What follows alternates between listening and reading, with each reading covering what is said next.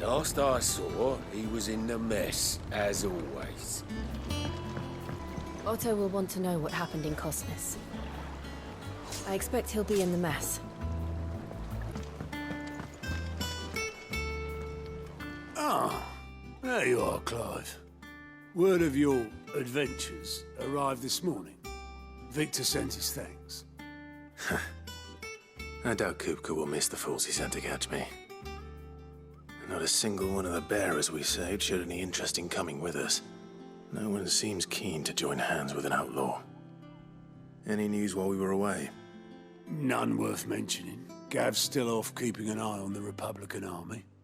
Should be back any day now. Understood. If anyone needs me, I'll be in the map room.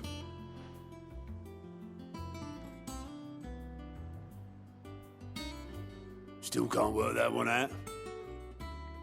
There must be better places than the hull of a gutted airship to bury your nose in a book. Yet this is where she's chosen to be. And I'm sure she has her reasons.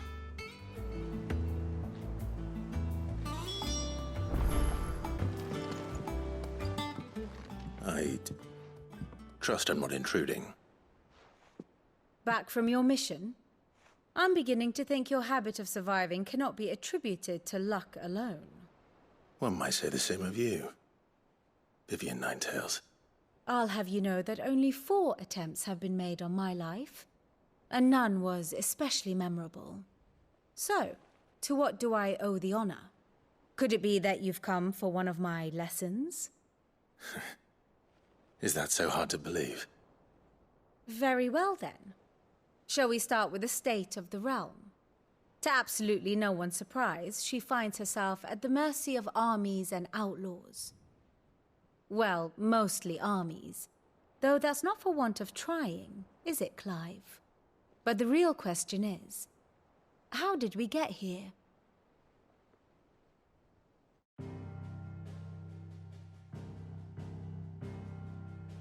Long though Sambrek's dominion over northeastern Storm has endured, recent days have seen the Blight wrest ever more land from her grasp. For which reason she has continued to wage war on her rival across the strait, hoping to claim less blackened pastures. But Odin would sooner pawn his sword than Waloed relinquish Ash. And the Empire pays dearly for every blade of grass bent beneath Sambrequois boots. Little wonder then that Sylvester set his sights on the crystalline dominion, an altogether easier target, possessed of no less ether. It was 5 years ago, while you were busying yourself with the destruction of Drake's head, that the Empire made its move, subjugating its theretofore neutral neighbor. A nation which could legitimately claim to be the center of the world. Certainly, there is no better place to stage an army. From there, the Holy Empire's reach spans the Twins. The non-aggression treaty was the only thing keeping them in check. But if they truly broke the pact without provocation, it is only a matter of time before others reply in kind. The Holy Empire, the Dhalmekian Republic, the Kingdom of Waloed, and of course, our friends in Yaran. Who will be left standing, I wonder, when the last drop of blood is spilled?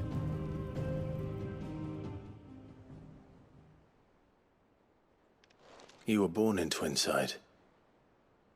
Do you not fear for your home? Oh, dark clouds are wont to gather over the Dominion. Yet in spite of it all, she has ever endured.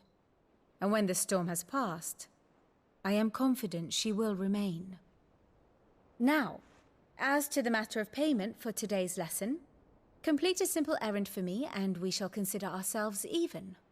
Even? Right. Return this volume to old tomes in the shelves. Tell him it was, adequate. I suppose it wouldn't hurt to visit our resident historian. Don't. Is it business or pleasure? Well, you won't hear me complaining. The only drawback...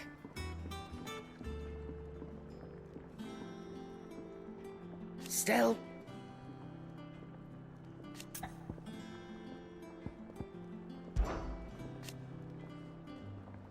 I remember it like it was yesterday.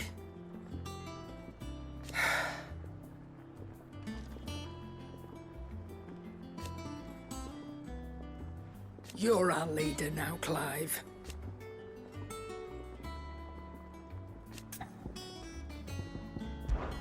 Try not to get yourself killed, eh? Clive, you're back. You didn't happen to run out of potions while you're away, did you? We've a fine selection of tonics and tinctures. Oh, perhaps you'd be interested in some new accoutrement. Gear. Things here ain't too bad.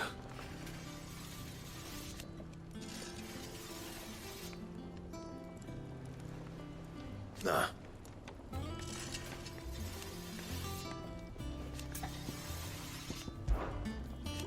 Because I haven't. Still. Back to work then. What can I get you, Sid? How am I getting on? About as well as you'd expect of a barmaid pouring sour ale for penniless outlaws in the middle of the Deadlands. And it'd be worse than that if Molly here didn't make the best stew this side of Stone here, even if it is mostly just yesterday's leavings. Don't tell her you heard that from me, though.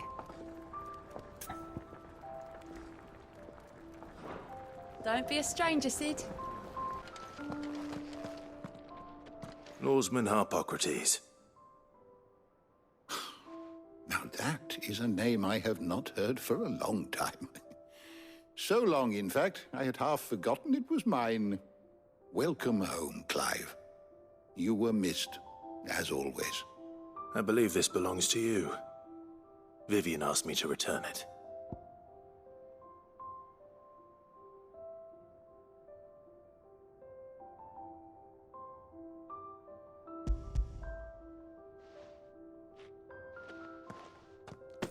Already? Our resident scholar devours books faster than young Tet does lemon tarts. Would that I could do the same. But alas, I no longer possess the necessary constitution for such indulgence, either in words or tarts. That said, I have continued my search for mention of the creature you encountered at Drake's Head. But without access to the great libraries of Oriflamme or the Dominion, I regret that I have been able to find little and less. I am sorry. Please, don't apologize. I'll send word to our associates. See if they can't furnish you with more books. I fear it is not more books that I require, but the right ones. Mayhap we look in the wrong places. There are still libraries to the north. I'll see what I can do. You are too kind. There are not many in this world who would indulge the whims of a tired old historian. Not too tired to go filching Kupo nuts, though. Always got a pocket for him. Nicks him off the Moogle. Hush now. We all know there's no such thing as Moogles.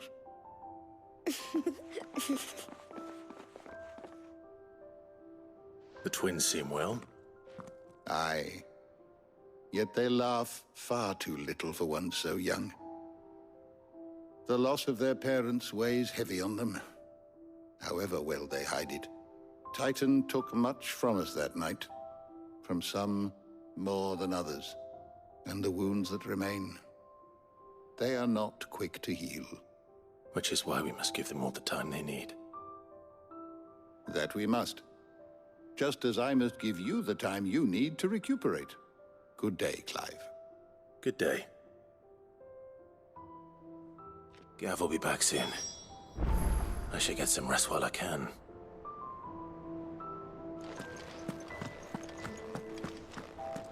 Old Tome said the hideaway is built inside an airship. Said it was called the Invincible.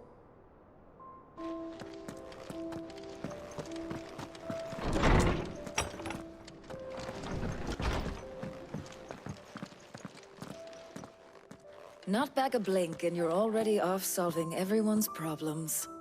It looks good, Clive. Goes well with the scowl. I'd had that brand for so long. I'd forgotten what life was like without it. What it was like to be myself. And it's all thanks to you, Talia. The scalpel did most of the work. Ah, before I forget, a rider was here with a letter from Gav. Otto left it on your desk. Not a stolus. All right, I'll have a look. And then you get some rest.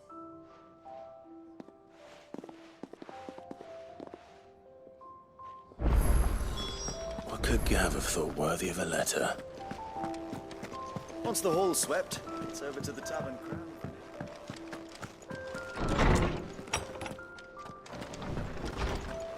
Otto was here earlier with a letter from Gav. He left it on your desk.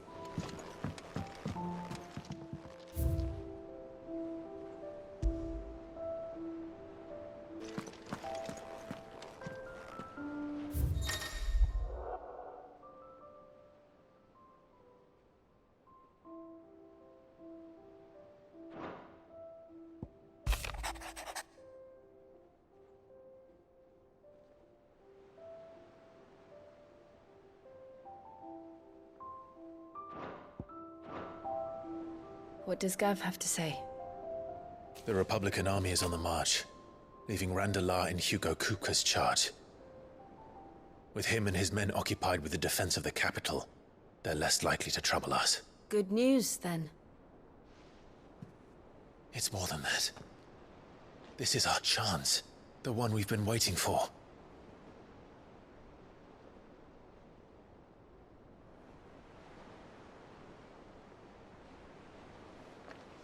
But look how far we've come. All that we have here, our friends, the hideaway, are they not cause for joy? 5 years. 5 long years.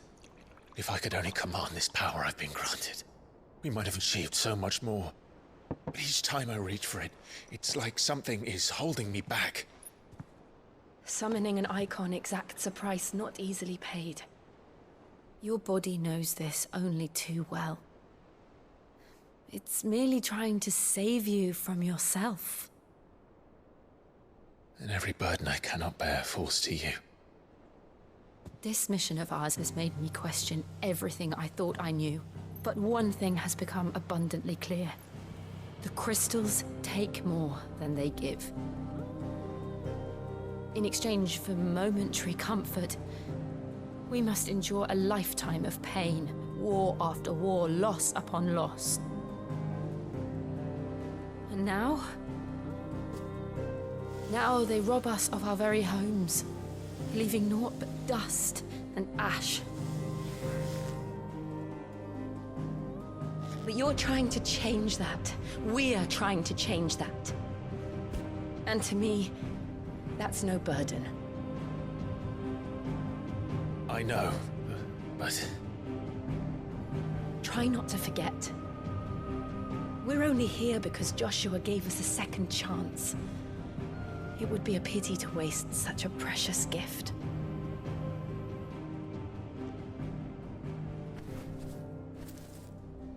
He did. He was there. It wasn't an illusion. I heard him call out to Ultima.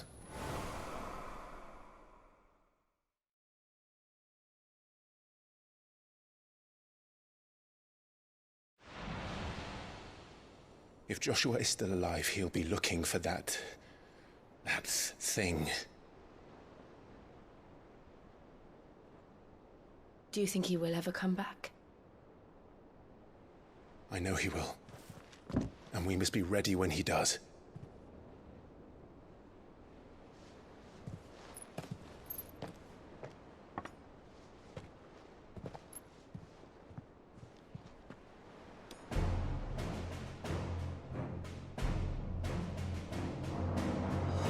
To a world without mother crystals. To Sid.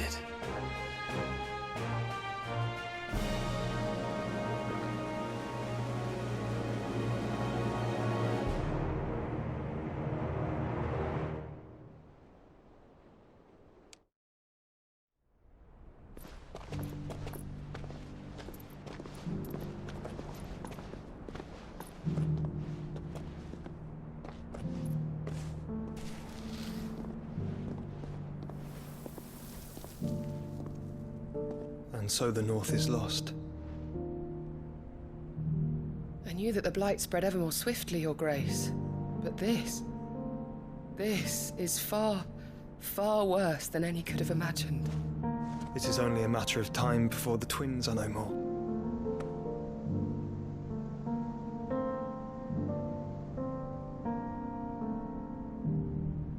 The world marches ever closer to its end, and here we chase shadows.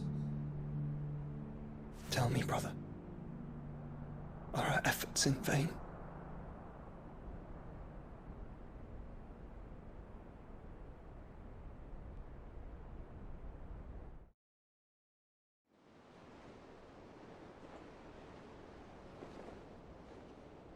Master Clive, a moment, if you... my apologies, I didn't mean to... intrude. Not at all. We were just discussing strategy. Speak freely, Otto. It's Martha, from the inn. She's gone missing. Anyway, I'll be in the mess when you've finished. Very well.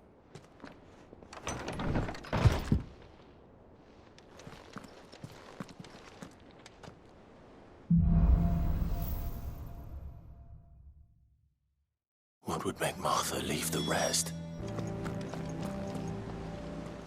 What do we know, Otto?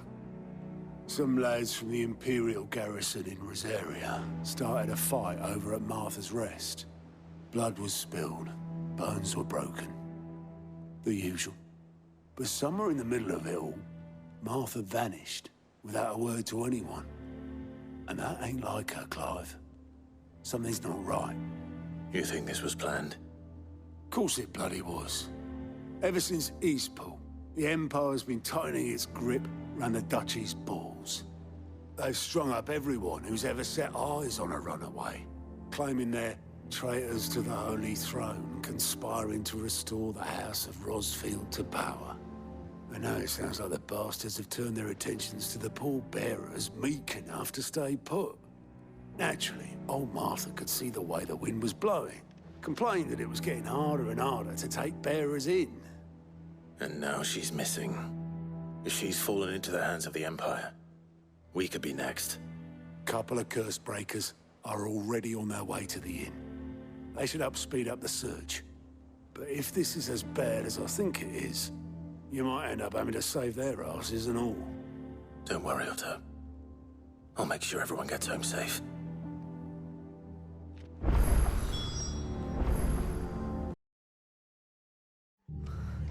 What happened here? Come on. We need to find the others. I'm sorry, Sid. We were too late. The Imperials have already left. We're best off staying where we are for now, I reckon. Let's get you to a physical, shall we? I'm sorry. I think I twisted something.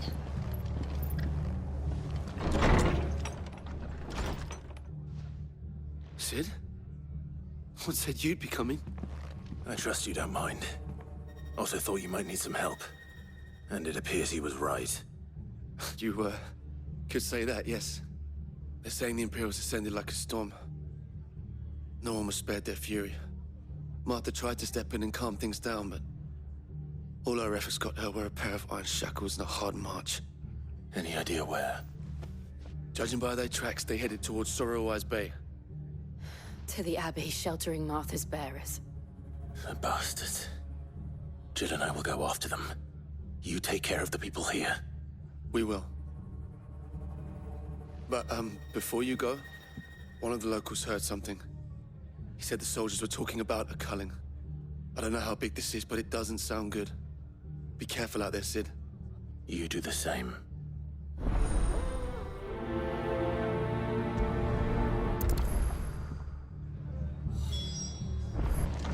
Cole is right. That was no tavern brawl. It was a message. But a culling. Bearers are the property of the Empire. The garrison wouldn't have the authority to act alone. The orders would have had to have come from higher up.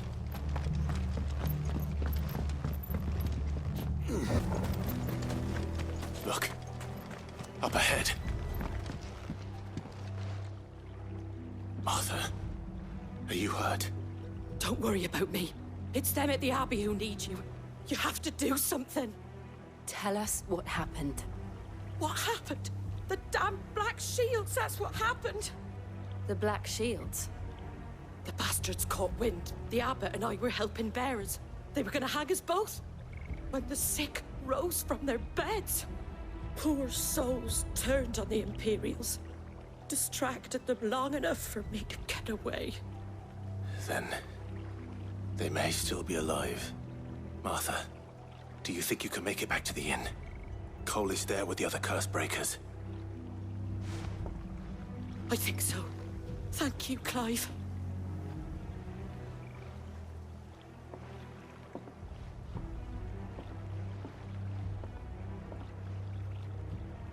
Black Shields. Is this some sort of twisted joke? There has only ever been one Order of Shields in Rosaria, and they fought to defend all her citizens. Seems a step too far, even to the Empire.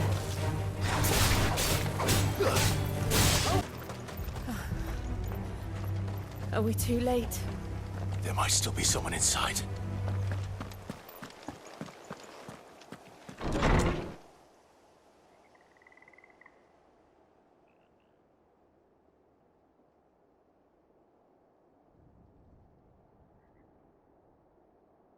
No. Damn it. I thought you lot were all spent. Murderers. They drove the bearers to this. Wait. These two aren't turned. That bitch of an innkeeper must have sent them. Colluding with the enemies of the Empire is a serious offense. And for their crimes shall they be punished. Such is the law. To dwell in darkness that we may purge the night and welcome lasting dawn. On these our swords we swear. How dare you speak those words? Have you no honor? Clive. This won't take long.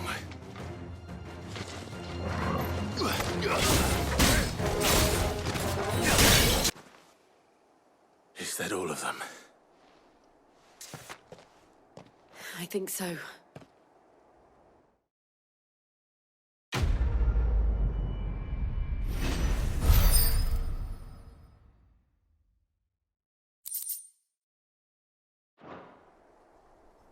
I didn't see the abbot. He may still be alive.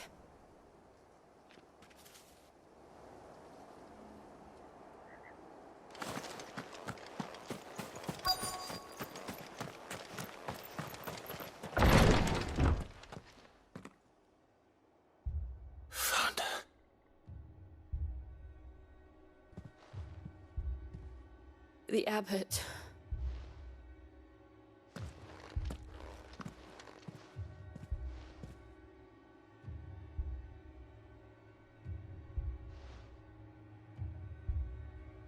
The bearers died protecting him.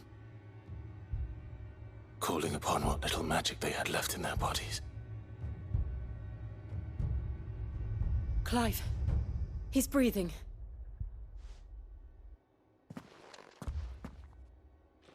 We're friends of Martha. We're here to help. Are the Imperials dead? They are. Every last one. If only that were true.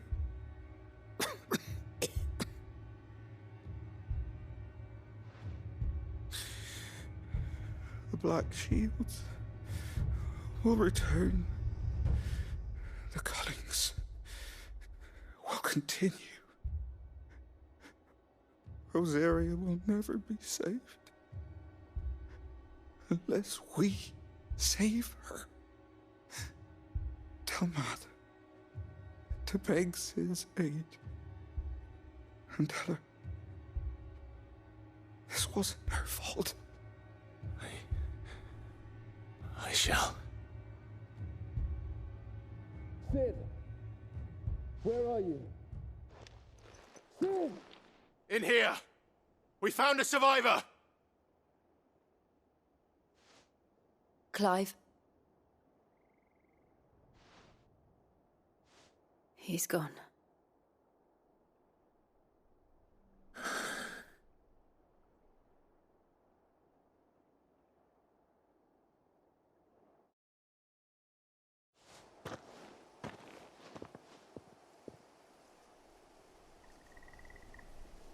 We've laid the abbot to rest. But the bearers... they didn't need to die like this. No, they didn't. But it was their choice. They knew the fate that awaited them and chose to meet it on their terms, fighting for those who fought for them. Martha said they rose from their beds, threw themselves at the Imperials so she and the abbot could escape. I've gathered the bearers' remains. We should consign them to the tide. There's a drawbridge not far from here. Radix Jump. The currents there are swift. If the abbot was still with us, he'd have taken the dust there himself and performed the casting. I'll get someone to... I'll do it.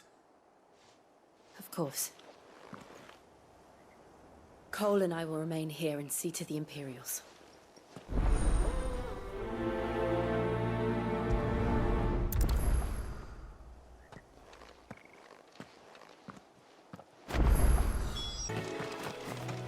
That must be the bridge.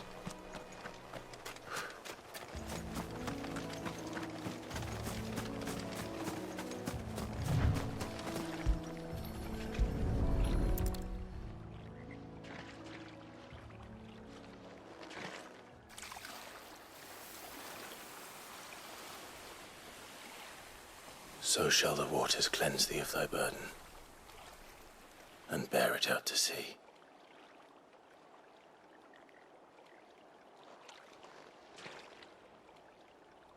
And now they are truly free.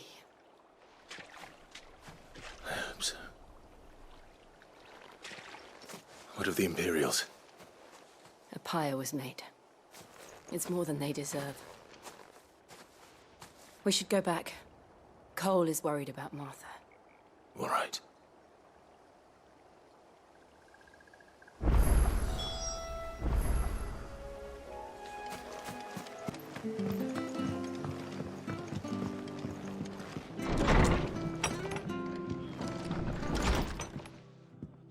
No one survived then? I'm sorry. Before he passed, one of them bade me tell you not to blame yourself. Doesn't mean I won't. Doesn't mean their blood's not on my hands. Cole said you cast their remains. That was good of you. But it should have been me. This was all my fault. How? You couldn't have known. But I did. And I turned a deaf ear to the warnings like the fool I am. The rumors started moons ago. Of black-clad devils descending on villages in the dead of night to slit the throats of sleeping bearers. But I assumed it was all just nonsense concocted by the Empire. Nothing but a ghost story meant to make folk think twice about lending a hand to a fugitive bearer. And in ordinary times you would have been right. What these Black Shields are doing is unthinkable. Which begs the question, why do it at all? My mother obviously has a hand in this. I cannot make sense of her actions. And picking what goes on in that woman's head is a job for someone with more time on their hands. Right now, I need swords and men to wield them, preferably big ones. If those Imperials think they can come in here again and threaten my people, they're in for a rude awakening. Oh, before I forget, a Stolas from Otto landed just before you arrived. He asked me to tell you that Gav has returned. Then we must as well. Will you be all right here, Martha? We can stay longer if you wish. No need. I'll be ready should the Imperials come calling. Though I wouldn't turn my nose up if you were to lend me a pair of them strapping young curse breakers.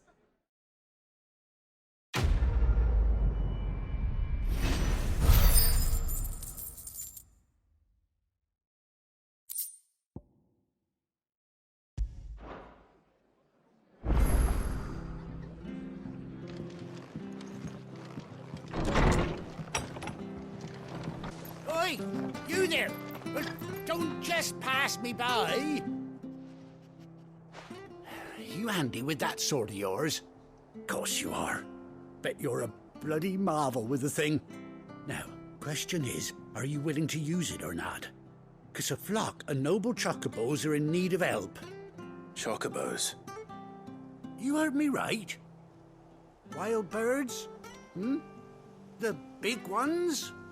And not just any chocobos at that. Whiteheart and her flock are the bravest birds you ever did see. They protect travellers round these parts from bandits and the like. Chocobos? Fighting bandits? It's true. Why, they saved me from a gang of footpads only yesterday. Nasty lot they were too. And now they're back, looking to settle the score. Oh, go on then. Don't just stand there. Go and help them.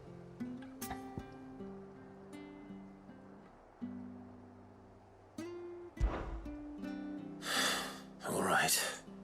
There's a good lad. Where can I find these chocobos? I saw him cut across the way over yonder. The rotten scoundrels were driving the poor things towards the old dock. It's a dead end, that is. You save Whiteheart and her flock, you hear me? There ain't a pluckier bird in all the world. She's a hero to us locals. And don't worry, you'll know her when you see her right enough. I'm sure I will. And good luck to you. And give those no-good bastards a hiding from me.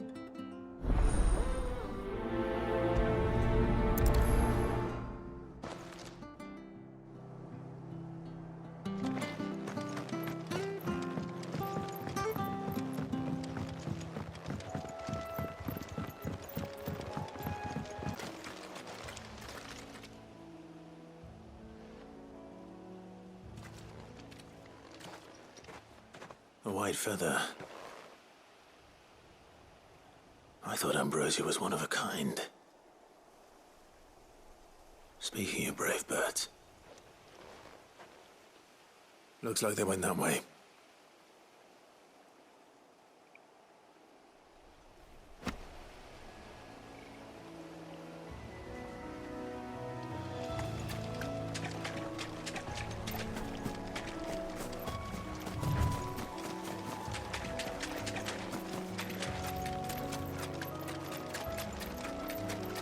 These chocobos aren't going down without a fight.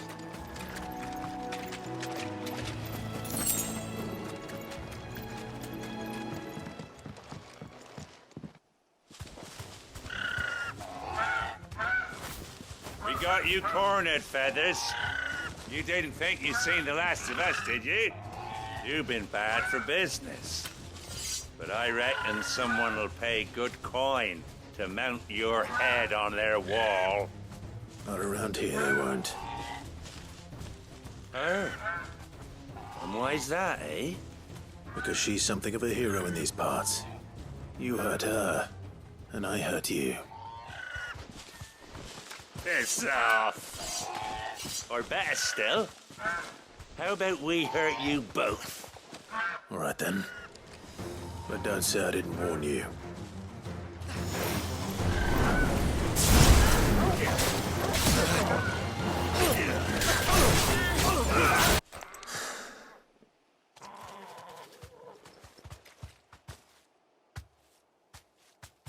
You're safe now. Whiteheart, I presume. Do you know her, boy?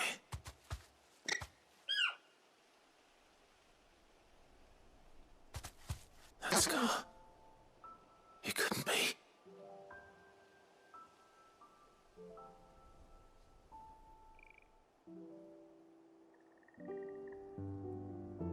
Ambrosia.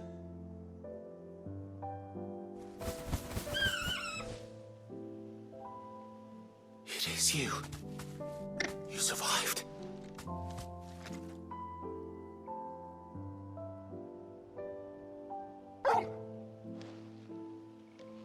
And you found yourself a flock. Oi! thought I'd come and see how you were getting on. Oh, you sorted the bastards then. I knew you would. And the whole flock made it through unscathed. Thankfully, they did. And not only that.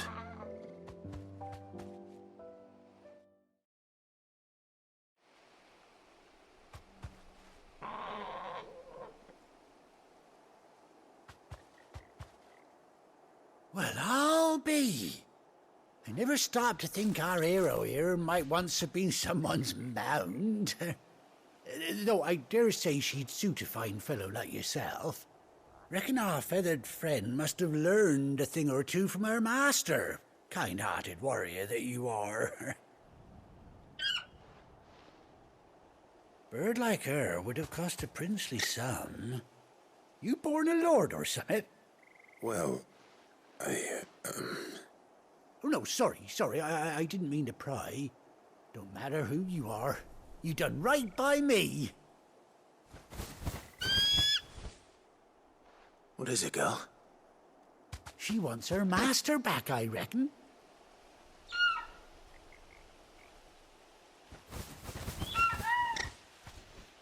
Told you.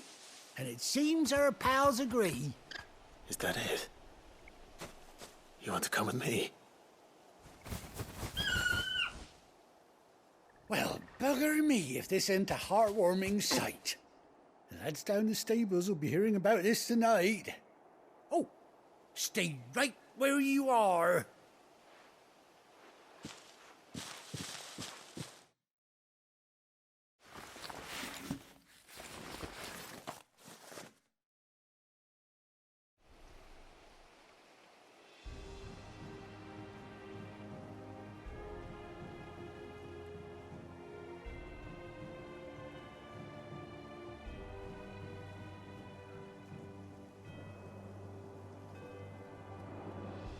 Doesn't she cut an handsome figure, eh? She does indeed. How much do I owe you? A few scraps of leather's the very least I owe old Whiteheart.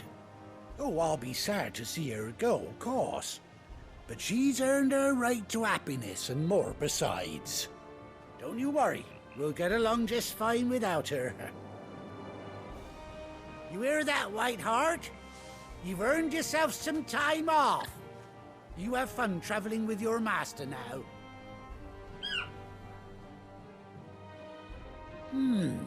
You seem awful familiar now I get a proper look at you. That's it. When those chocobos swarmed my cart on the road, didn't you? No, that can't be right. That fellow was a bearer. Must have been my double. Oh, must have been, eh? Oh, that'll be the excitement getting to me. Silly sod that I am. Pay me no mind. Anyhow, best be on my way. Good luck to the both of you.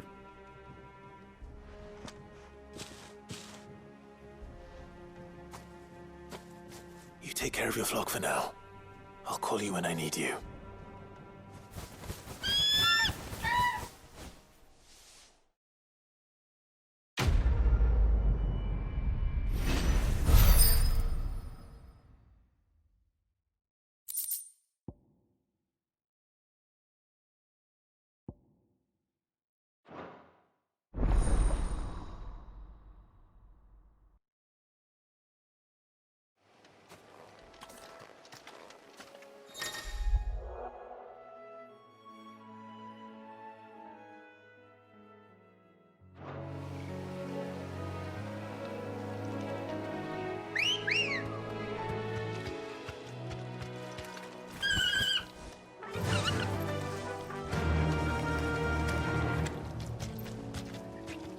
Run like the wind.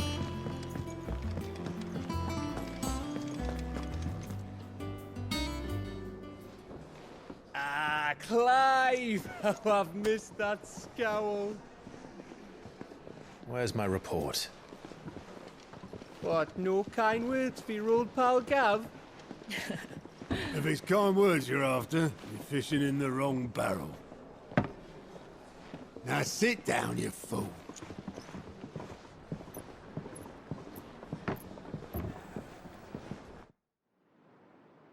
So, you remember how quick the Empire was to occupy the Dominion after the fall of Drake's head? And how pissed off all the other nations were that they didn't think to do it first?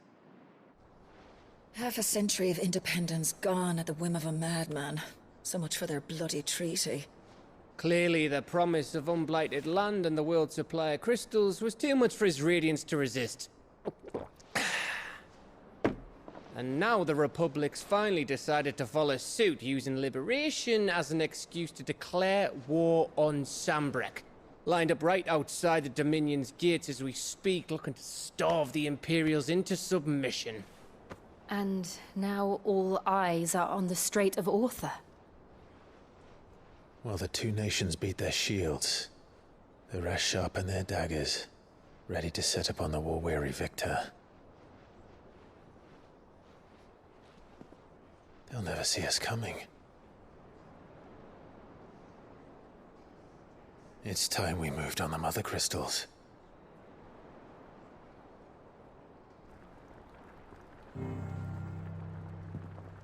Four Mother Crystals remain in Storm and Ash. Drake's Breath near Ironhome. Drake's Fang in Dhalmekia.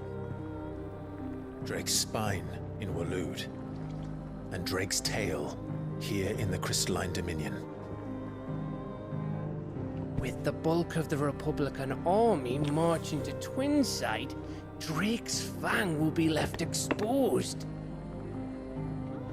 That is exactly the move Kupka would anticipate. And if there is anything these past 5 years have taught us, is that he loves his traps. There is one place, however, where nobody will be expecting us to go. Drake's Breath. There's a shitload of sea between us and it, and I've never been much of a swimmer. I have an acquaintance in Port Isolde who may be able to help. Who's that then? My uncle, Byron Rosfield. Lord Byron Rosfield of the Seven High Houses, the trade magnate with holdings in over 100 cities. Wait, Rosfield. And you're a Rosfield, of course. My uncle's name gave him his start in the world, but it was his acumen which earned him his fortune.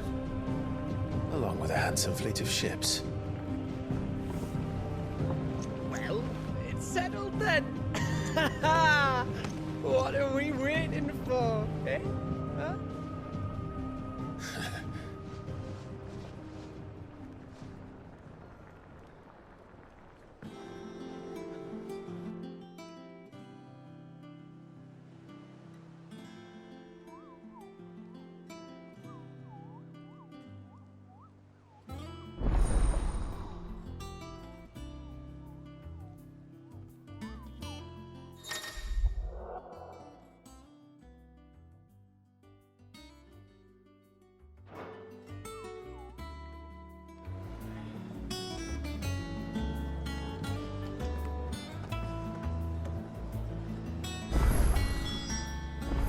What are we waiting for, indeed?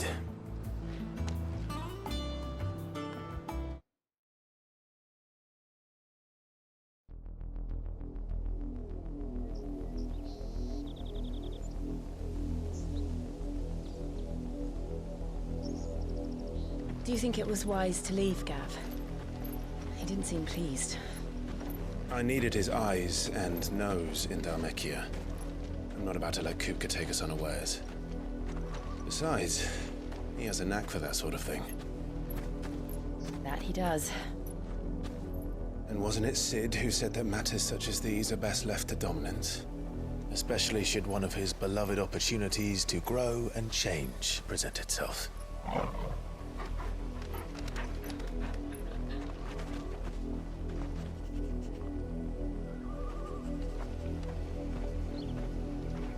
I always knew that I would return one day.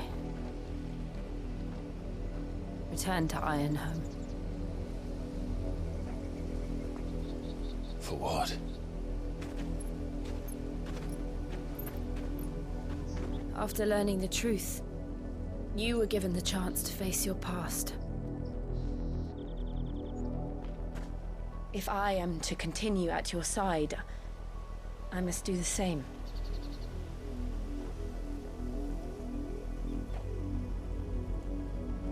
We will face it together then. To the end.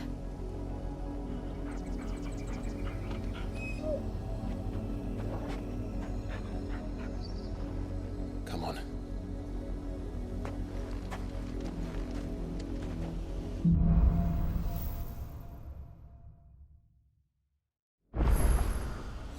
How far do you think your mother's reach extends?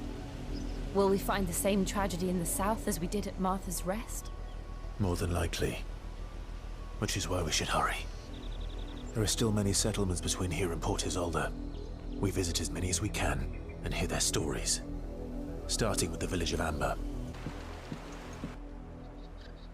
Mockery of justice is what it is. Lord Elwyn would never have stood for this. Quiet, you! Thought they were loyalists. Jill, look.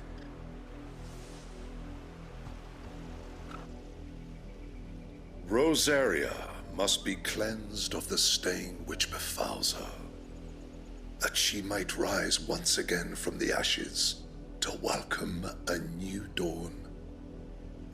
'Twould be a pity to make examples of you all, for the transgressions of but a handful. Of course, your lordship. You shall have our full cooperation.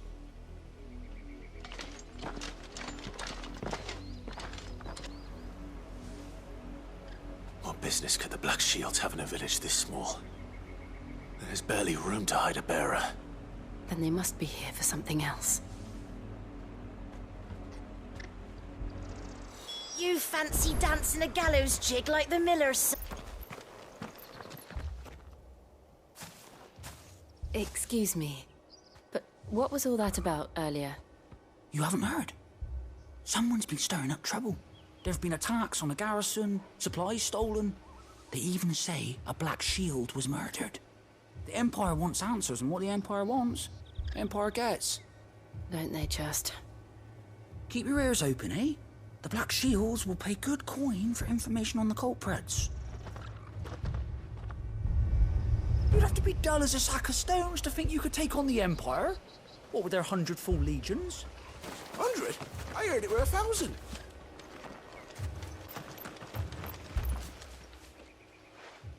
You seen them, didn't you? I'm sorry. The Black Shields. Just now. You seen them, didn't you? At least I think they was the Black Shields. Can't say I ever saw one before. Was this the first time they visited the village? Well, what do you think? Amber's the arse end of nowhere. And they thought we might be harbouring firebrands. Huh. If only we were. I might have turned them in and become a Black Shield myself. You don't think these firebrands the Empire is looking for could be us, do you? I don't know. How'd you get it? But we need to find out.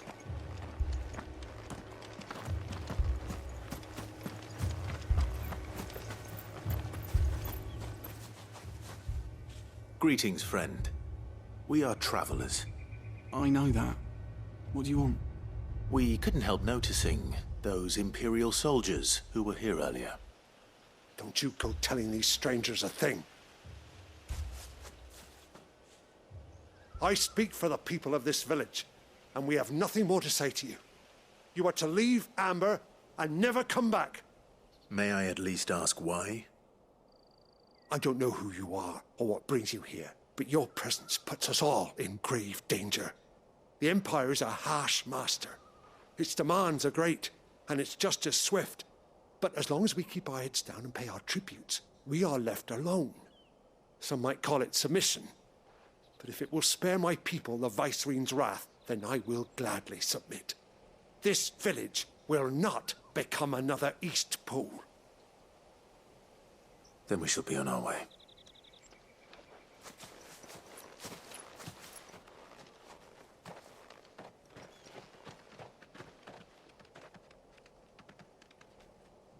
These people live with a knife to their throats. In the mistaken belief that if they cooperate, my mother will show them mercy. Obedience bought with fear. Are you all right? Sorry, It's nothing. We still don't know who the Black Shields are looking for. Well, whoever they are, the Imperials deem them worth pursuing to the back of beyond.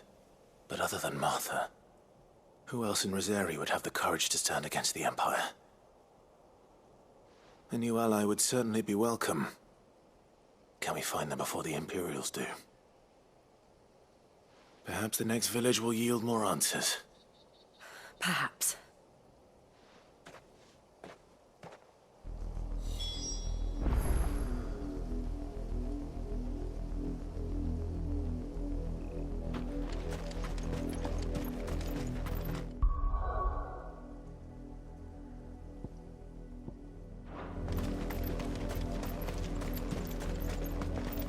This pass will take us through the mountains.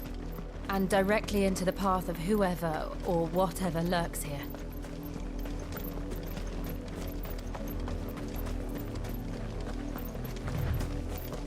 Careful! Ever since the laboratory, we've seen more and more of these echoes. What do you think is waking them? The mother crystals collapse? I have an idea. You're not going to like it.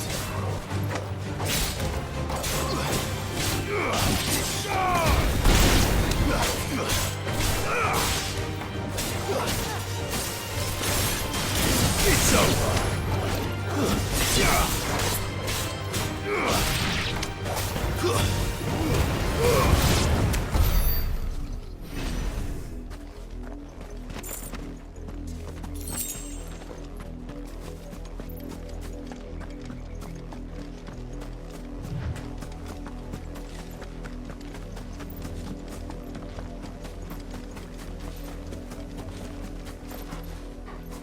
More of my mother's men.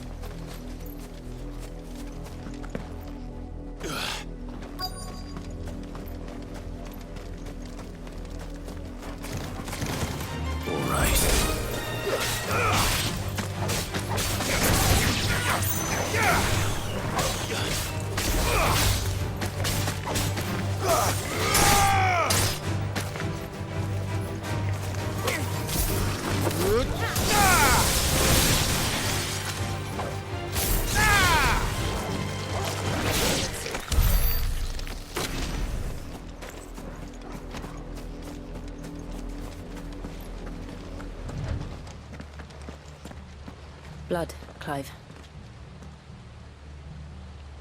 And still wet.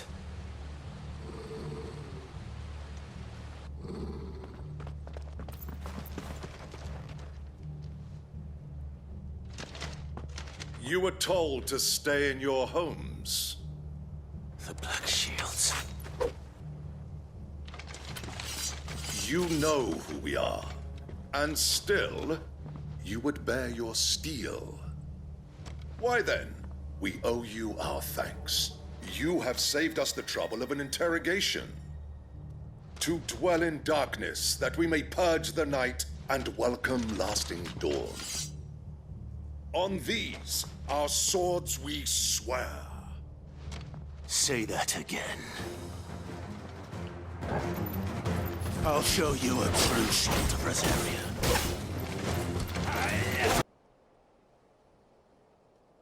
Tell me what I want and the end will be swift. Who are you looking for? Why, you. We come bearing a message. Your friends have been found. The branded you freed from our camps. They await you in Ordeal. Guardians of the Flame.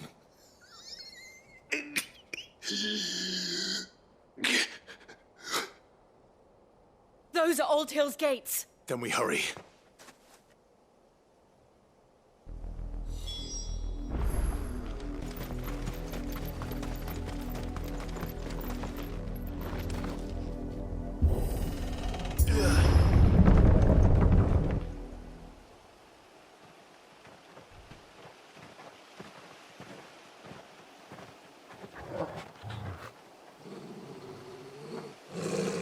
Find something, boy. Death.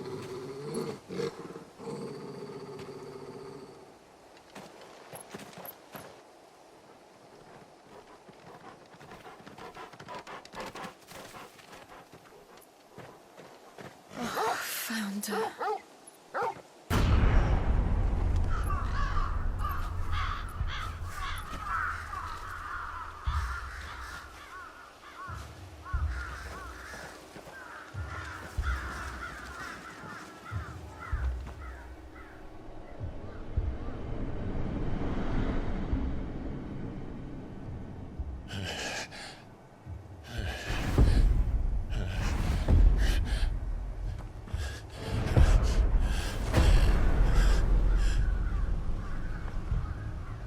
This was my mother's doing.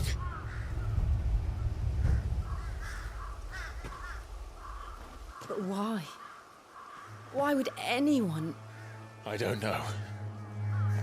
I never truly understood her. But this... Oh, Clive.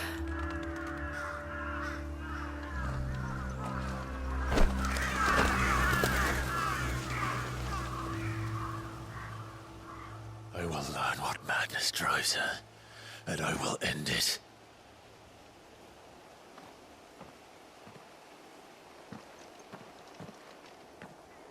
We should go. Yes.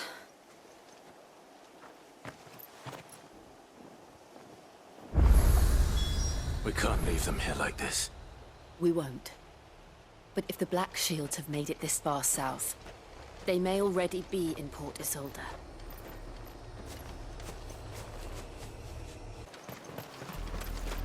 We're approaching Buick Bridge. Though I doubt the Empire would let us cross over to Rosalith.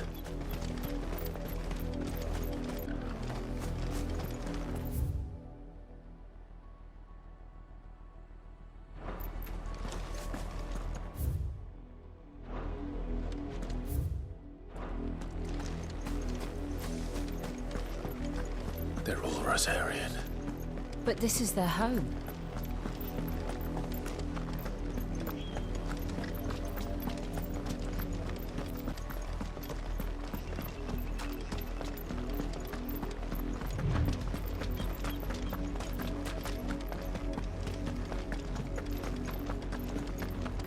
The Lazarus. What happened to this place? My mother happened. The nobles who lived here didn't stand a chance. Let's hope my uncle fared better.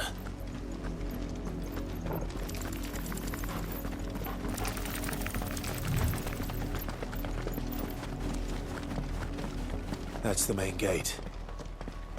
And it looks like we're not the only ones hoping to get in.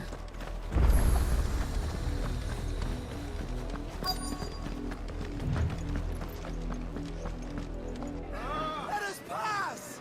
My children are starving! Have mercy.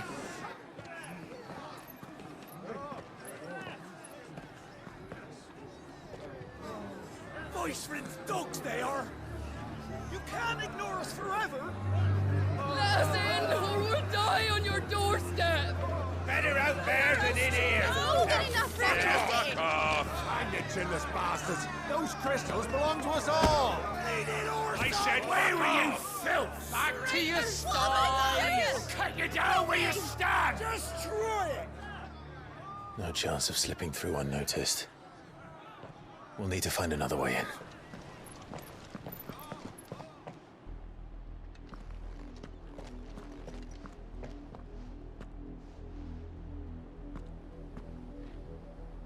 I thought we might be able to reason with the guards. Or at least bribe them. I suspect everyone in that crowd thought the same. Was that the only way in? Officially, yes. Strictly speaking, no. My uncle once told me that the nobles had tunnels built, so that they could visit town without having to walk amongst the rabble. The Lazarus.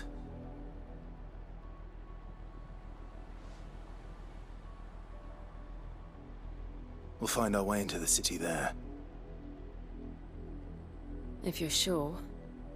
The entire place looked abandoned. Do you think it's safe?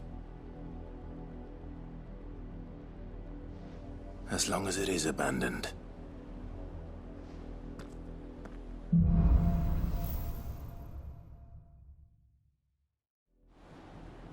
The good news is we haven't seen a single black shield since Old Hill.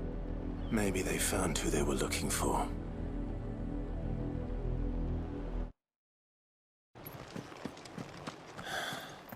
This is nothing like I remember it. How quickly a crown can lose its luster.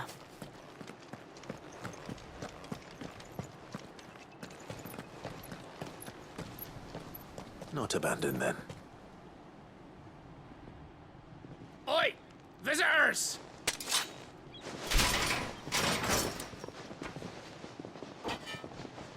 Apologies. We'll show ourselves out.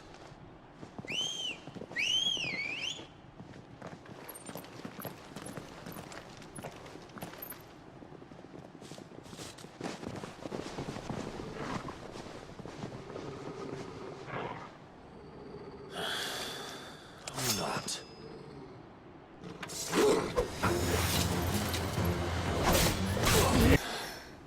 I've only ever seen one man fight like that. And he's long dead. Then perhaps it's time you joined him.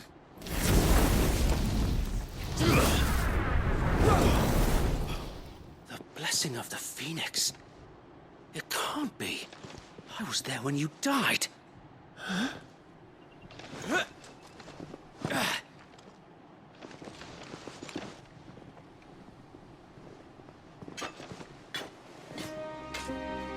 Forgive me, my lord. I knew not whom I addressed. You have naught to fear from us. Founder, it really is you. It is. So wait.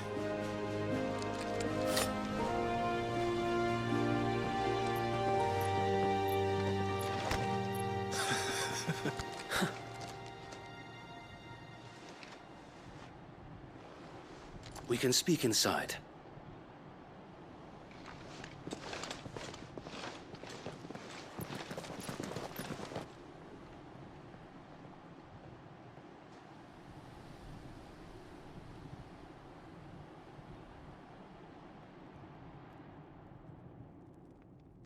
And those who wouldn't bend the knee?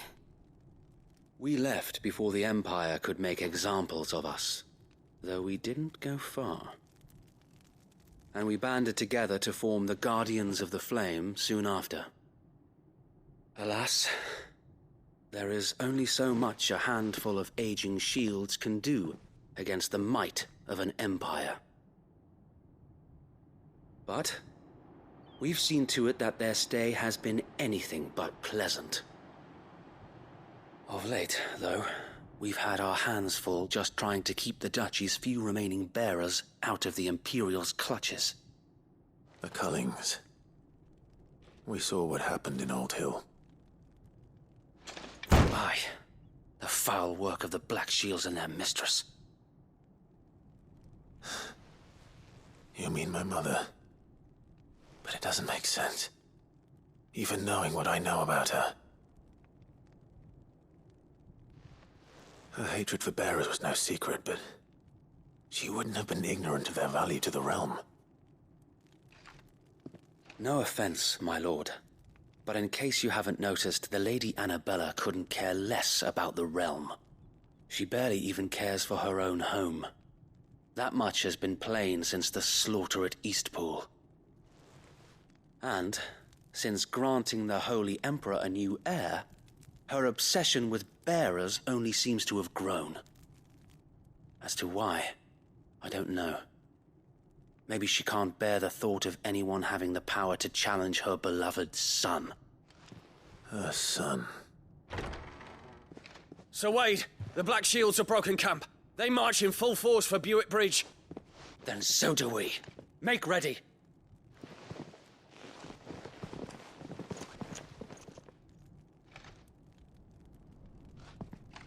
This is their main host. If we remove the head, perhaps we can prevent what happened at the docks from happening somewhere else. If I do nothing, then the blood of their next victims will be on my hands.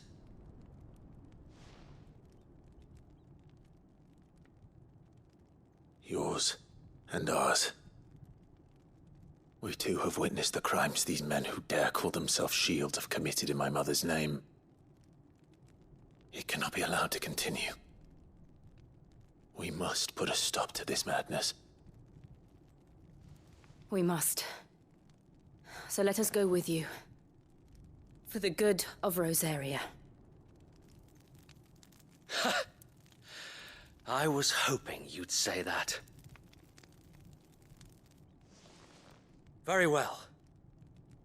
If that is your wish, I would be honored to serve at your side. And we at yours. So, Wade, let us do our duty. With pleasure, my lord.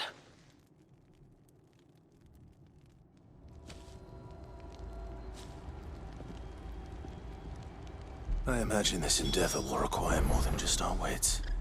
Then let's hope Sir Wade has a good quartermaster. You're telling me that's the Archduke's? Allow me to tend to your needs, my lord.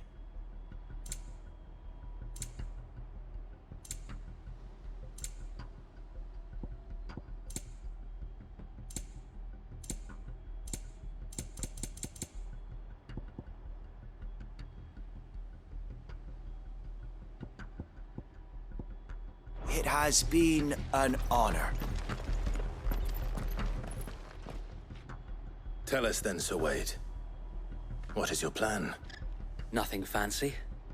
You, Lady Jill and I make for Buick Bridge, and provoke the main host at their encampment. Sensing an opportunity to end the Guardians, the Black Shields will call for reinforcements, who will be met from the rear by parties of my brothers hidden throughout the surrounding hills. This will allow us to wage battle on the bridge without fear of being overwhelmed. While the Black Shields have an advantage in numbers, you see, they prefer to fight in small units, which we can use to our advantage. How small exactly? Small enough, now that I have you and Lady Jill for company. I doubt I could have done this on my own. But until we arrived, that was your plan. You haven't changed a bit. Sir Wade, The bearers from Old Hill have been laid to rest. Very good. Now make ready for battle. As you command.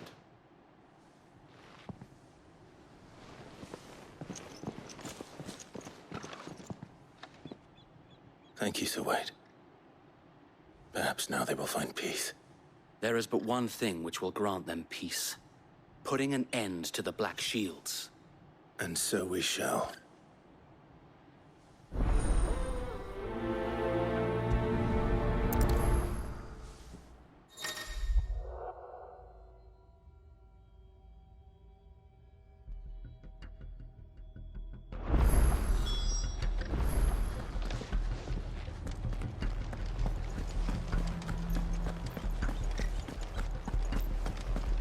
May the blessing of the Phoenix go with you. How long have you been pursuing the Black Shields? Since they burned their first village. We tracked down the bastards responsible and fed their corpses to Stillwind. Suffice to say, that got their attention. It's been a game of cat and mouse ever since.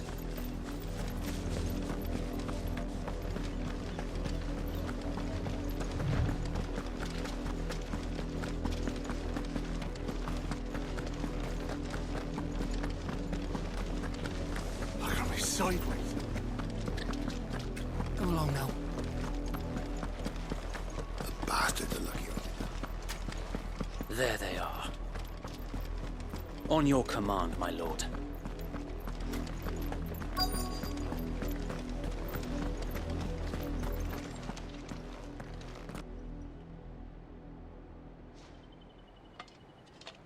What is it now? I told you! We bear a message for the Vicereine. From the Guardians of the Flame. Ha! You presume to tell us that a pair of filthy vagabonds, a woman and a dog, could guard aught against the might of the Black Shields? Then come! Die along with your flame! For Azaria! For Azaria! Your petty revolution ends here. On these our swords we swear.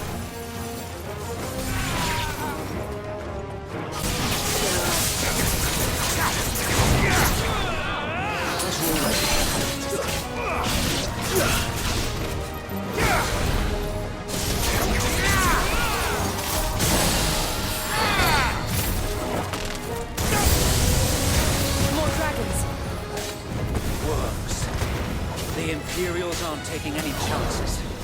I can't say I'm flattered.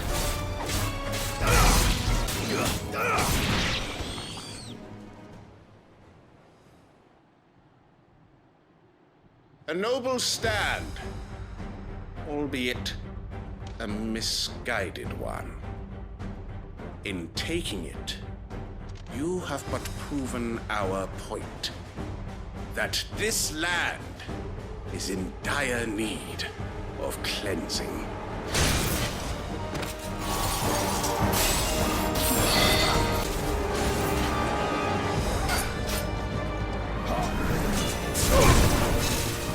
So wait! Found her. There's no one left to keep them occupied. We need to finish this. You mean finish him? Slow.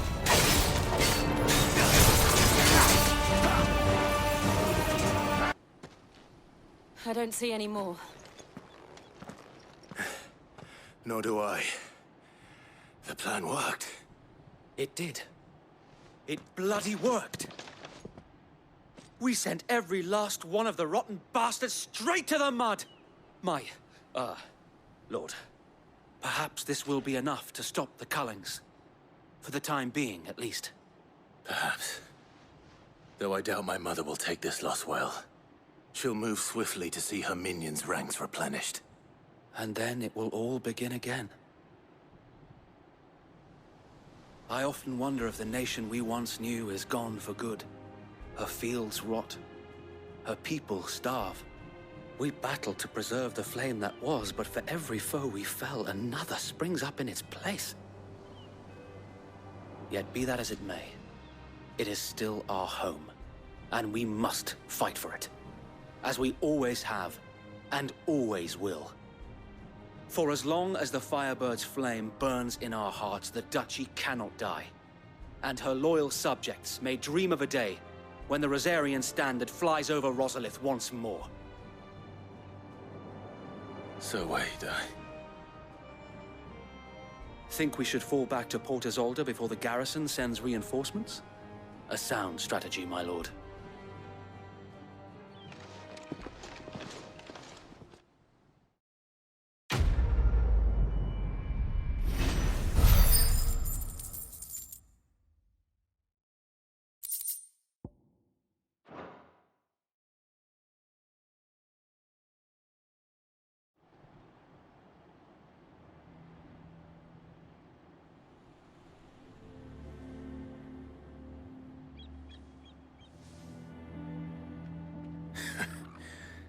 And how long has my uncle been funding you and your comrades' endeavors? Since the beginning. Lord Byron was the first person I turned to after forming the Guardians.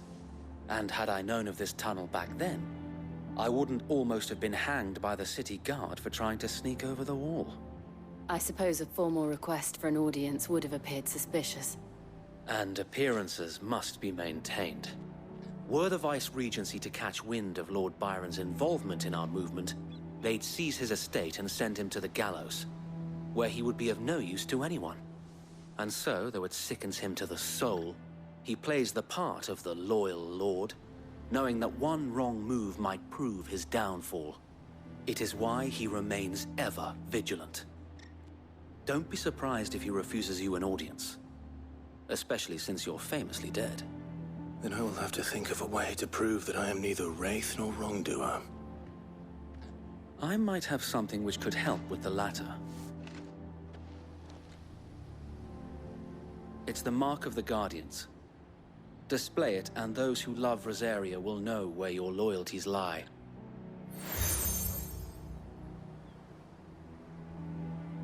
I shall wear it with pride. Be sure that you do. I don't want my men attacking you again. Unless you deserve it. If only Sir Tyler could have been here to see you. Or the Lord Commander. Thank you, Sir Wade. If there is ever anything you need. I know. Go on now, my lord.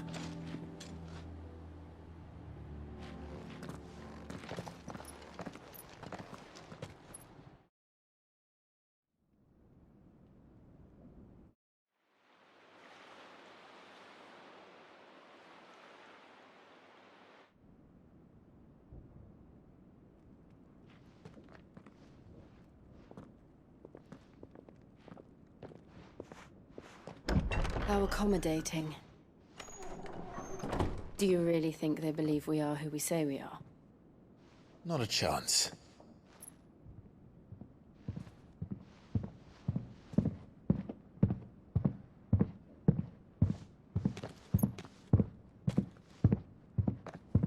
Right, I guess. My uncle believes we're imposters here to rob him. And means to string us up himself.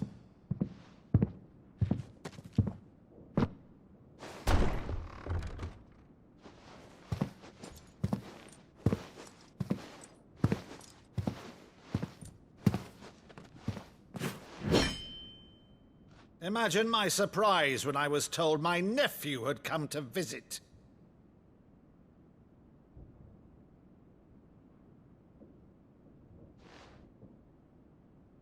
Clive Rosfield died long ago. And for uttering his name here, you shall pay with your tongue!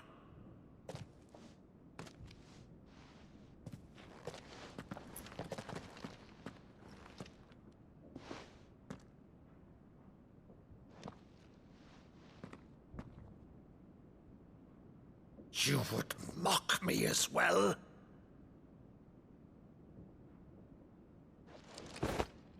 It is I, Sir Crandall of Camelot, loyal servant to Her Serene Holiness, Saint Sybil the Unshod. Meadow, thou vile sorcerer, for thy crimes against church and crown, I shall have thy head.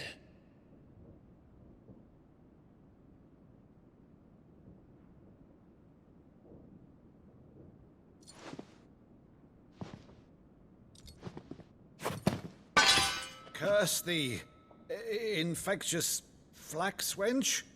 Even in death, must thou plague me still? Very well. I shall open the gates of hell, that thou might see thy charge once more.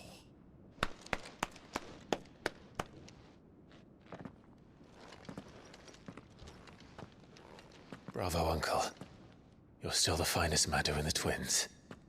Oh, Clive, my dear boy, it's really you.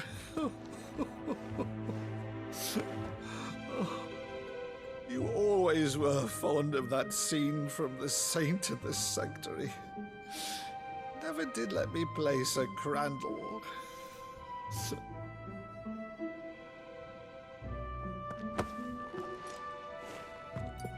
I have a favor to ask, Uncle Byron. Rutherford, inform the kitchens. There'll be guests. We dine immediately. But, Uncle... You can't very well regale me with the tale of your miraculous preservation on an empty stomach. Go on, sit.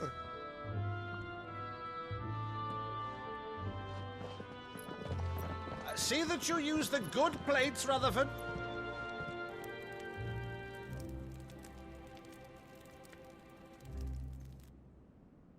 So you arrived late to one of her cullings, did you? Since becoming Vicereine, Annabella has been a constant thorn in Rosaria's side, but these atrocities are a new low.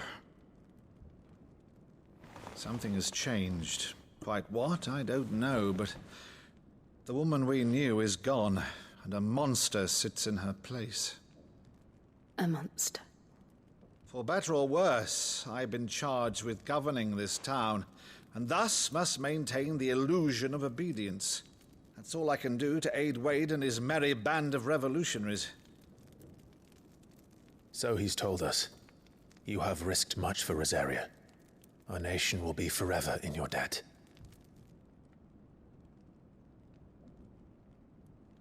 It has been 20 years, Clive.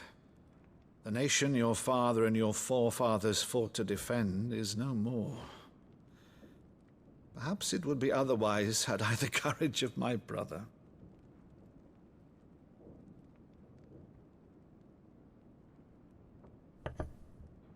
All right, if it's a ship you require, a ship you shall have. I've a galley in port, but recently relieved of her cargo. She can be outfitted for the voyage in a matter of weeks. So you believe us, then? About everything? Believe you? Ha! Only a fool would believe even half of the things you claim. But until tonight, only a fool would have believed my nephew still lived. And besides, I have it on good authority that Clive is telling the truth. Whose authority? Your own, of course. You've always been a terrible liar. Is that true? It's not untrue. Let's say no more about it, eh? It wouldn't do to linger on my nephew's greatest failing.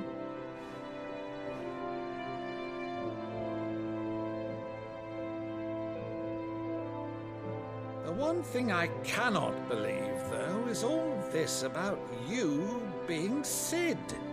You were always such a good boy, but now you're quite the outlaw. Which, if I'm not mistaken, would make me an outlaw's uncle. Right then, who shall we pillage first? Rutherford, fetch me my cutlass. This will be fun.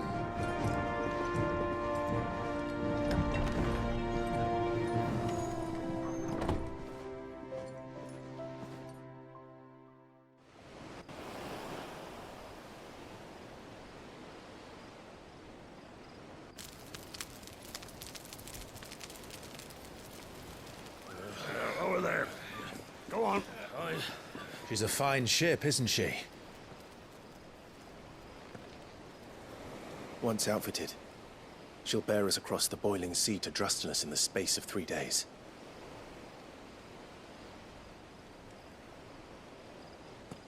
Something on your mind?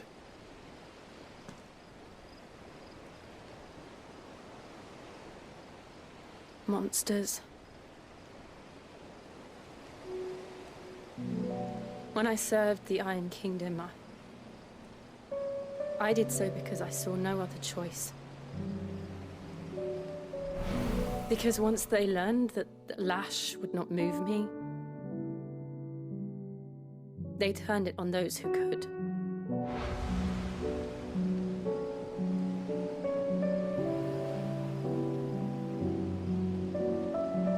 And so I became their puppet. I let them pull my strings, telling myself it was not my hand that swung the sword, but another's. I removed myself from the truth so I wouldn't feel the pain it caused.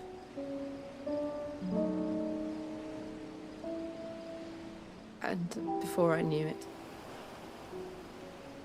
I no longer felt anything. Anything at all.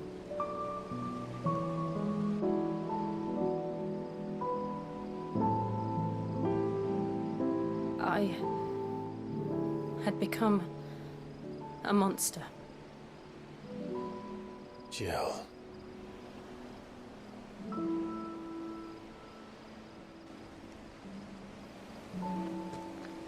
I don't want to be a monster, Clive. Do you understand?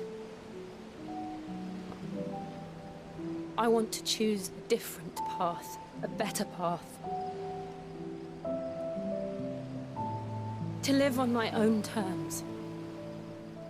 But before I can do that, I need to come to terms with my past.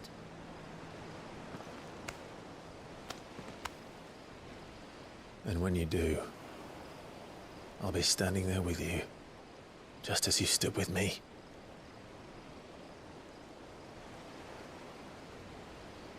Thank you, Clive.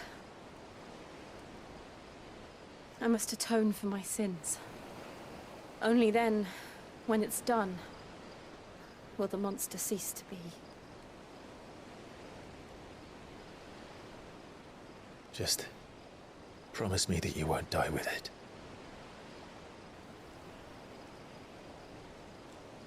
Now, let's get some sleep. The journey back to Benamir is long, and there is much to tell the others.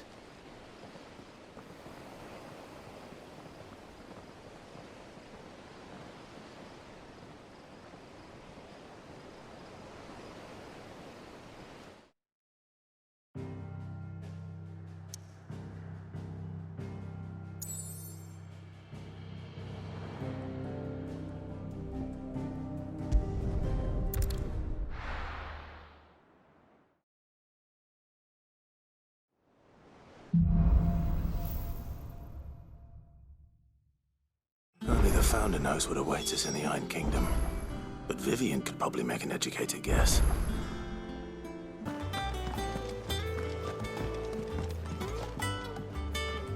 Back again, Lord Rosfield. I'm touched that you should find me such good company. It is not your company, but your counsel that I seek on this occasion. Ever the charmer. What will it be today, then? The Iron Kingdom. I need to know what to expect.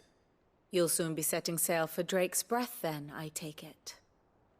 The mother crystal that rises from the boiling sea. There was a time when a true-blooded Rosarian had only to brave the waves to visit it. But then the Ironblood made their move.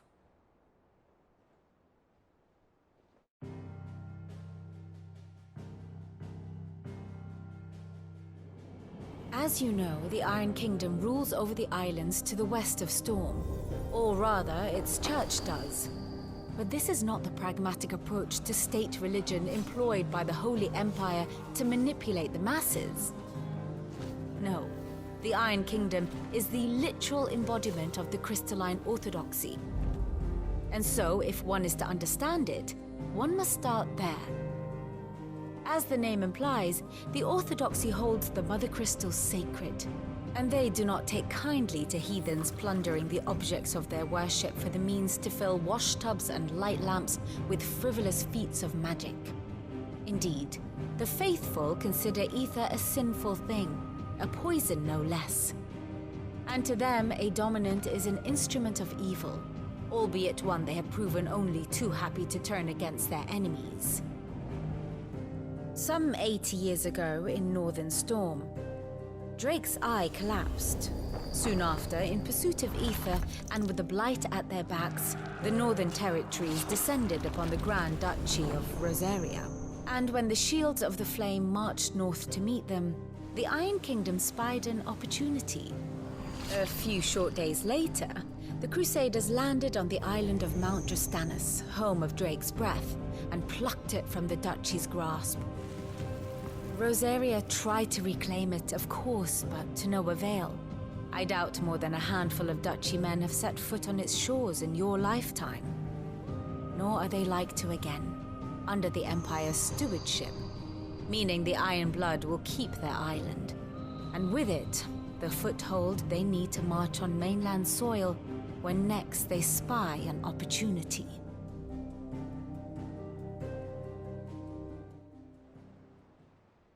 The Mother Crystal is both the object of the Iron Blood's worship and their gateway to the continent, making Drastanus the holiest of holy grounds, from which the Orthodox Crusade shall one day sail forth to claim the remaining Mother Crystals, or die trying. My father and my grandfather both traded blows with the Iron Blood for control of Drake's breath. Had things unfolded differently at Phoenix Gate, we would have sent our entire fleet against them. But instead, they sent their fleet against Rosaria, sacked the capital, killed the men, and captured the women, including Jill. I'd say you'd be forgiven for wanting a little revenge, Clive. My only aim is to destroy the Mother Crystal. But thank you all the same. Not much else to do here. Let's see if Jill's ready.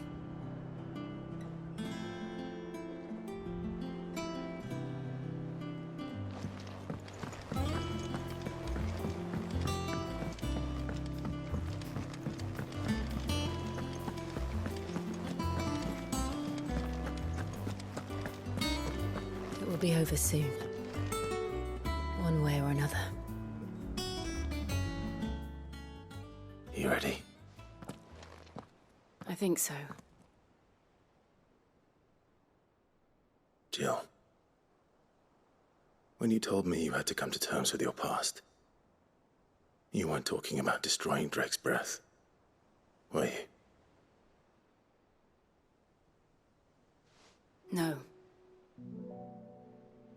I spoke of Imran, the leader of the Crystalline Orthodox. The man who made me do all those unspeakable things. I'm going to kill him. It's what I need to do to put the past behind me. What I need to move forward. And I know that I can do it. If you're there beside me. Always. And I'll be beside you, too. We'll bring down the Mother Crystal together. All while Sid looks on. We'll make him proud.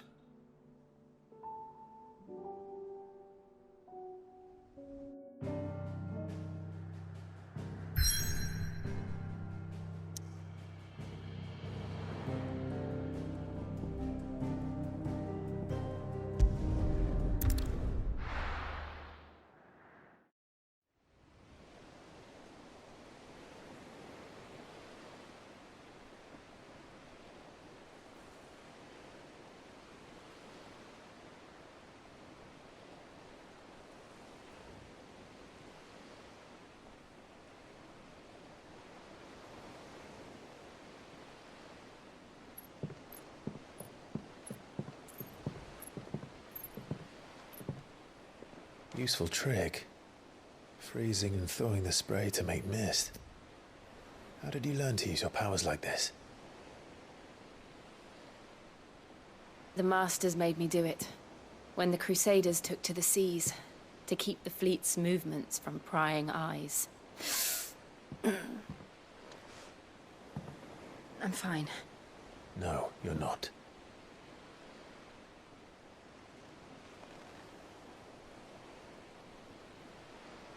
This may be the only chance I get to go back. My only chance to put things right. I have to do this. Whatever the cost. All right.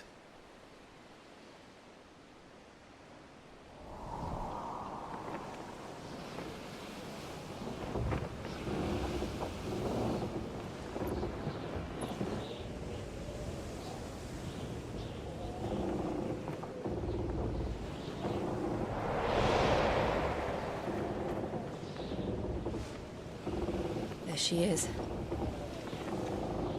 The Iron Kingdom's Mother Crystal.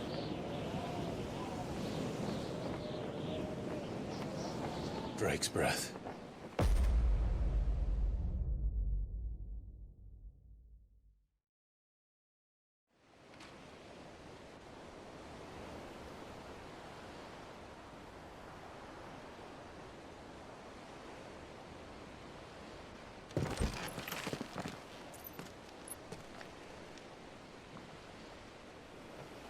Strong currents, sharp rocks, and ether floods. Let's not forget them.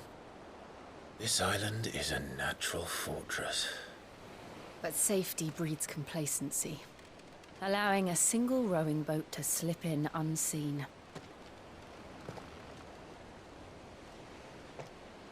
The sanctuary is inside the mountain. If we follow the old trail, we should be able to enter by the back gate. All right. Let's go.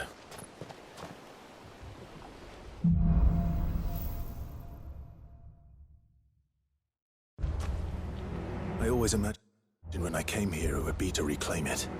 It used to belong to Rosaria, didn't it? Once, though it's been in the Ironblood's clutches for far too long. As was I. For 13 years, this rock was my home. I know its secrets only too well. This path was abandoned after an ether flood. They don't guard it. The perfect little shortcut.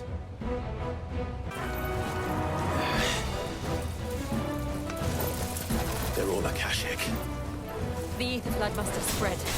It was never as bad as this before. And the only way past them is through them.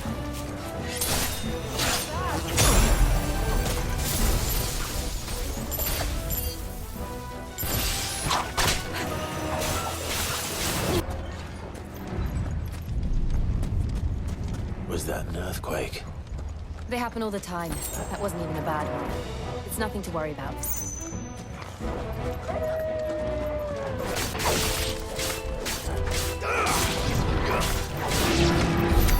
The old arboretum is down there. We'll enter the caves from there.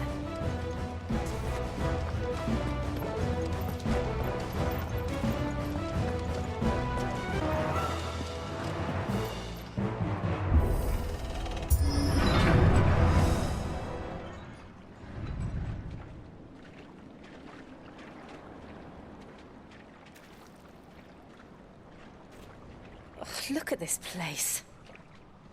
What a mess.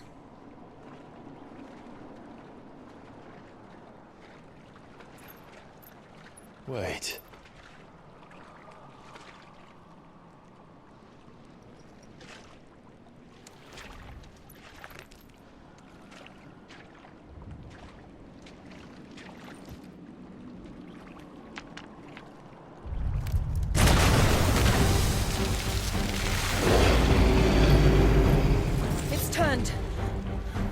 Nothing a shield of Rosaria can't handle. Just like old times. Be sure to keep clear of the wall. Believe me, I need to. Oh, that's foul. Don't breathe it in.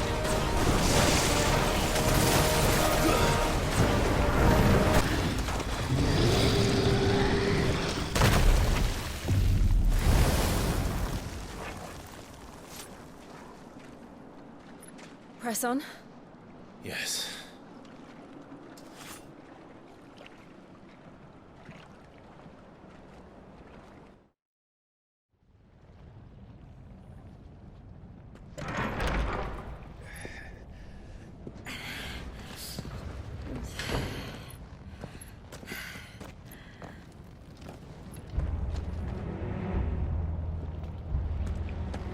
It's like a furnace in here. We're inside the volcano. You get used to the heat, though I don't remember it being quite this hot.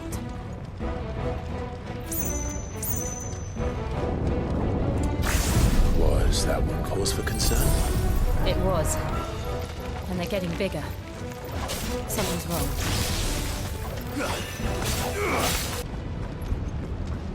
Fuck. Is there no other way across?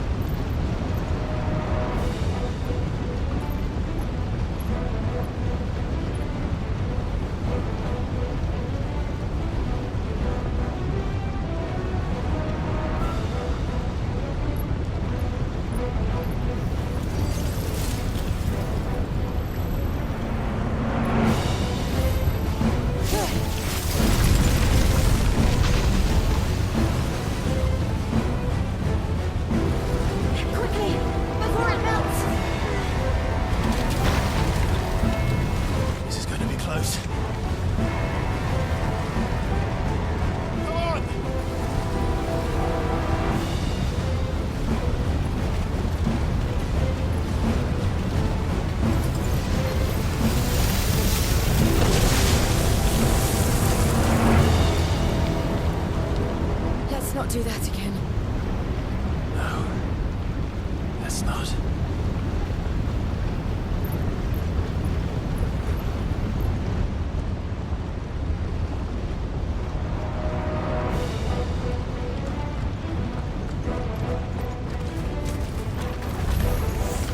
They don't look too tough. Perhaps not alone, but in numbers like these.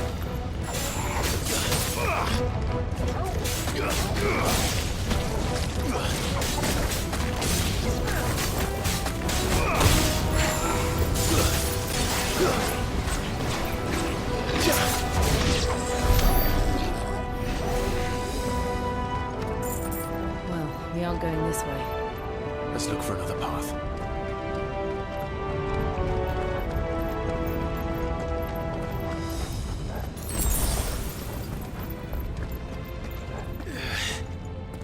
Drake's breath.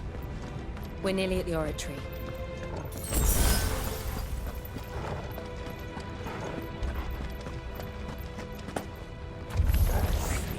What the hell is that? I have absolutely no idea. Well, whatever it is, I don't think it's friendly.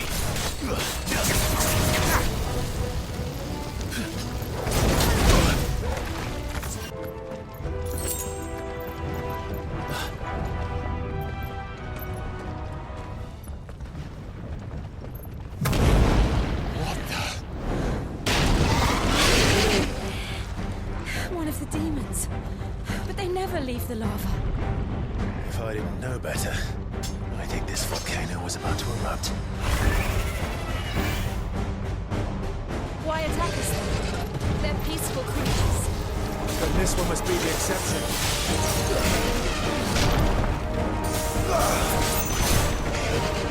Let's try.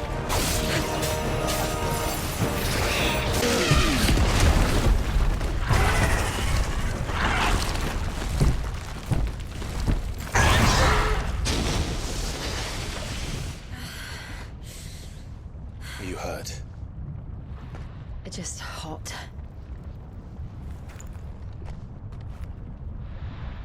Thank you. Quite a commotion our friend made. Let's hope the guards didn't hear it. The gate to the inner chambers is just up there. Then we make for the sanctuary. I need to finish this. Before the heat finishes me. Hear, hear.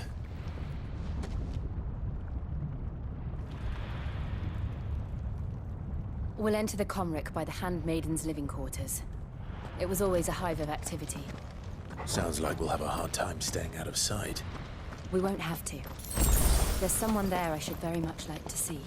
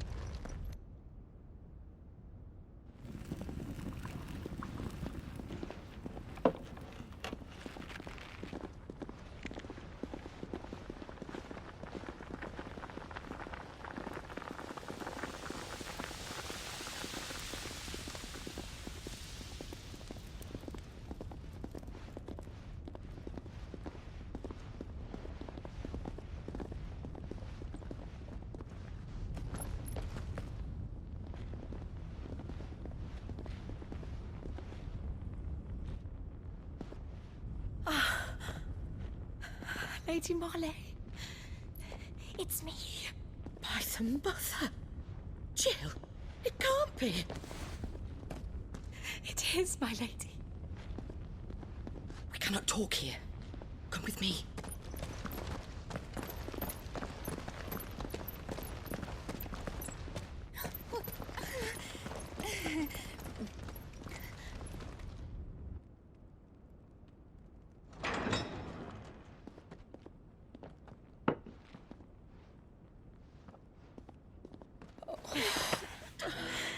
I'm so glad you're safe. And I you. Why ever would you risk coming back? Are you a fool, girl? Or have you grown tired of your freedom already? Forgive me, my lady. But I had to come back. There are things I left undone. Tell me, where is the Patriarch?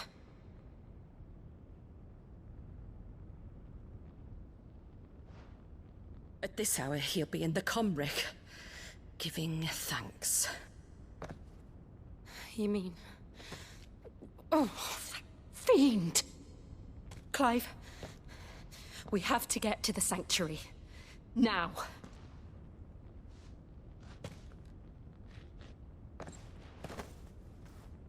Lady Marley, you must flee this place, gather your things, and go.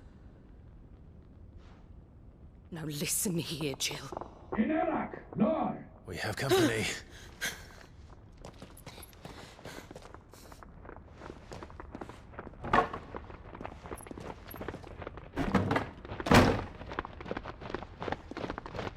This way.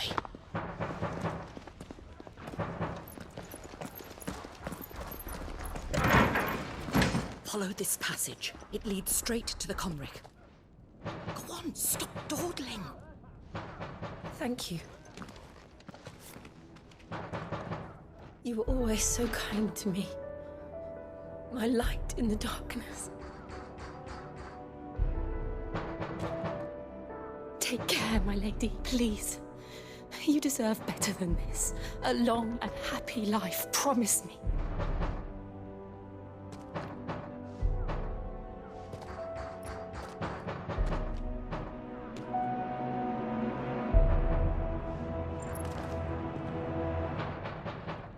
I'll live if you promise to do the same.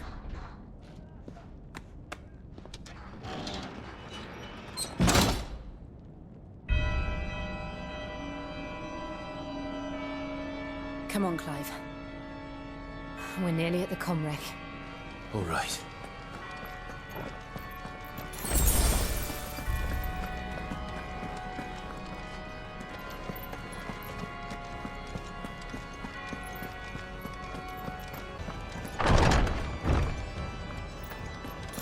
Clive, there's something I need you to know. I saw the Patriarch do things no one should have to see. And so I swore that he would die by my hand. I understand. I faced my demons, and you must face yours.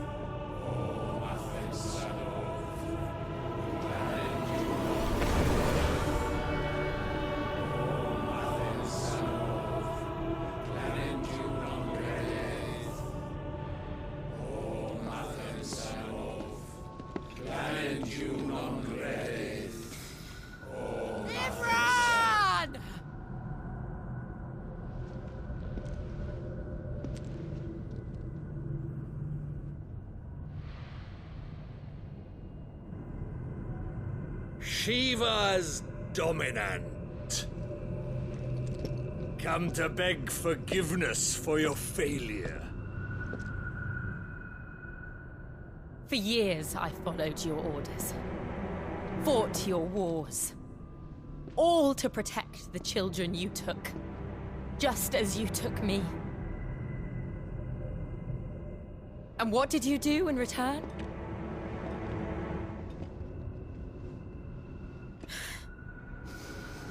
You put them in chains and you slit their throats! Fiend. Their souls were sullied with a stain of ether. I merely cleansed them of their corruption. A penance paid, just as the Holy Mother wills it! Repent, abomination! For a monster like you to set foot in the Holy Cymrich is in itself a crime deserving of death. You're right. I am a monster. And my soul is stained black. Though not by ether. But by the evil of men like you, who made me close my heart and drown in darkness when I should have raged against it. This is my penance. I will be your monster no more. Nor will I suffer you to create another.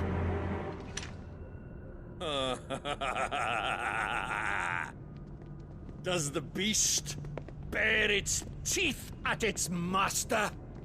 Come then, dominant. Rage, be as you have ever been. A monster! And what are you, Imran? I was forced to kill. You do it by choice. But never again. I bowed to you once. Now it is you who shall bow to me! Kill them.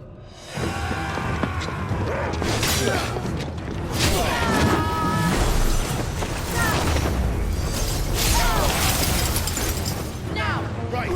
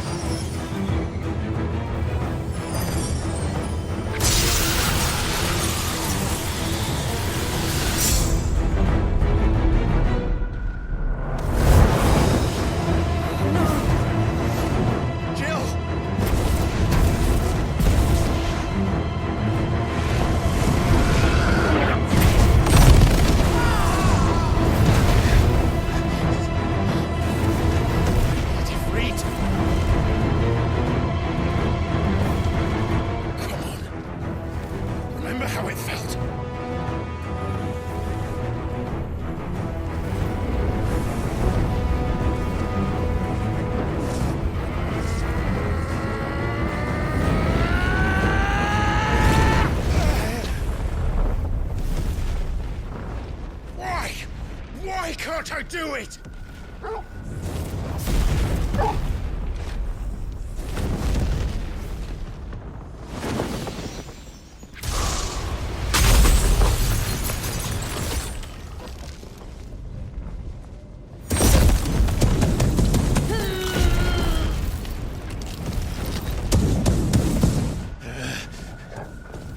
Please, just once.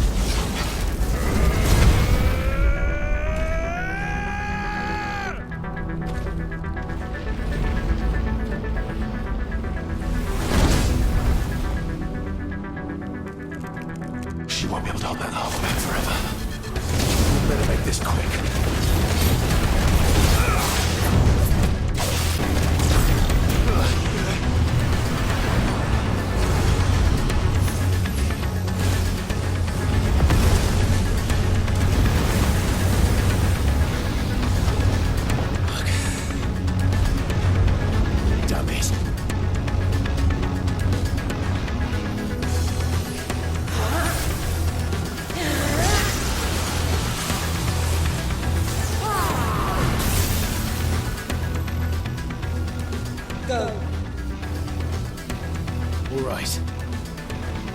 Won't take long.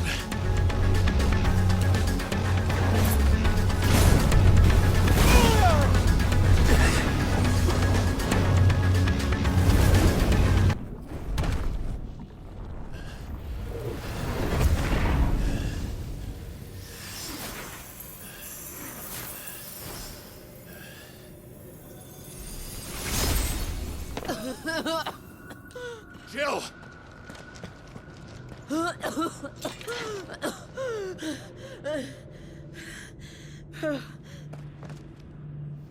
I'm going to finish this, Clive.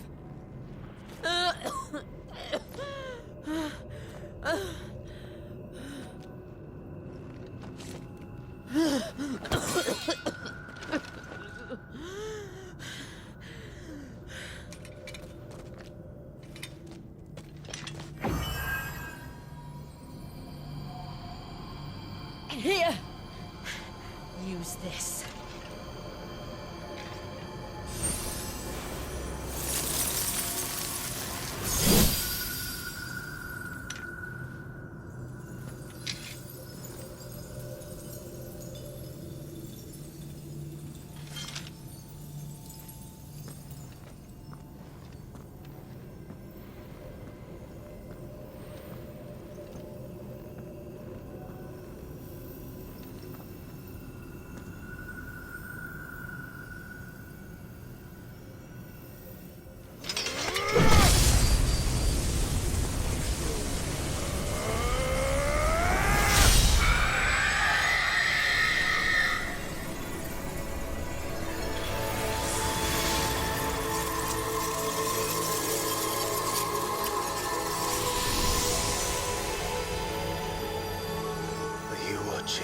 Sid.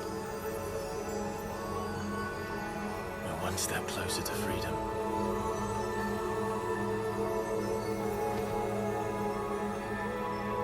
The crystal.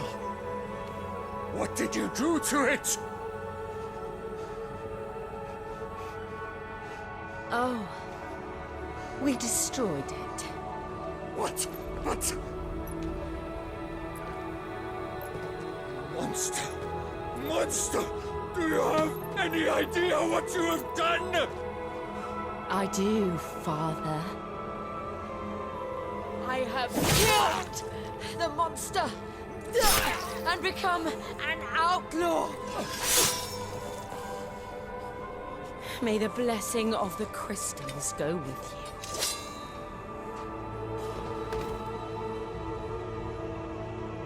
you. It's over. It is. And Shiva exacted her price. She did. Again, the burden fell to you.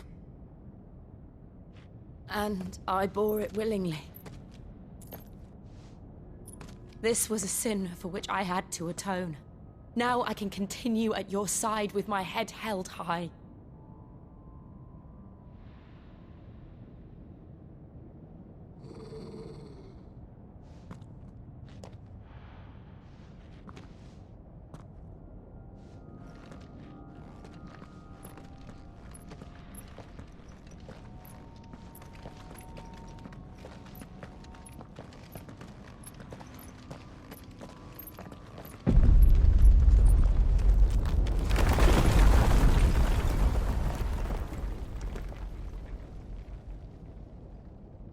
Clive, look. It's just like the one at Phoenix Gate.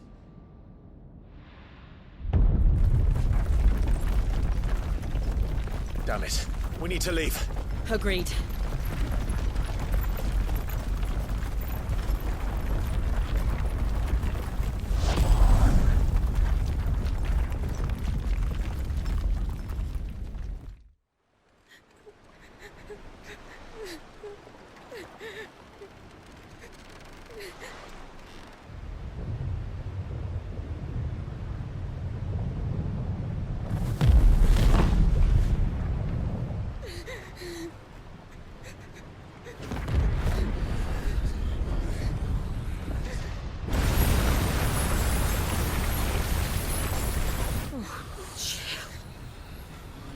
I kept my promise, and now you keep yours.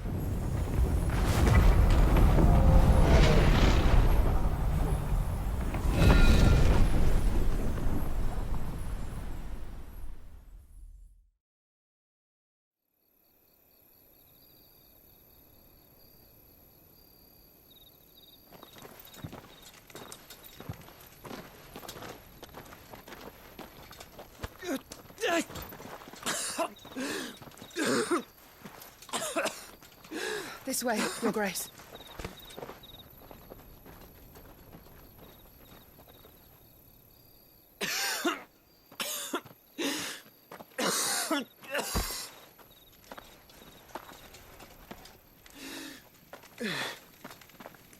You're bleeding.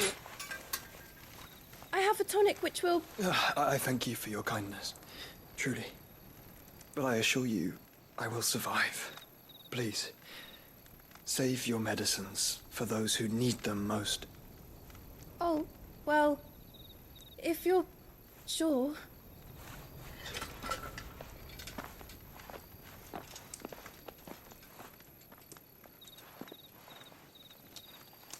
For a moment there, I felt my brother's presence. You did? I fear he is in Ultima's thoughts again. But why now, after 5 years of silence?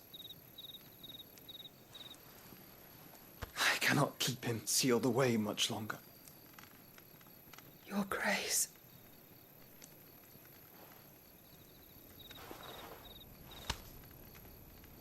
No, do not dirty your hands.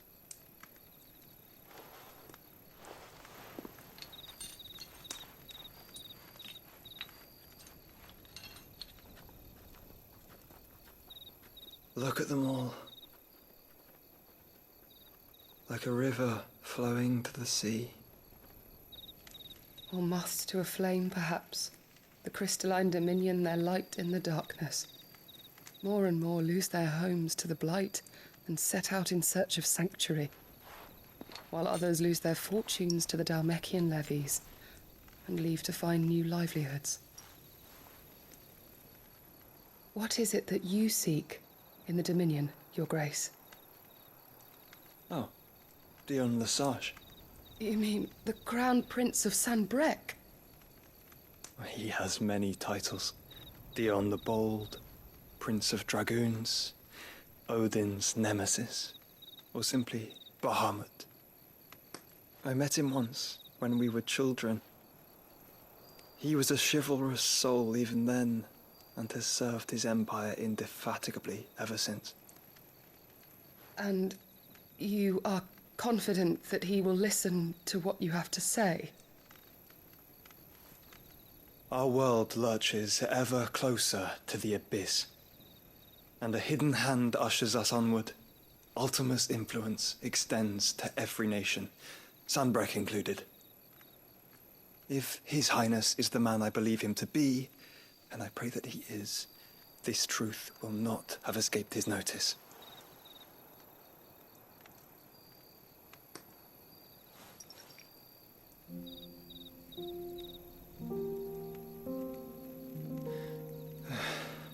As the mother crystals fall, the eternal flame wavers, and the azure sky begins to bruise. How lucky we were to be blessed by the crystals. and yet how spoiled. Like canaries in a gilded cage, growing fat on seed. But now, the bars are closing in, and we must take flight. Painful though it be to leave our home behind, it is what we must do to be free. Which is it that men cannot live without? A blessing that leads to damnation, or a freedom that leads to deprivation? I do not yet know the answer to that question. Do you, Clive? Your Grace, let us find a place to rest a while. We can return by the Dalmekian trail once you have recovered your strength. I realize your duty is pressing, but if your health should fail... I know. Thank you, Yote.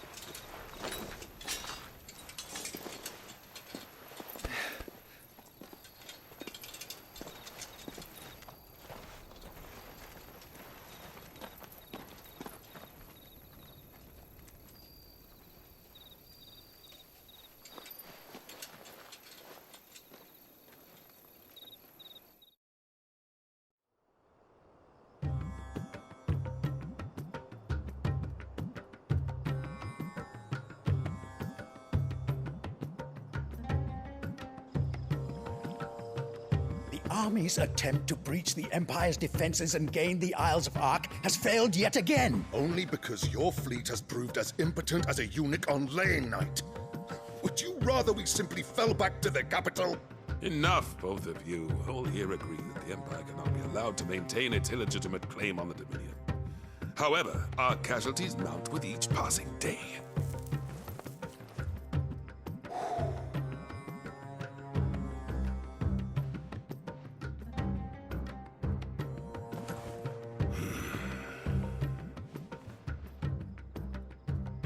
There is a literal sea twixt you and your prize. The armies of Sambrek need but sit back and watch as you harmlessly lap against their walls. They are dug in like ticks and seek to draw out this siege, knowing the capital's stores are nigh bottomless. And what of our wise rulers? Goaded into war without any thought as to what chaos it might reap.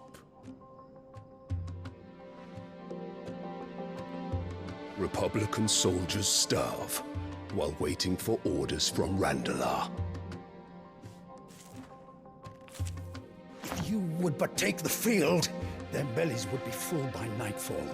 If I take the field, so too will Bahamut, and our duel will shake the island to its foundations. Instead of liberating the Dominion, you would doom it to destruction. Unless that is what you desire. If our learned advisor has a solution to propose, we should be glad to consider it.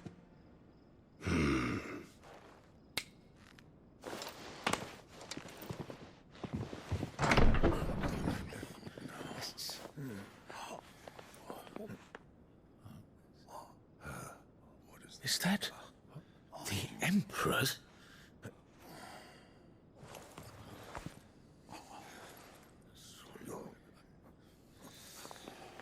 What is the meaning of this, Lord Kupka? What it means is that I am disinclined to advise you any longer.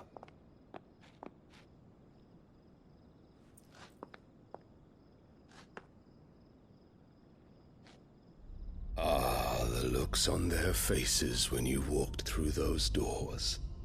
A perfect picture of stupefaction.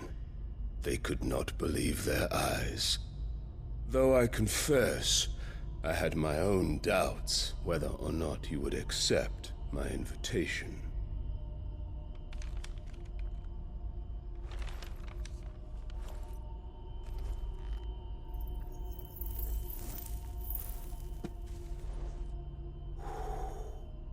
Such shocking news. Sid isn't a son of a whore. He's the son of an empress. Your own dear Clive. Absurd. Who fed you these lies? I have never spent a moment among criminals, save at the gallows. I came here with my son, not to entertain your baseless accusations, but to put an end to the senseless hostilities between our nations. Very well. You need only agree to the terms I set out. Sid took the life of someone dear to me, a woman by the name of Benedicta. I swore to take his in turn. This would not be disagreeable to you, I take it. You would finally be rid of the stain on your noble name. In return, I will leave Sanbreque in your capable hands. Your Imperial Majesty.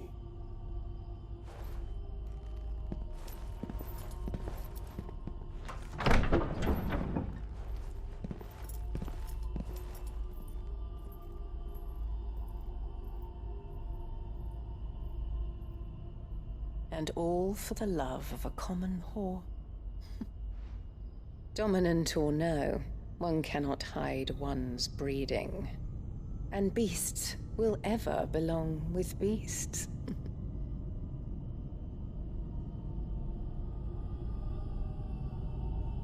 There are greater things in store for you, my darling Olivier. Soon enough, you shall be the crown prince of Sanbreque. And when your father goes to meet Great Griga, you shall be emperor of all you survey. The old order shall come tumbling down, and you will rebuild the world in your glorious image. Soon.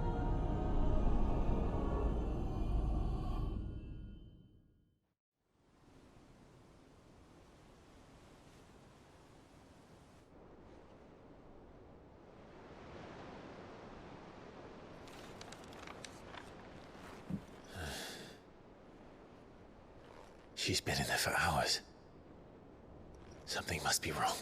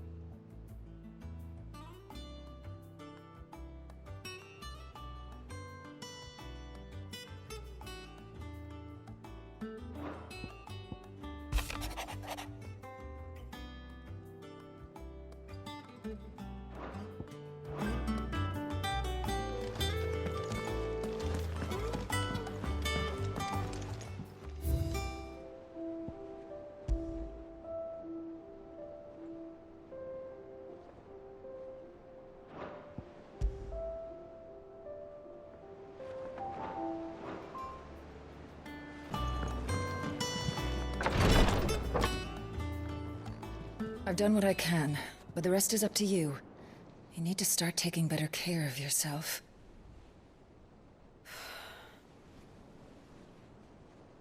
Understood. And thank you.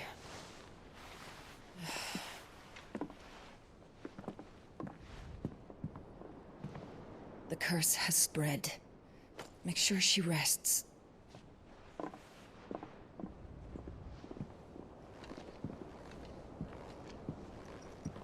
If it hurts, You can tell me, you know. I'll understand. I can bear it.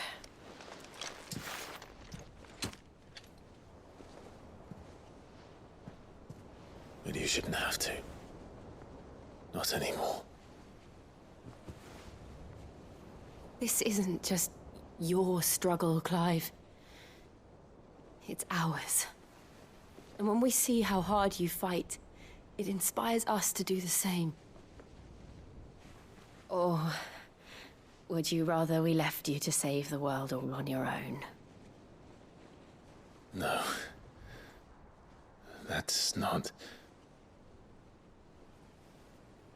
Ignore me.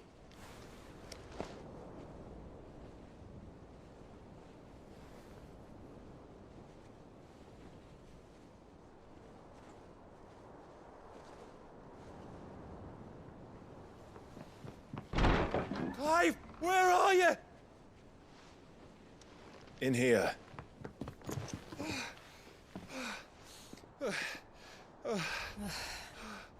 What's wrong? Rosaria's under attack. What?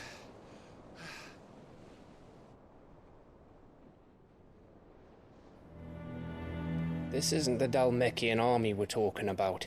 It's the men of the Rock from Drake's Fang. Hugo Kupka's private guard. There is in hell in Rosalith, trying to batter down the castle gates. Looking for me. Seems that way. Reckon old Hugo has finally worked out who Sid really is. Then this is just another trap. Ah, it's a trap, all right. The daddy of all fucking traps. I'm going to Rosalith. You're not serious. That's exactly what he wants you to do, Clive. Look, I don't know why Kupka harbors such a grudge against Sid. But as long as it's left to fester, our world will never know peace. He has dragged the rest of Storm into this pointless war just to find me. Besides which, I'm not about to stand and watch while my home gets ground into the dirt. Hugo Kupka must die. I've lost enough friends to that man already. I don't want to lose any more.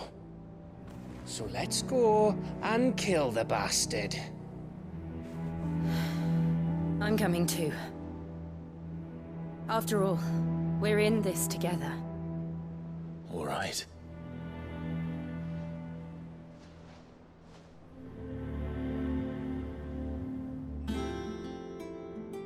I should probably speak to Otto before leaving. We need to know what we're getting ourselves into.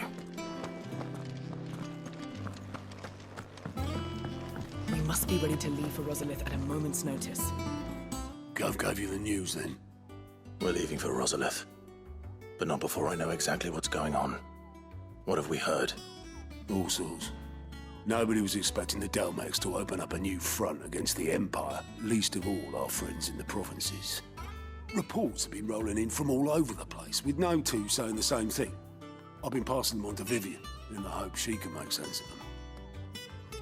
If you're set on going, you'll want to talk to her. Understood.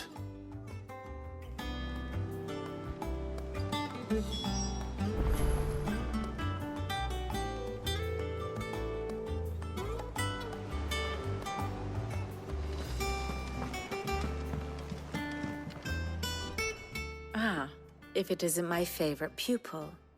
Let's see now, where did we leave? Well, this is a surprise. My lectures are rarely so well attended. You know what they say? A little knowledge, can't hurt? We're going to Rosalith to deal with Kupka. What's the situation there? Whoa there, Lord Rosfield. I'm sure you're champing at the bit to return to your roost. But to fully understand the present situation, one must first understand how it came to be.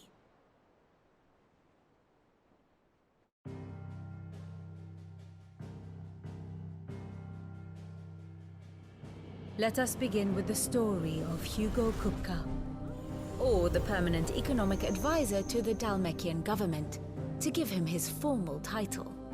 In a republic founded on commerce, there could hardly be a more influential position. It has granted him both extraordinary wealth and extraordinary power. Not that he ever wanted for the latter. Being Titan's dominant, he is also Dhalmekia's last line of defense, a fact he has used to his considerable advantage. Why, he was even able to pry Drake's Fang, one of the pillars of the Republic, from Parliament's grip. And he was quick to buy the loyalty of the Fang's protectors. Today they are his faithful creatures, a private army in all but name. The self-same army that marches upon Rosarian soil as we speak. By which I mean Imperial soil, not that you need reminding of the fact.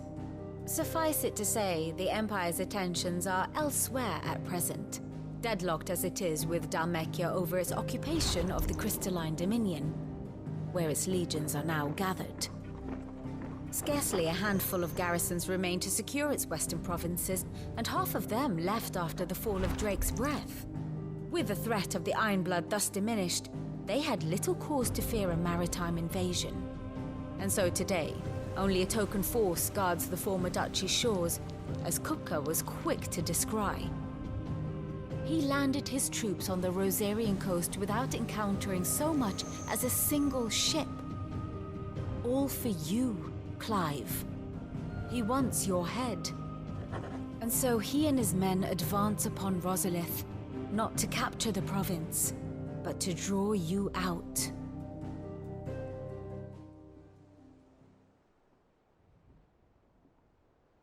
You said Kupka's forces sailed up the coast. What of Port Isolde, then? Is the city safe?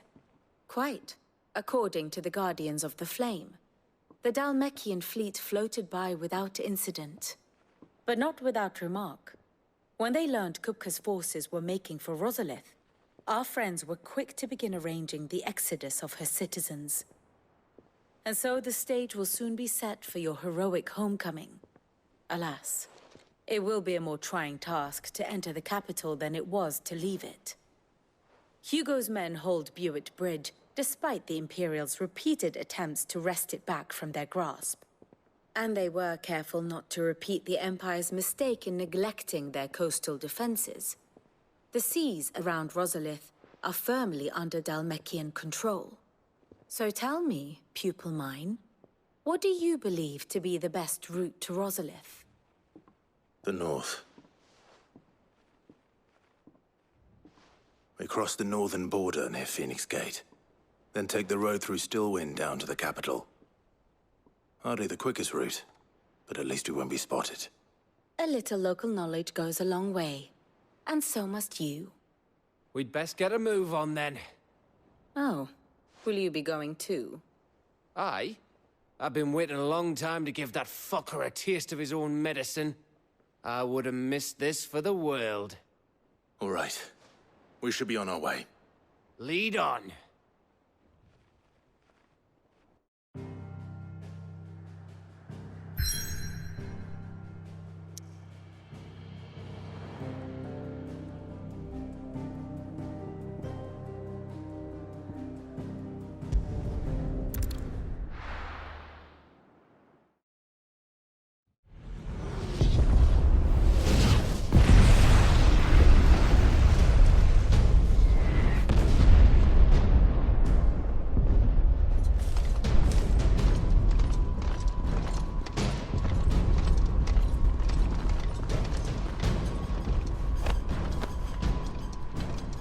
Fortify the castle gates at once.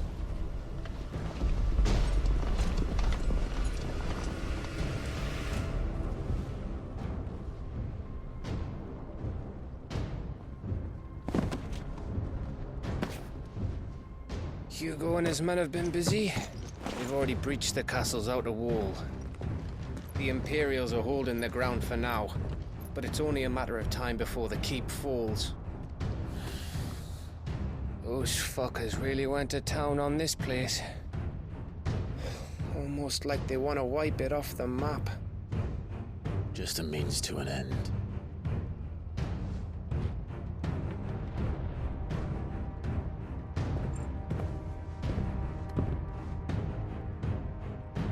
All this for one man? They didn't have to go so far. If you keep your wits about you, I reckon you can make it up to the castle without raising the alarm. I'll sniff out any townsfolk who haven't escaped yet and send them on their way. Be careful. Likewise. Don't do anything I wouldn't do.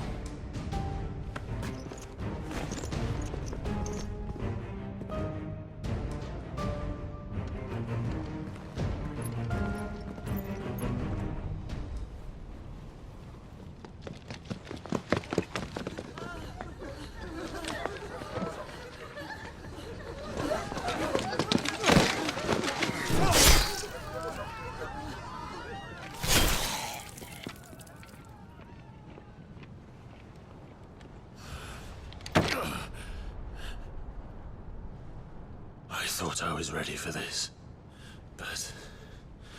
I know. It's like a nightmare. This was our home. Come on, Clive. We have to keep going.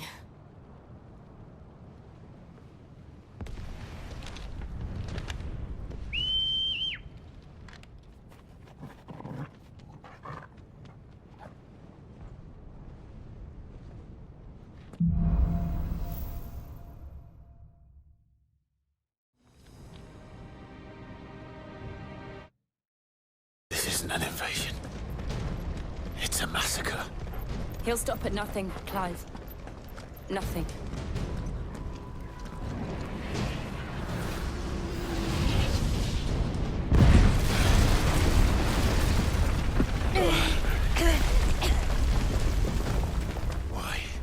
Why do this? Clive, we can get through here.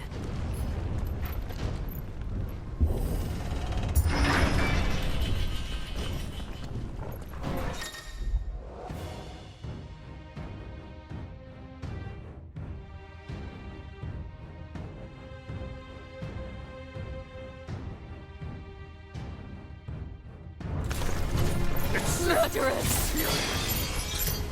There's only one fitting punishment.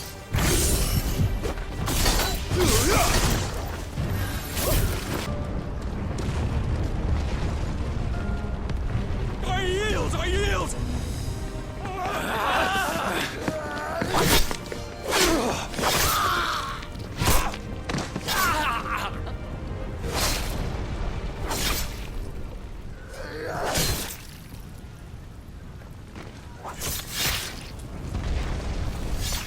What we have here. Gentlemen!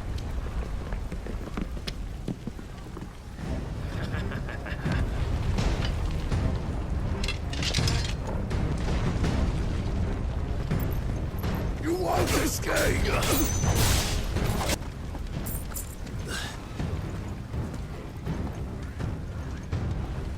Cut them down! With me, men! For the Emperor! Out of our way!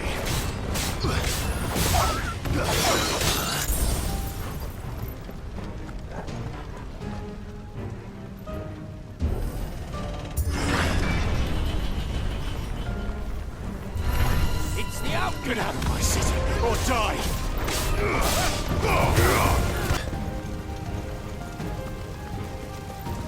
We're nearly at the castle. It ends there.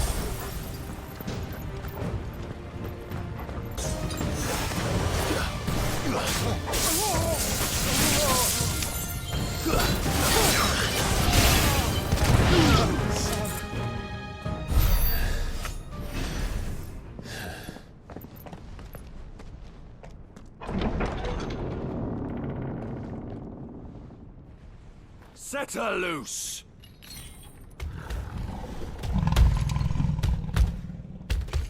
They have a curl.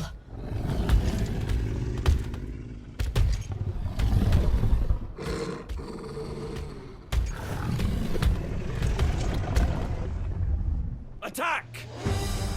Ready? What do you think?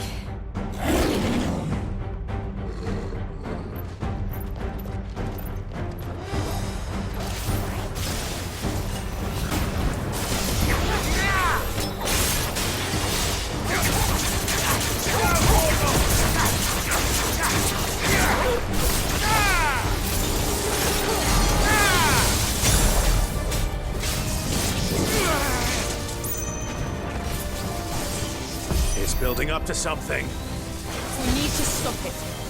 Whatever it takes.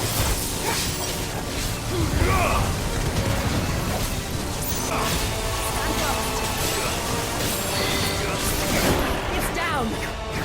Then let's make this count. Follow!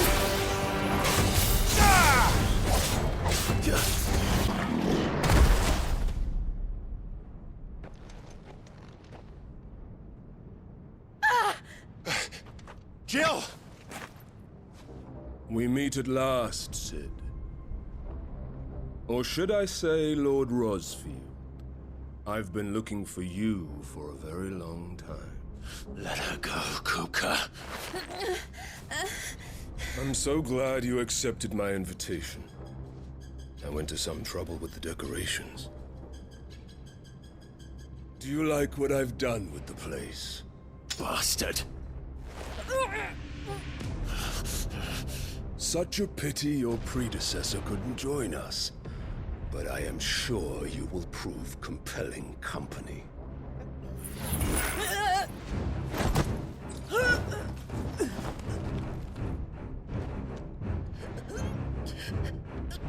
Be still, little snowflake.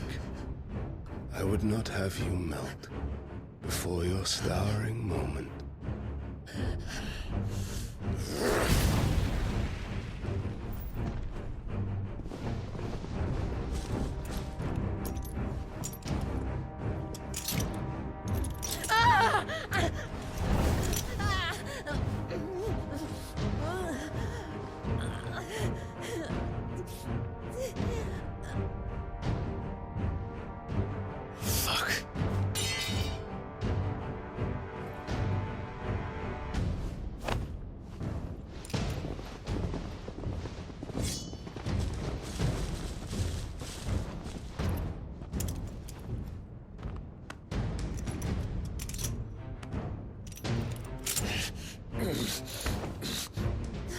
Now, on to the festivities.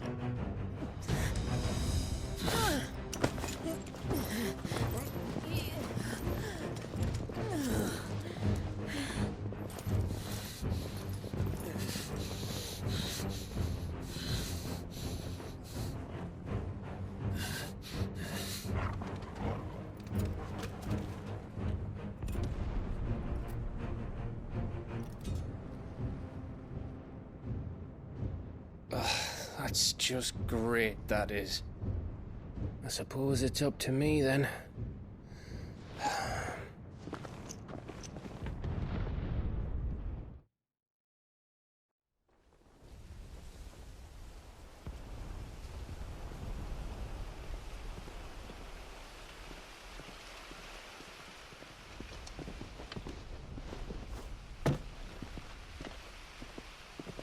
Headsman!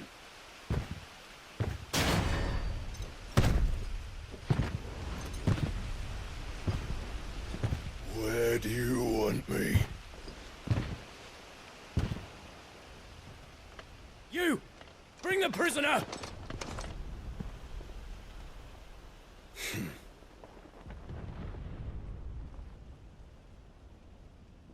Yes, no more than she deserves for getting into bed with an outlaw.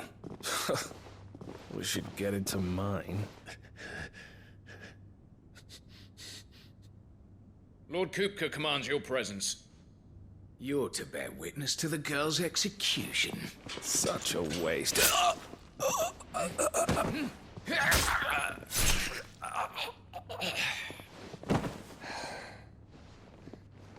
Gav! Shh!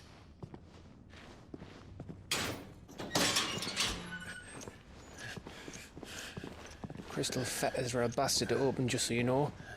Don't worry, I'll have them off before you can blink. Where's Jill? In the courtyard. Shit.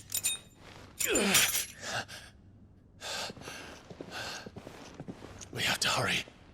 The Imperials have sounded the retreat and cleared out of the castle. But the place is still swarming with Kupka's men. Leave them to me. I'll make my way up top and circle round the back. Quick as you like, eh?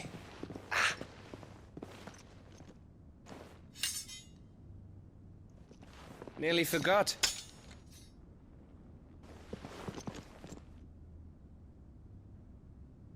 Hold on, Jill. I'm coming.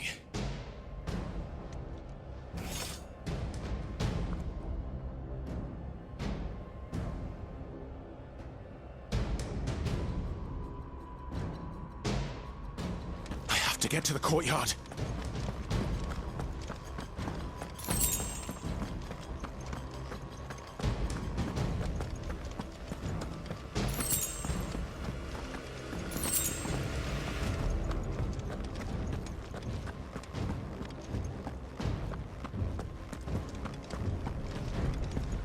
Don't you let her die.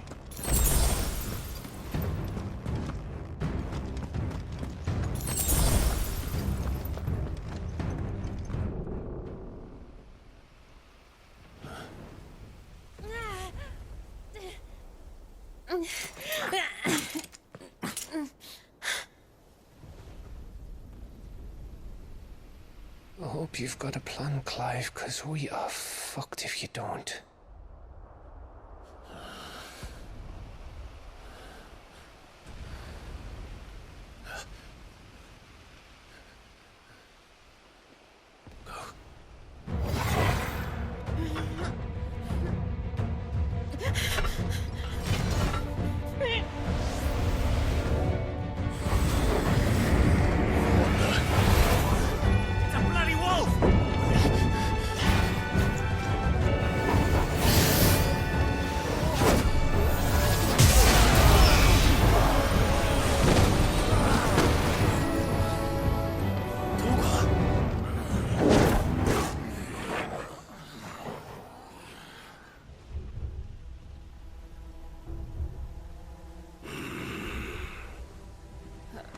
Jill, can you stand?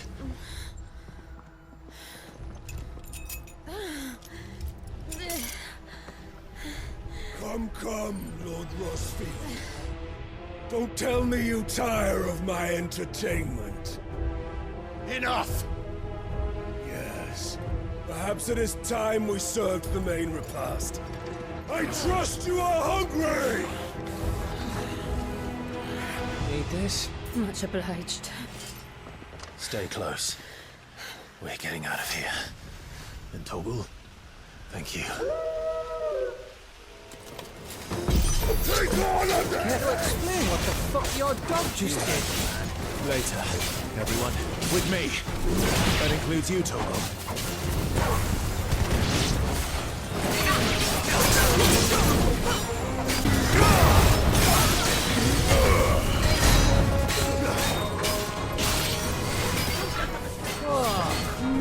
Where did this lot come from? Jill, can you still fight? I can try.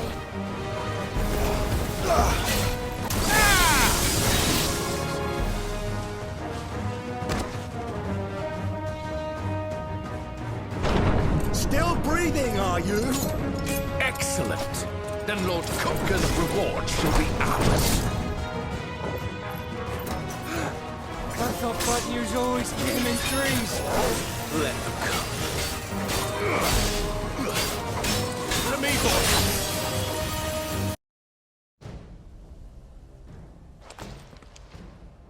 It's over. For now. But I bet that wasn't the last of them. And they won't stop hunting us until Kupka's dead. So you get in there and finish the job, eh? Go on. If they come again, we'll hold them back. All right.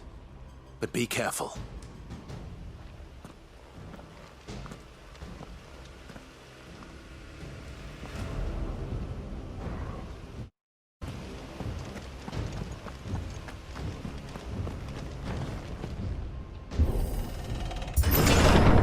I promise you, Sid. You'll die by my hand.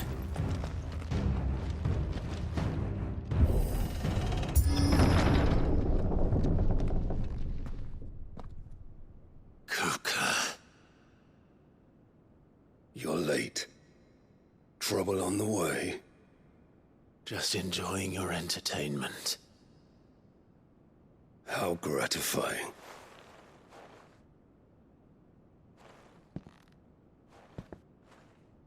Have you come to defend your father's throne, Lord Rosfield? The Grand Duchy of Rosaria. A realm without a ruler, an army, even a people. A veritable kingdom of dust.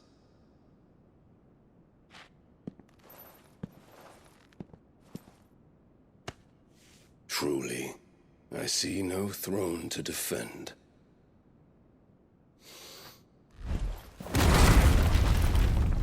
No!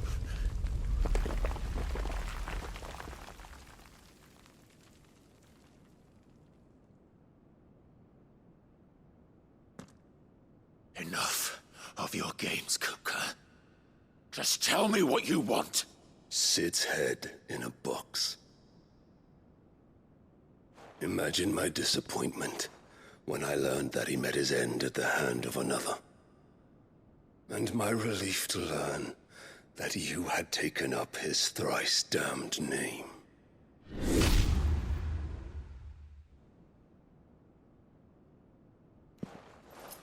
Your master slew Benedicta Harmon and defiled her body.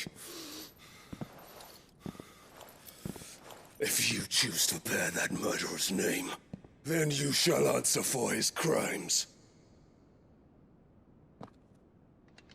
The only crimes I shall answer for are my own.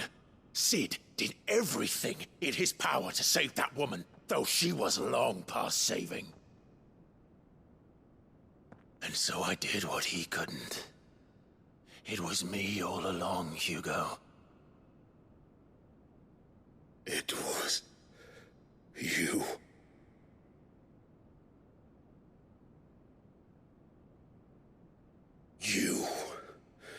You killed her. I did.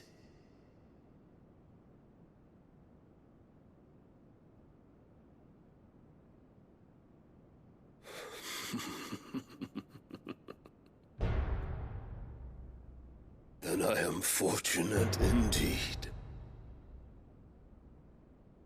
I had thought the most I could wish for was to take the life of one he loved, just as he did to me. But it seems I was wrong. And I shall have my revenge. We shared a dream! I would be the king of the world! She would be my queen! And together, we would rule like the gods we are! But you crushed that dream, ground it into dust! Hear me, Rosfield! You will pay for what you've done. I'll tear you apart with my bare hands! And what of you? How many people have you killed? How many dreams have you crushed?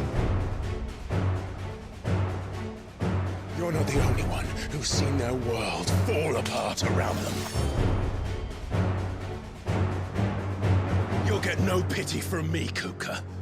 No pity. And no mercy. Now die!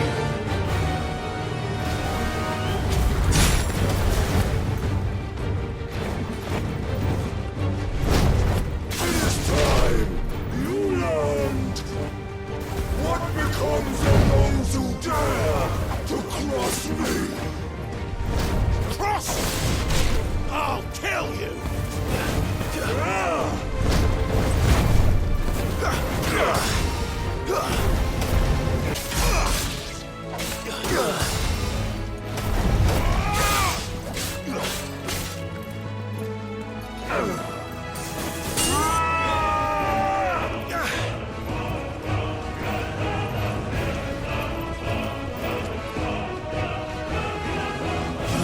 Die by my hand, Rosfield. My hatred for you is unending, unyielding. Let this palace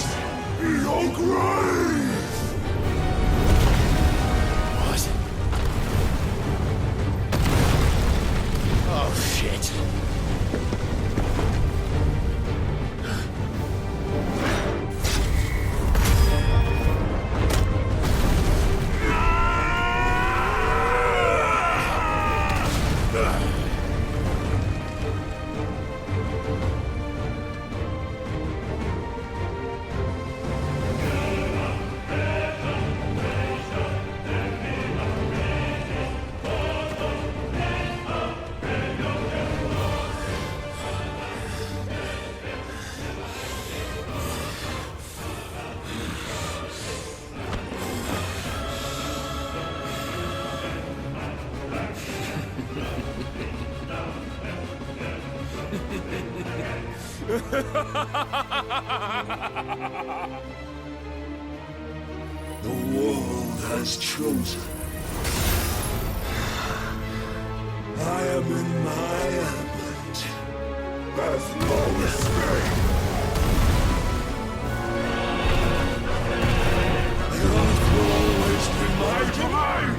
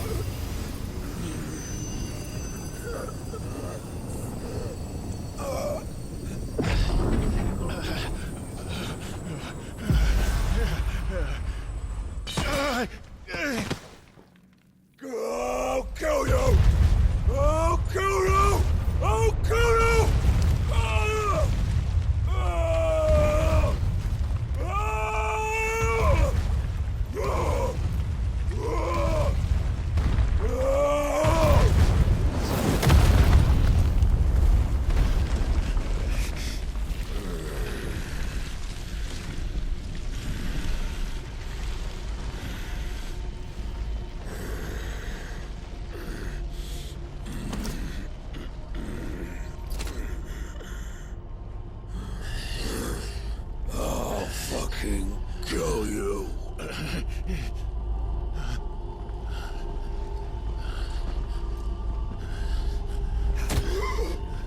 There. You mustn't get yourself worked up. Wait! Another time, Mythos.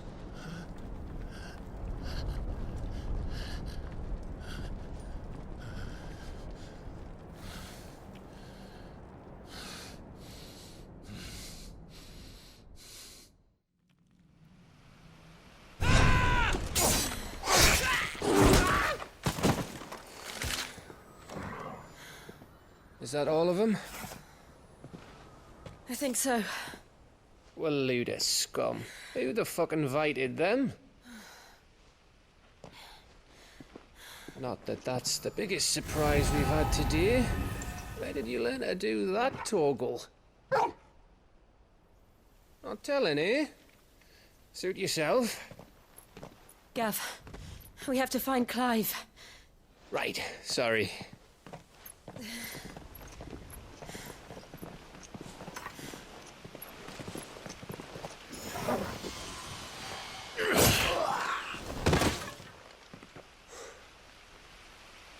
You missed one.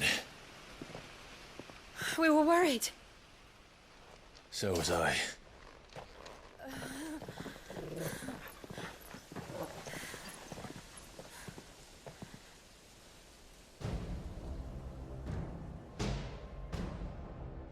so close.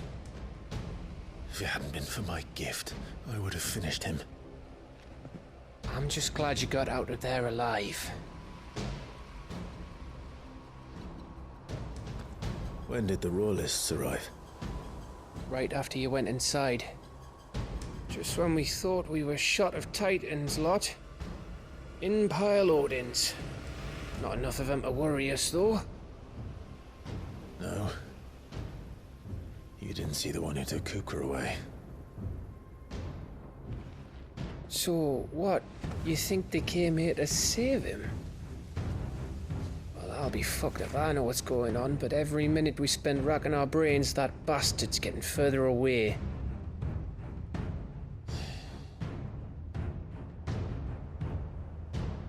So what do?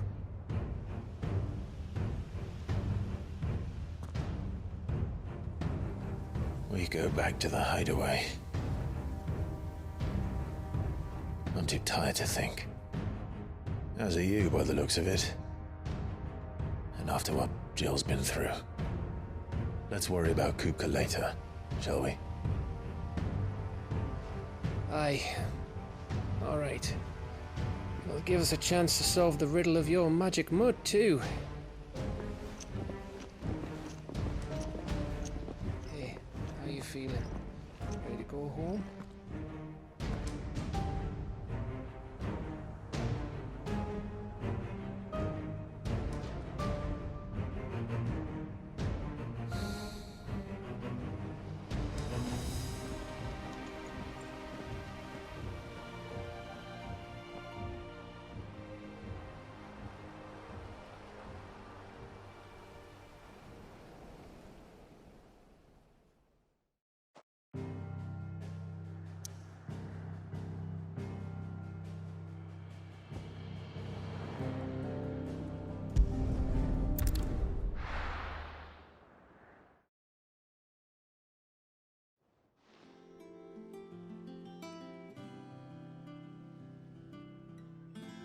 Just look at the state of you.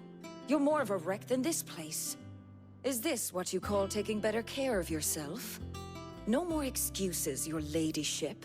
I order you to rest. Fine. I'll rest.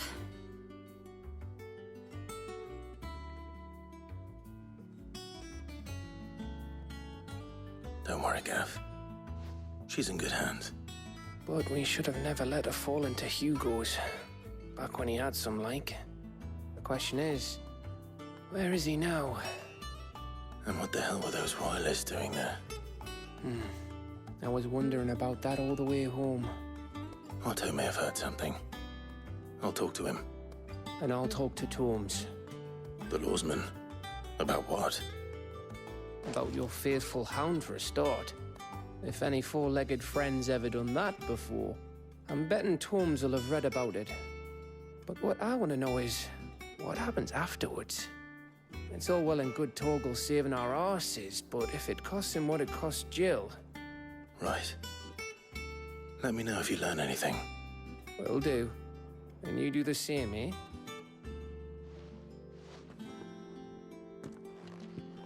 Jill. Listen to Taya. I will. Thank you.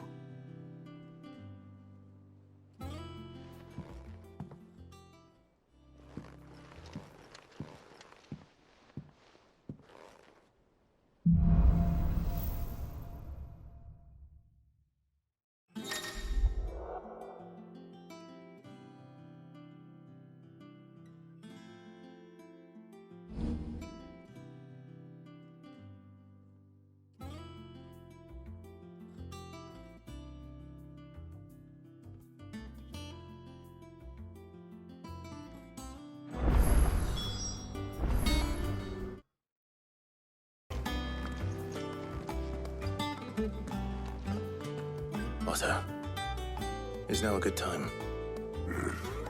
It's not a bad one. How's Jill doing? Oh, she's been better. Taya's making sure she gets the rest she needs. Good. Any word on Kupka's movements? Vivian's doing what she can to try and track him, but she's feeding on scraps. We've sent ours out to the curse breakers and our other friends in the west, asking them to keep their eyes peeled for anything unusual. No leads yet. But it's only a matter of time. All right. Let me know when you find something. There he is. All right, Clive. Still busy saving the world. Mid. When did you get back? Just now. What about your studies? Adjourned. Since Hugo Kupka invaded Rosaria. All the canvas in uproar about it. He's gone mad. He's turned rogue. It'll be us next. You try concentrating with all of that. All right. You win. How long will you be staying this time? Dunno. A while, most likely. Any road, while I'm here, I was hoping you could do us a favour. Mid. You can't just expect me to... Please, oblige her.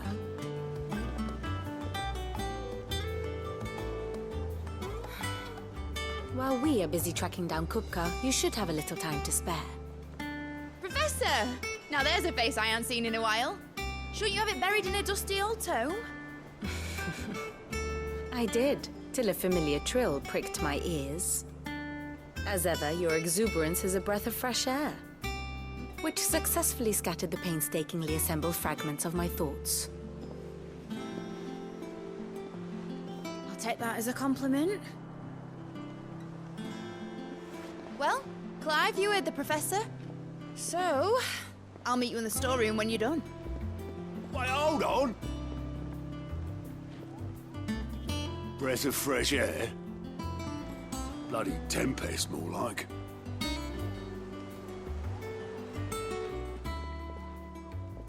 Oi, Otto, you got my gill? Huh? What are you on about? My fee for bringing Mid across. She said you were paying. That little... The storeroom, was it? I wonder what Mid's plotting.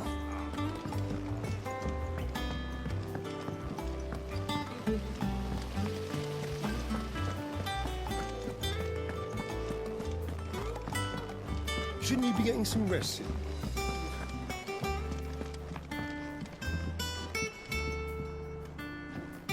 You took your time. I'm a busy man, Mid. I'll get to the point then. I want to turn the room down there into a workshop like the one I had at Dad's place. Mid, you've only just come back. And I've been thinking about it for a while. Dad said I had a knack for engineering. Told me everything he knew about it. Then sent me off to Canva to learn everything he didn't. That was his dream for me. That one day I'd put my studies to use for the good of the cause. But I'm helping no one stuck at school. I've studied enough. It's time I put my knack to work. I know that I can help the people here, and I want to do it. Well. If Sid could see you now. All right. I'll tell Otto you'll be staying. I knew you'd say yes. Which is why I wrote up a list of jobs for you. For me? Who else? What do you want me to do? First things first, I need equipment and materials to start making my own. There's the designs for the stuff I need and the stuff it needs smithing from. The other materials I can work myself. Just need a generous benefactor to lay them on for me. Apart from the wood, I'll need a carpenter for that, but I can just borrow yours. Is that everything? For now. I'll let you know if I need out else.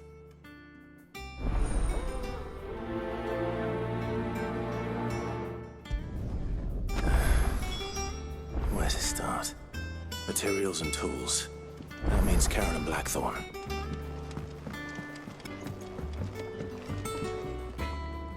Blackthorn, you busy? What does it look like? I have a commission for you. From Mid. She requires certain tools.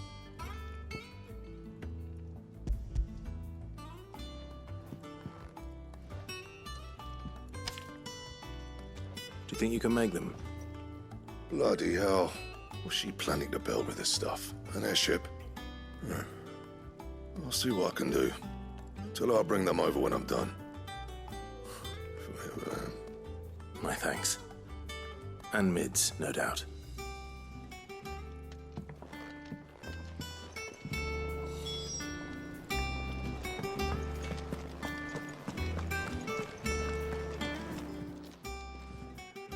Was wondering where you'd got to. Mid's back from Canva. Have you seen her? Just now. She's planning to set up a workshop in the stores and ask me to buy her some materials. Here's the list.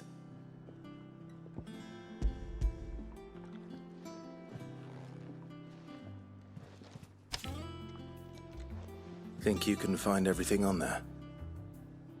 This lot? Wouldn't be much of a trader if I couldn't. Excellent. As for payment... It's paid. 100 times over by what that girl's done for us. If it weren't for her filters, we'd have naught to drink but Blight water, and that would have drained the life out of us long ago. Indeed it would. I'll send the stuff on to Mid when it comes in. Thank you, Karen. That just leaves the carpenter.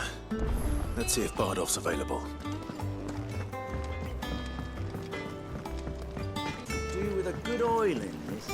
Should be enough to keep... How do, Master Sid? Bardolph. Mid's looking to build a workshop in the storeroom, and she needs the aid of a skilled carpenter. So naturally I thought of you.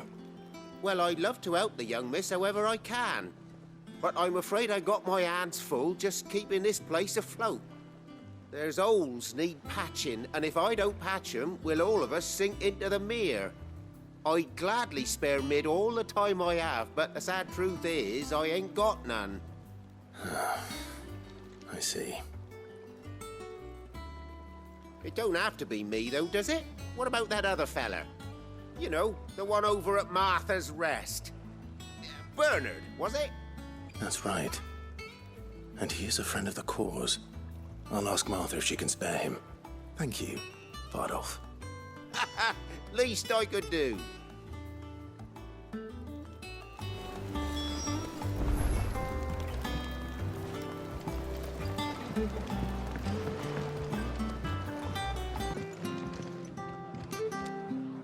Ah, Clive, what brings you to the rest?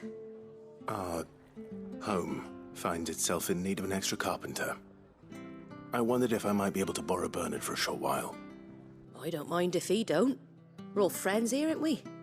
Thank you, Martha. Do you know where I might find him? He went up to Cressida on business. No idea what, mind. Place is a ruin.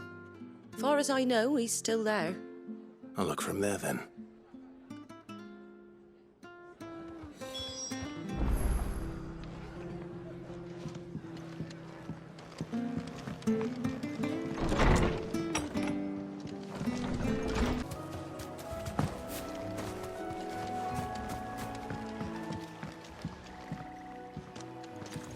Hi. If it ain't the lad who saved my life. What brings you to a place like this? You do, Bernard. Martha said I might find you here. I have a proposition for you. Oh, do you now?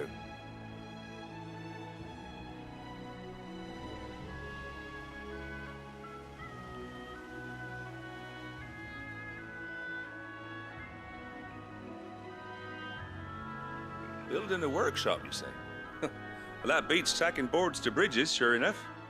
And if Martha didn't mind me being gone a while, then neither do I. You just tell me where you want me. That's the spirit. I couldn't ask a favor, though, could I? Before we go? Of course.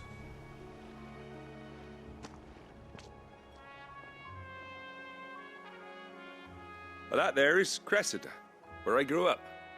Ain't much left of it now, though. Except my parents' graves.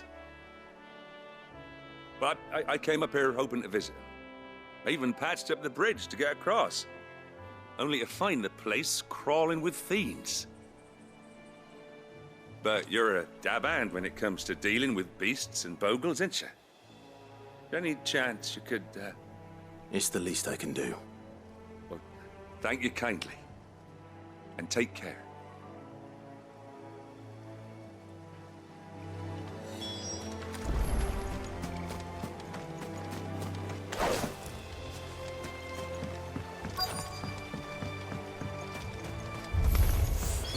This shouldn't take long.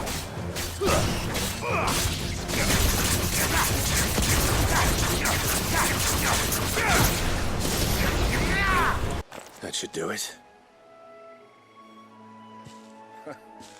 You made short work of that lot.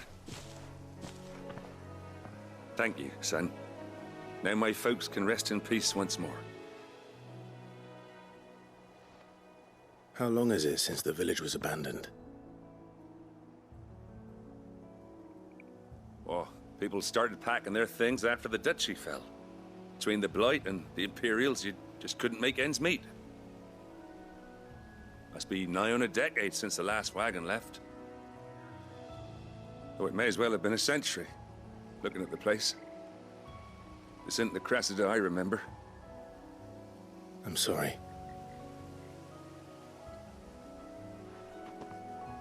Ah, don't be.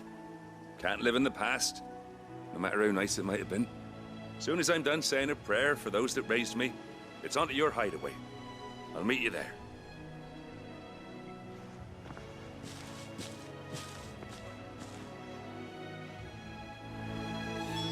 That should take care of Mid's little list. Better head back before she thinks of anything else.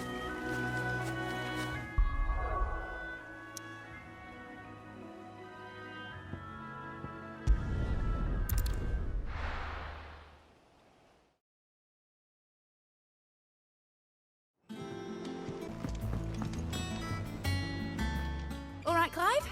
You've all done then? I am. I've placed your various orders, and a carpenter by the name of Bernard is on his way from Martha's Rest. That's brilliant. Thanks, Clive. Is there anything else you need? Nope. Blackthorn and Lady Karen have already sent over everything I asked for, and I've got all my plans drawn up. So as soon as Bernard gets here, we can get to work. I can't wait.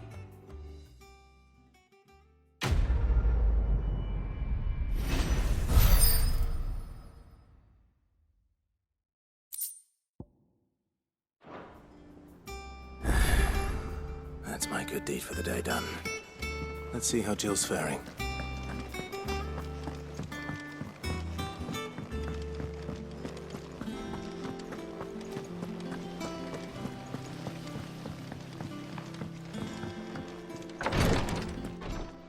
Ah, Clive.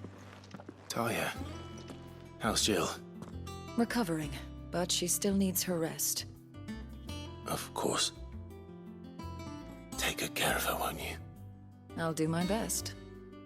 Oh, Gav was looking for you. He said he had something to show you in the shelves. The shelves? Oh, that's right. He went to ask Harpocrates about Torgal. He must have found something.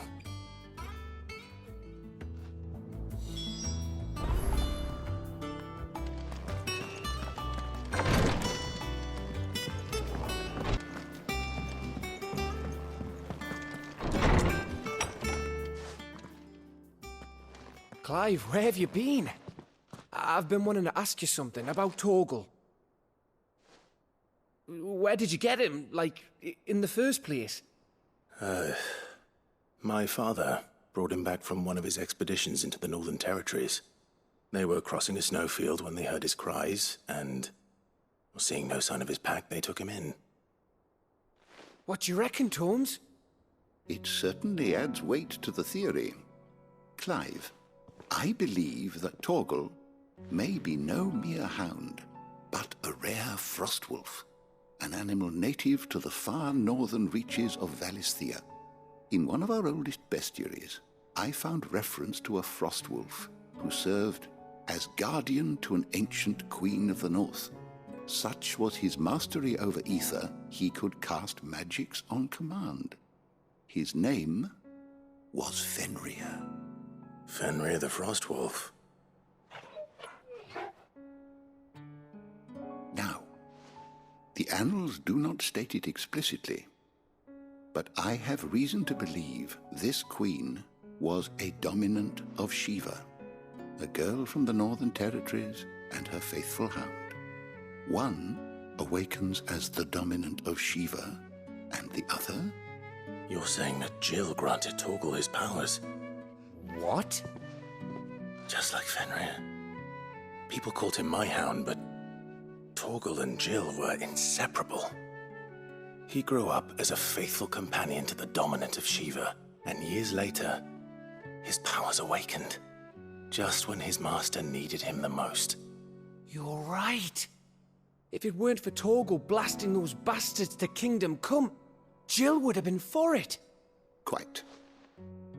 Though Torgal's power is his own, his latent birthright as a Frostwolf, it had only to be unlocked. Oh, get you, Torgal! You're an even finer hound than we thought. And regarding your original concern, you need not fear for Torgal's health. Why, the beast has the appetite of a behemoth. Just this very morn, I found him with his nose buried in my nuts. There you are! I've been looking everywhere for you. Bernard's here. I need you to introduce us so we can get to work. I shall be a moment.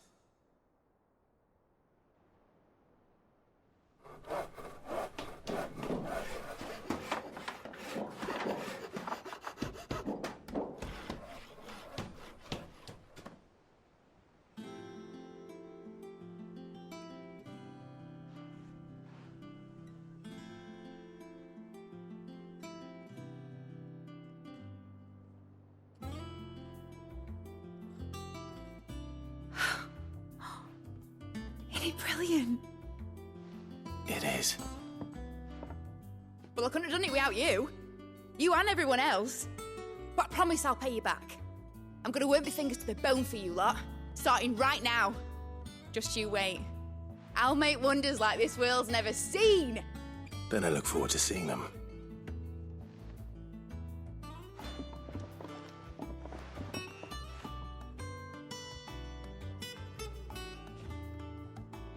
Now that that's settled, I wonder if Vivian's made any progress tracking down Kupka.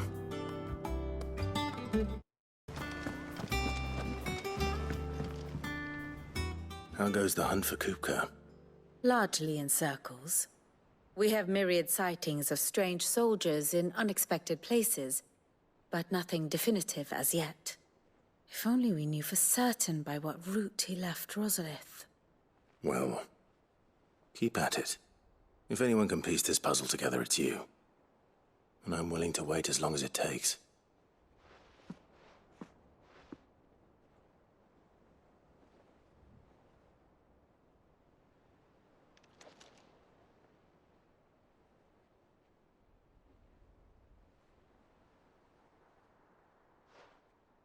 What? Here? Would that be a problem? Do you know, Clive?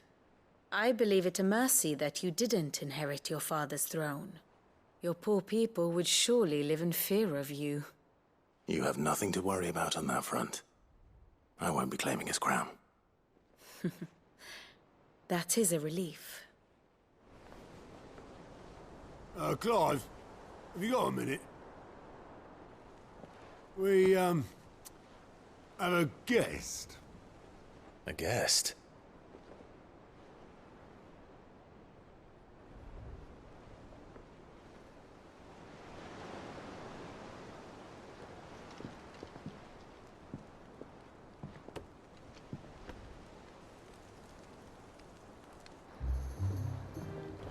For your trouble. It was a pleasure, in hindsight. Uncle Byron? Clive, my boy! Tap a cask and stoke the ovens for your favourite uncle is here!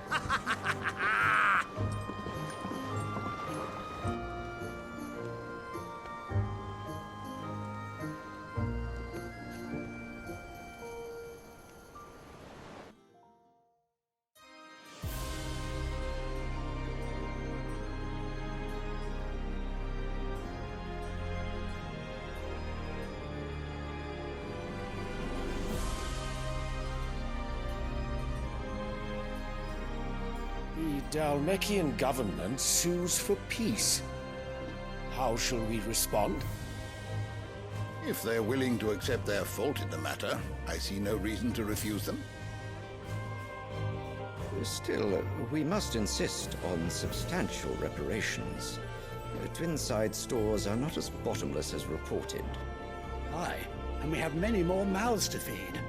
We shall just have to have the Dalmecs empty their treasuries for us.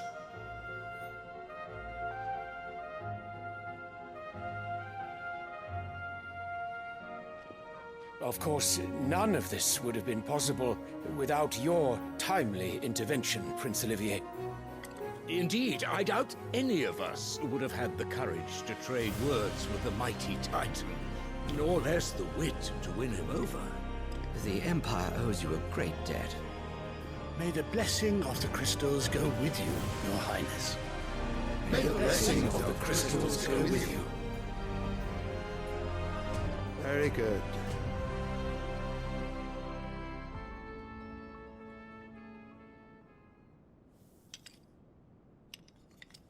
Now, let us come to the question of precisely when the Dalmecs will withdraw their troops. Dion's fire could rid us of them in mere moments. The men of the Fist will not withdraw until a peace treaty is concluded. So let us keep the negotiations open, give them time to gather what gold and trinkets they can, and once they deliver that which we demand, what worth is a piece of parchment?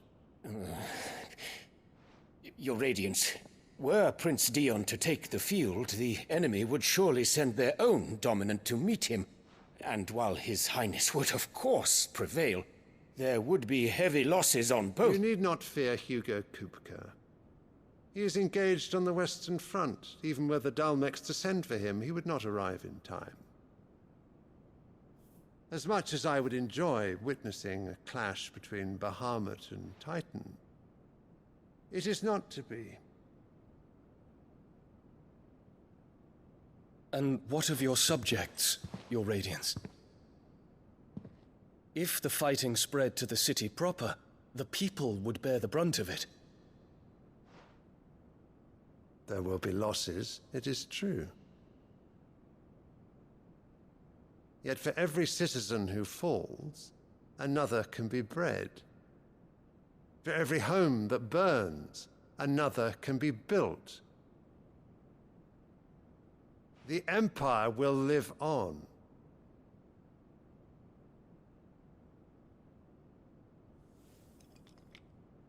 Dion? Yes, sire.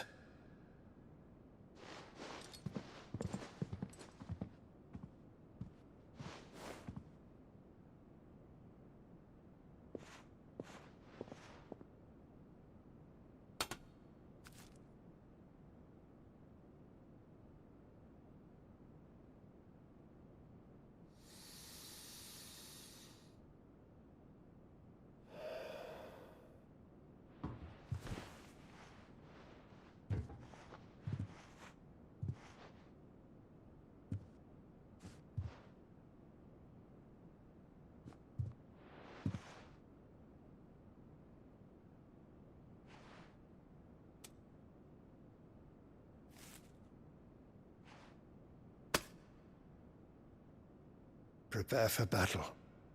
But sire... Do not make me repeat myself. Return to your camp and await my orders.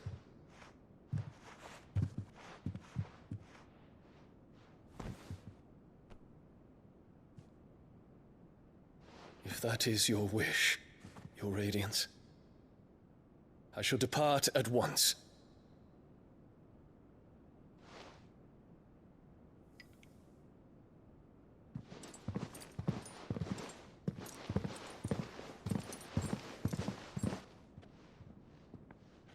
May Gregor forgive you.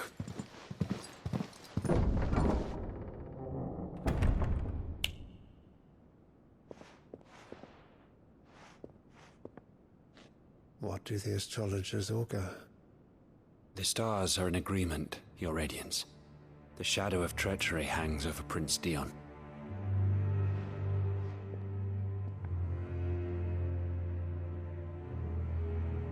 So Annabella's tales were true. You disappoint me, Dion.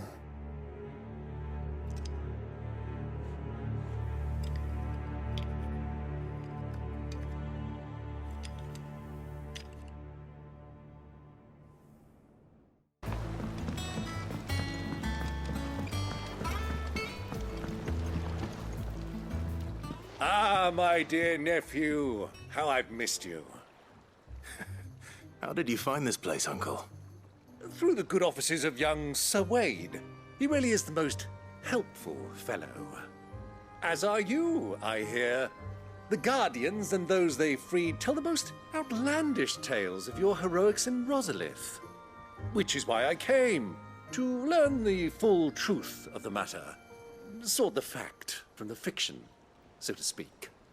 You were working with the Guardians of the Flame to evacuate the people of Rosalith to Port Isolde. I was, aye. Then I have questions for you. Please, come inside, Uncle. Gladly. You there? There are 2,000 gold talents in those chests. See that they're added to my nephew's coffers, would you? 2,000?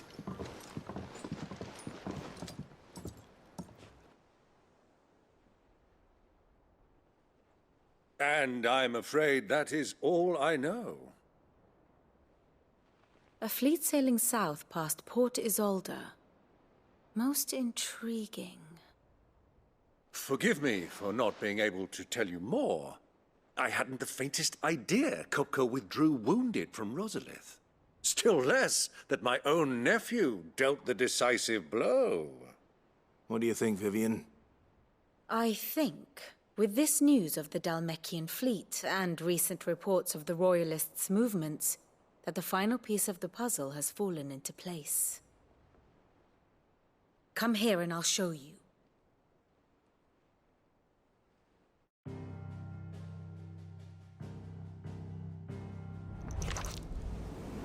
It is known that Kupka's forces entered Rosaria via its unguarded coast. So can the same be said of your visitors from Waloed?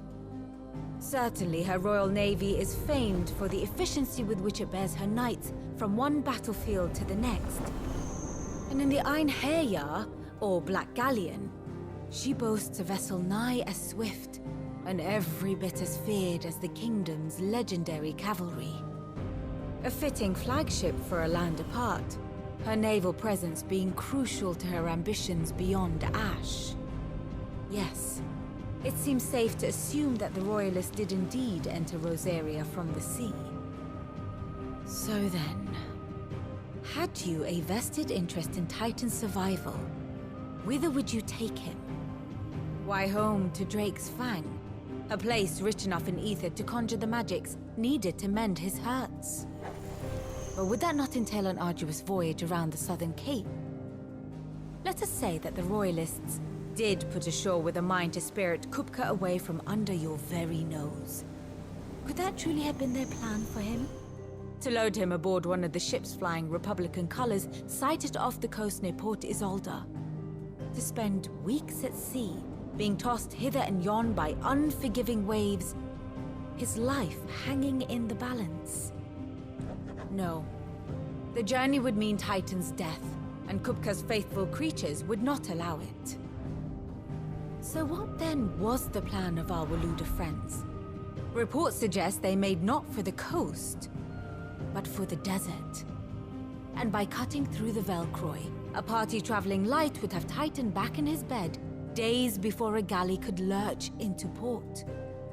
To wit, it was the Royalists, not the Republicans, who effected Hugo Kupka's safe retreat. I would stake your life on it.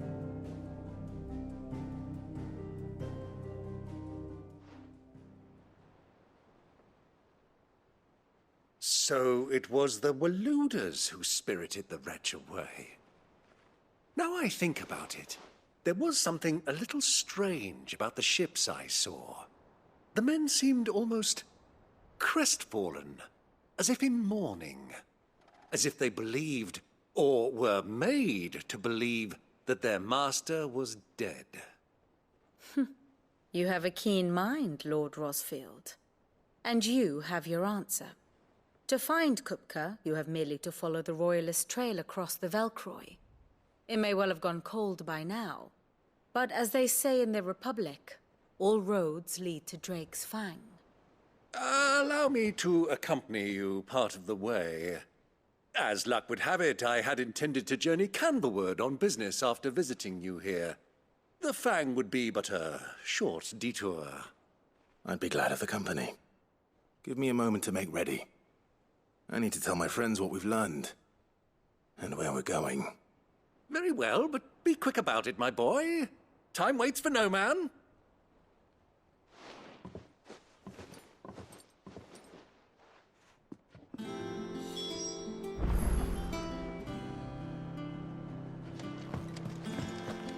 Mid's finished outfitting our little workshop. Otto, Kupka's at Drake's Fang. I'll be leaving before sunset. You're not going in there alone, are you? Don't worry.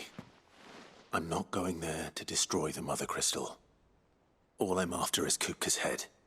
I won't risk any more than I have to. I promise. The Lancer and the Fang are all Kupka's personal fiefdom. You have any trouble on the way, you ask for Rosina Dalamil. Some call her the Desert Hare. Who is she?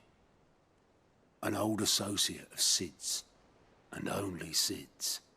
All I know is the name, and that they used to meet at the Dalamil Inn. We've heard nothing from her since he died. But I'm thinking maybe the new Sid might be able to bring her back into the fold. Thanks. I'll keep that in mind. So, what about your uncle? I mean, he's welcome to stay, but... Don't look so worried. He'll be coming with me. Thank fuck for that. Gav, Otto, I'm leaving you two in charge.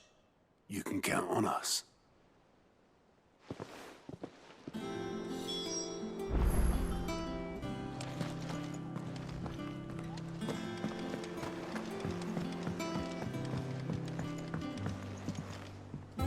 All right, Uncle. I'm ready to depart. Shall we? We shall. Come, let us away to adventure.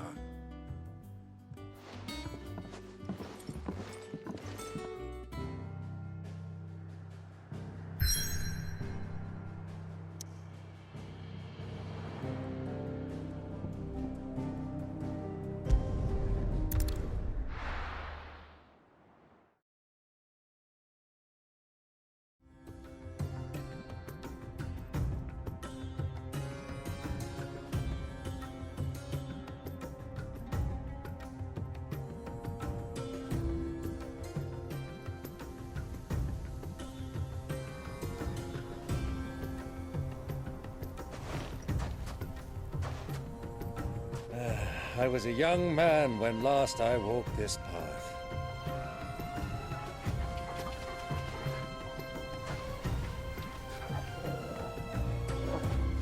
There's an old trading post not far from here.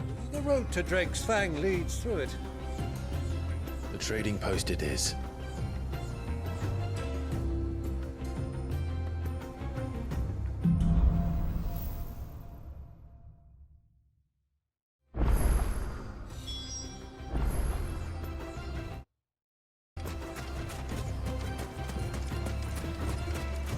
Our destination lies over that dune, beyond the ruins. Mark 'em well, Clive. It's all too easy to lose one's bearings in the sands. Faster!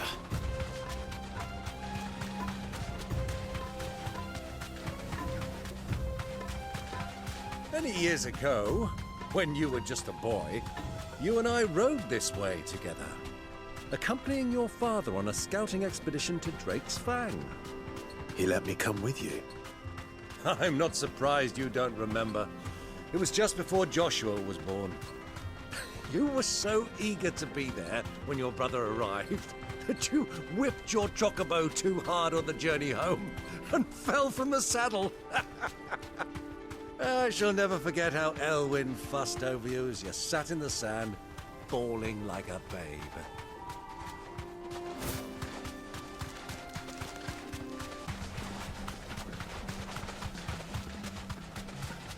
Ah, there she is.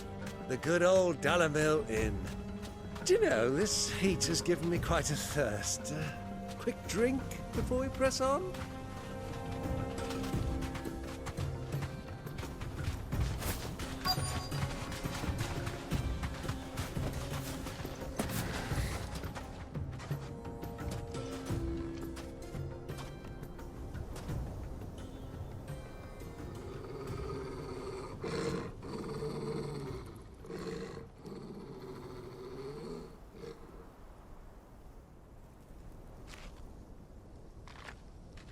Look, there. Those are ashen steeds. No doubt about it. And such a long ride from Stonehair. Our Waluda friends must be soothing their saddle sores in the inn. Shall we join them?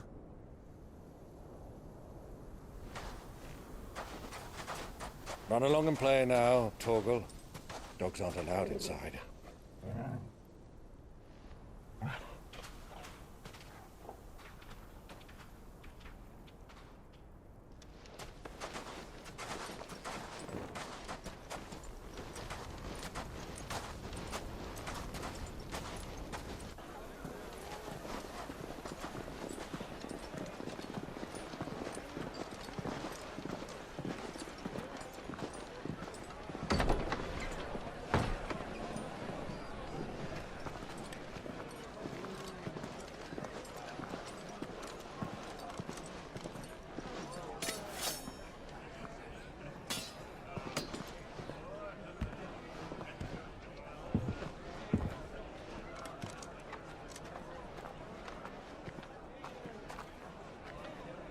Good day to you. Eating?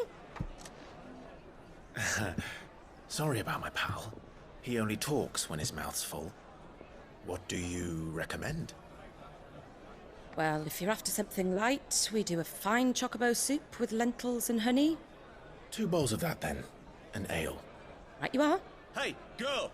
Coming! Your pal? Would you rather be my squire?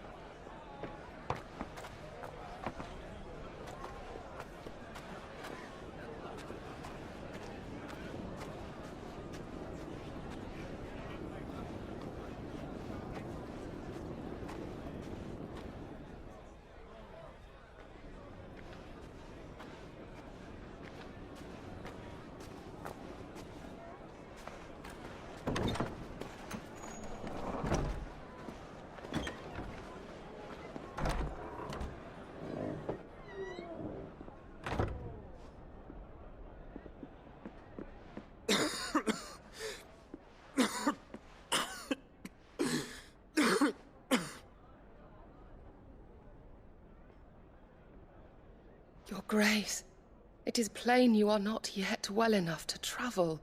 If you would only let me take you to someone who can better attend to your ills. No, we must press on. Prince Dion has returned to his camp and will soon depart for the front. I must speak with him at all costs. Miss this chance and I may never get another. You do understand that? Yes, Your Grace. But you must at least agree to take your medicine. I'll fetch you some water.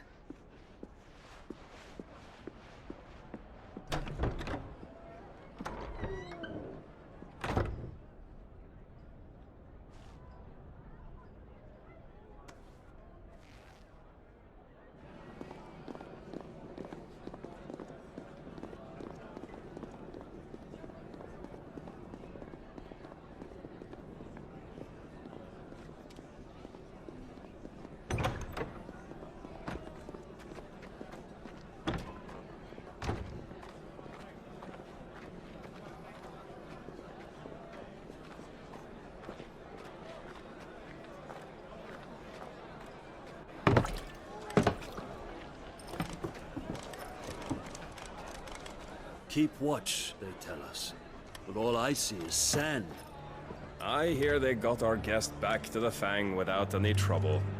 We'll be leaving soon enough.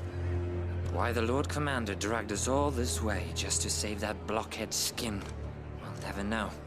Dominant or not, he's a bloody idiot. That'll be Cooker, then. Well, let's get this down us. We've a long way to go. Hey, you!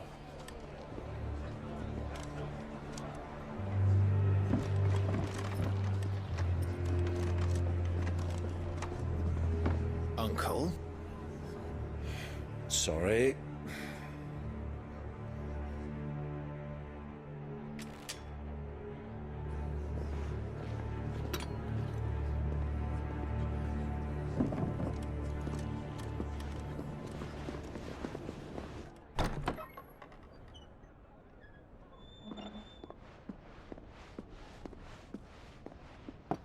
Can you walk, Your Grace?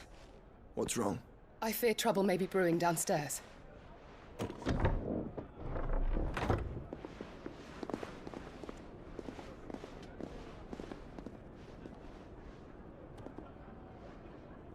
You two are travelers, are you not? Me and my companions are strangers here.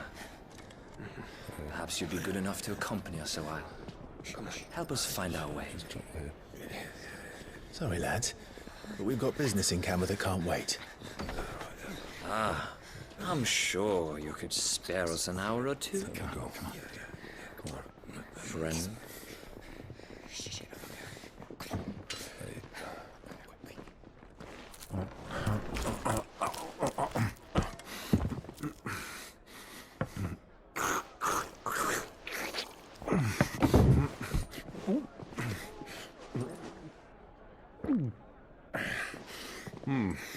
I'm afraid we don't have a moment to lose. Stay back, Uncle.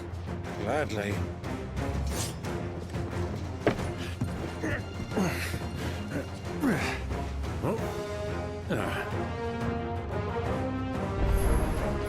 It's the outlaw! Take it! Try it. Bravo, my boy! Just like that!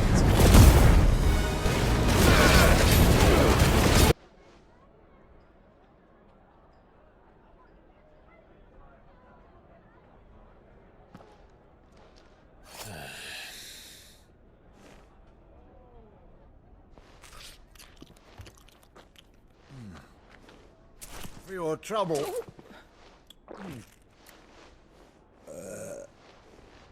Word of advice, miss. That soup could do with a touch more salt.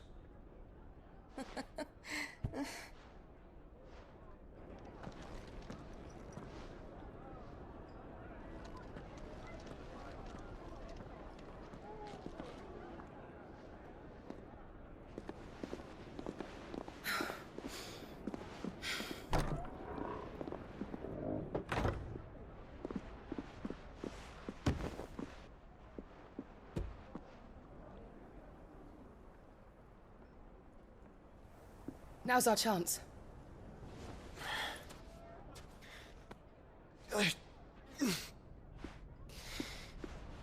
Your Grace? I'm fine.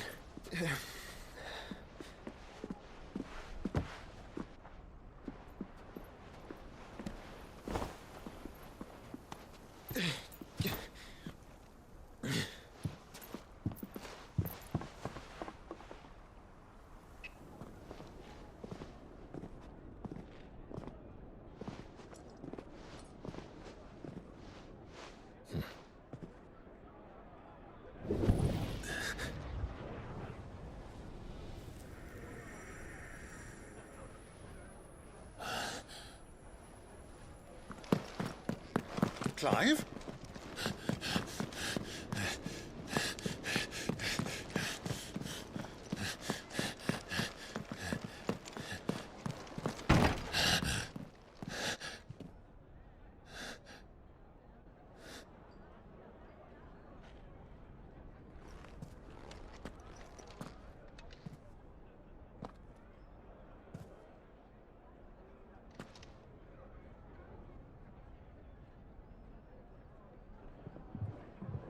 What is it now?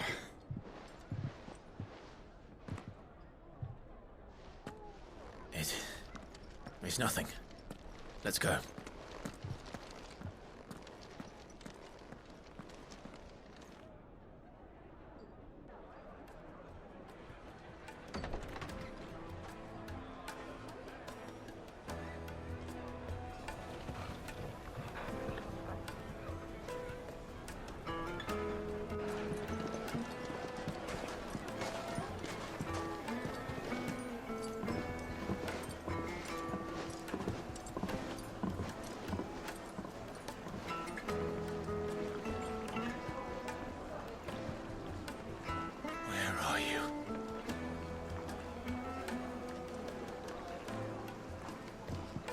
Well, we didn't know where to find Kupka before. We do now. The Royalists said it themselves. Their guest is in the Fang. We should press on before any more of their friends turn up.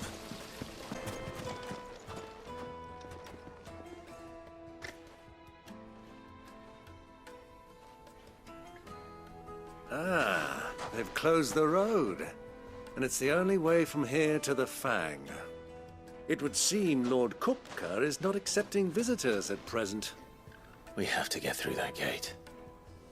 Not by force, I trust. We've attracted quite enough unwanted attention already. By guile, then. Perhaps the Desert Hare can offer us her aid. Rosina Dalamil, woman of mystery. But how will we find her? We know naught of her but her name.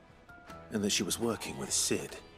Sid's other collaborators have all been people of means, the wealthiest and most successful members of their communities. I'll wager this Rosina Dalamil is the same. That would certainly help to narrow the search. We need only inquire as to who is in charge of the town. And that's exactly what I mean to do.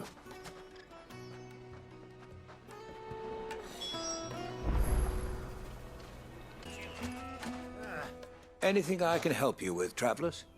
Allow me.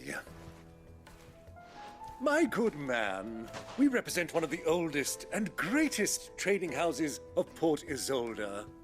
We're seeking to expand our business in the region and would very much like to make the acquaintance of Dalamil's leading entrepreneurs. If only we knew where to find them. Well, we're best known for our baths, our markets, and our smithies. I suppose you could do worse than start your search at one of those. Thank you. You've been most helpful. Oh, you wouldn't happen to know a lady by the name of Rosina Dalamil, would you? No. I can't say I do. Well, thank you all the same.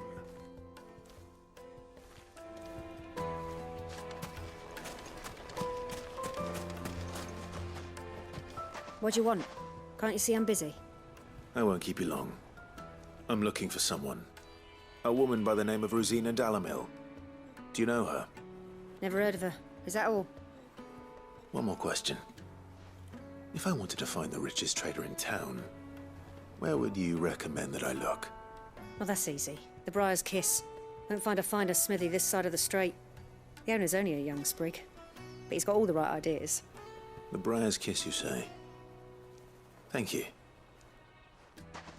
I doubt this young sprig is the person we're looking for. You said Sid's contact was likely to be an influential sort. Influence comes with age and experience. Believe you me. Looks like we won't be getting back to Drake's family.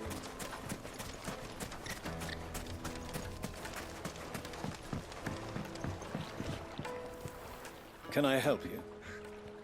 Yes, I'm looking for a woman by the name of Rosina Dalamil. A long-standing pillar of your community, I believe, from old trading stock. Then you should ask further. He's been here for years. Knows the place and its people like the back of his hand. And he's in with all the old merchant families. Try the baths. That's where you'll usually find him. Thank you kindly.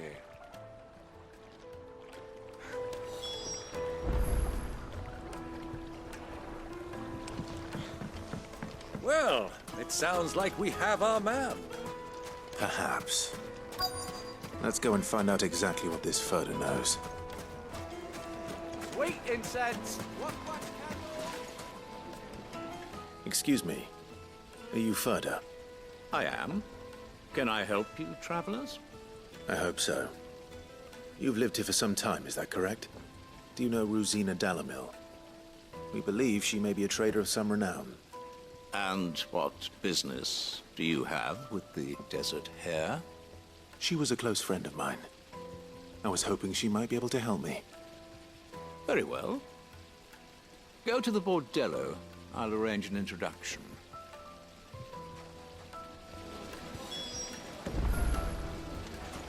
Do you think we can trust him? Only as far as I think he trusts us. So you're the ones who've been sniffing around? I beg your pardon? Don't play the fool. Stick your nose in our business and you're likely to lose it.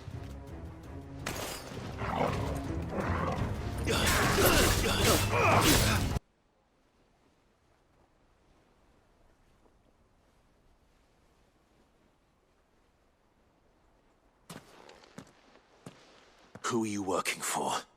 Him or her? Him. The boss. He wanted us to test you. Though one could hardly call that a test. Lord Ferda? Look what the cat dragged in. Your skill with the blade is rare indeed, my lord. A fitting talent for an outlaw. You know who I am. So what now? Call in the Men of the Rock and collect the bounty? That isn't my decision to make. Our work is done. Take him to meet his precious Rosina. She will be interested to make his acquaintance. Yes, my lord. To the Lock of Leisure, then. To the Lock of Leisure.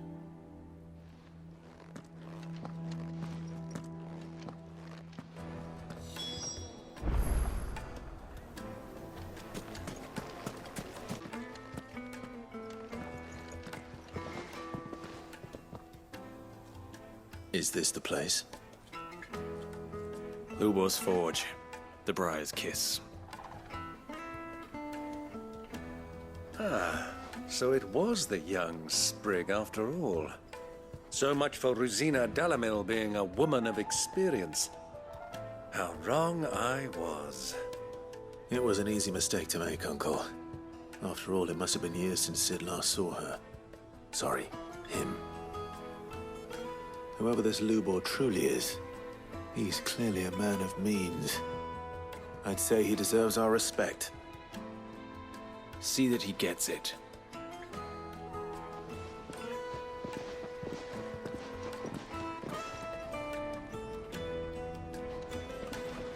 Lubor, Lord Ferda told me to bring them to you.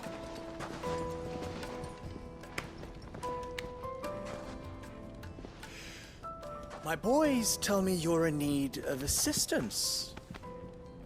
Sid the Second? I won't waste your time. I need passage through the south gate.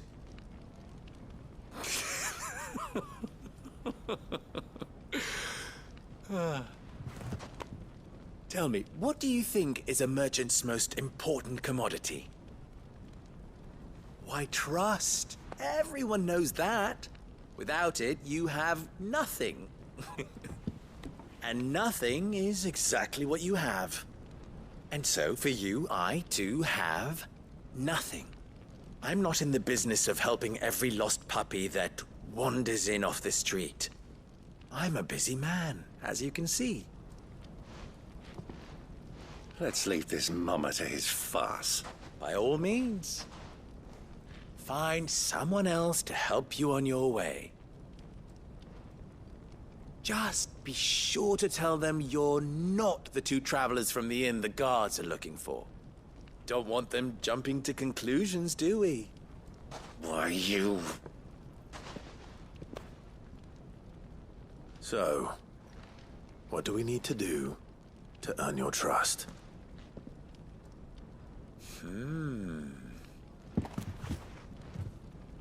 I like this one. Willing to do whatever it takes to get what he wants. Ha! Men like you have a special place in my heart. Why, you ask? Because they get me what I want.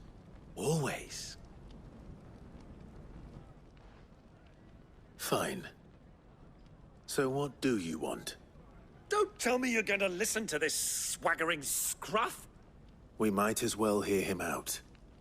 It's only natural that an ally of Sid's would seek assurances of strangers. Assuming he is an ally, of course. 5 years ago, he would have still been a boy. And yet even then I had more good sense than a man, 5 times my age? But enough of the pleasantries. We were speaking of what I want, I want you to put an end to the trouble in Dalamil. Return to me when you have done so, and you shall have my aid. Until then, I bid you good day. What trouble? If you're going to give us orders, be clear about them, damn you! Manners, Greybeard. One catches more damselflies with honey than with vinegar. What did you call me? My apologies. A word of advice in recompense. Follow the crystals. Oh, but that was 3. Oh, I'm making this too easy for you. Ha! It will be easy. Solving his little riddle should be like dealing with him. Child's play. Let us divide our forces, Clive. I'd rather not drag this parlor game on any longer than we need to. All right. Good luck, Uncle.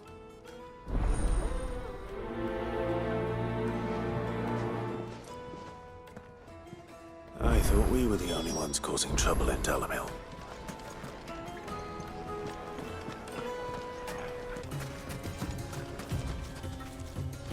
Excuse me. Is it true there's been trouble with crystals of late? You've heard, then? I've heard rumors. Damn thieves. Pilfering the crystals that were meant to fill our cups and light our stoves. Us common folk have hardly had a shard to share between us these last few moons. And it isn't as if we can buy them on the black market either. Whoever's taking them, they aren't sharing.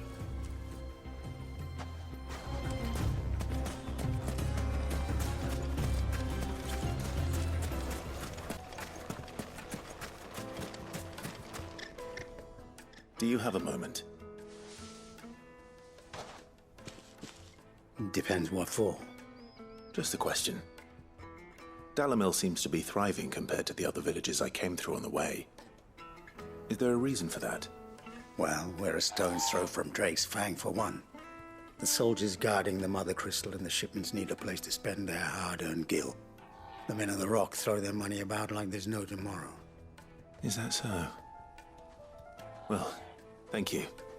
Don't let me keep you from your work any longer.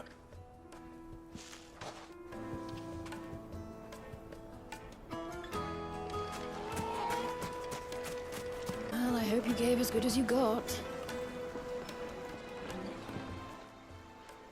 What can I do for you, soldier? Need that sword polishing? I'm not a soldier.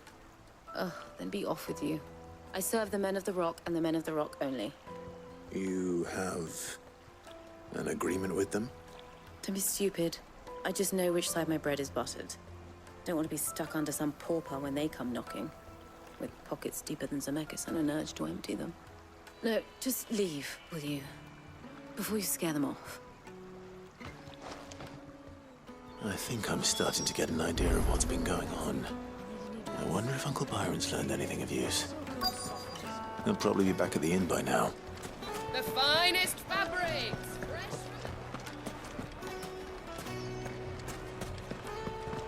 Why is the tavern shut?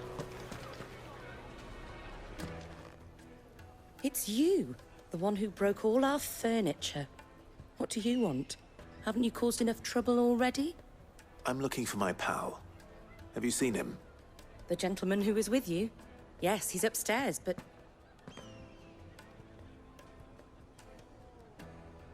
Thank you. I'll go and fetch him.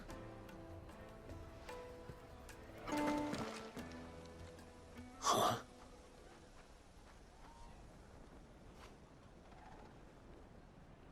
Will this suffice as a deposit?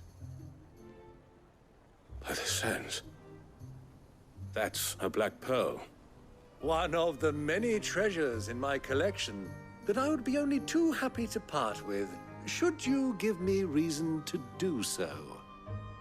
All right. I'm sure that we can come to an agreement, but not here. What are you doing, Uncle?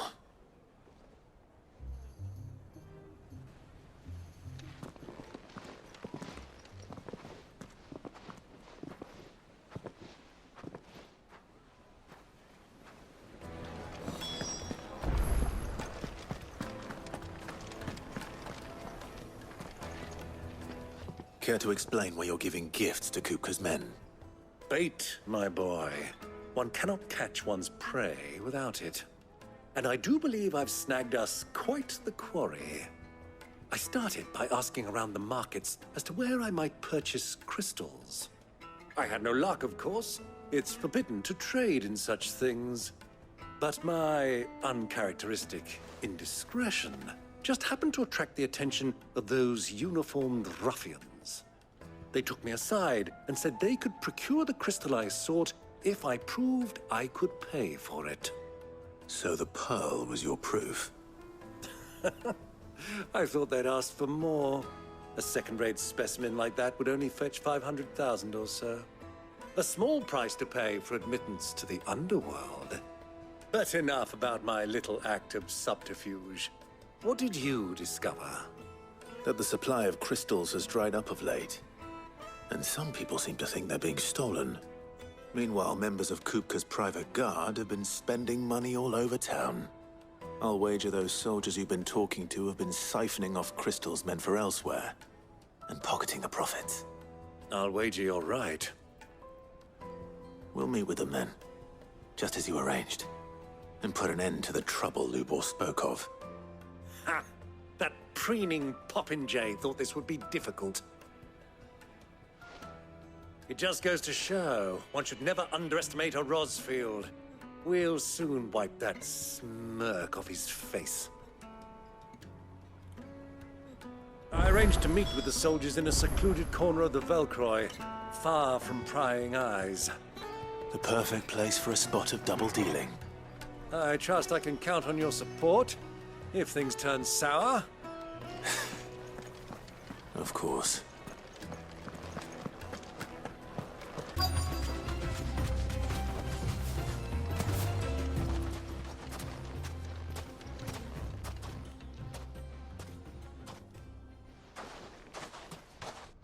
I'll take it from here.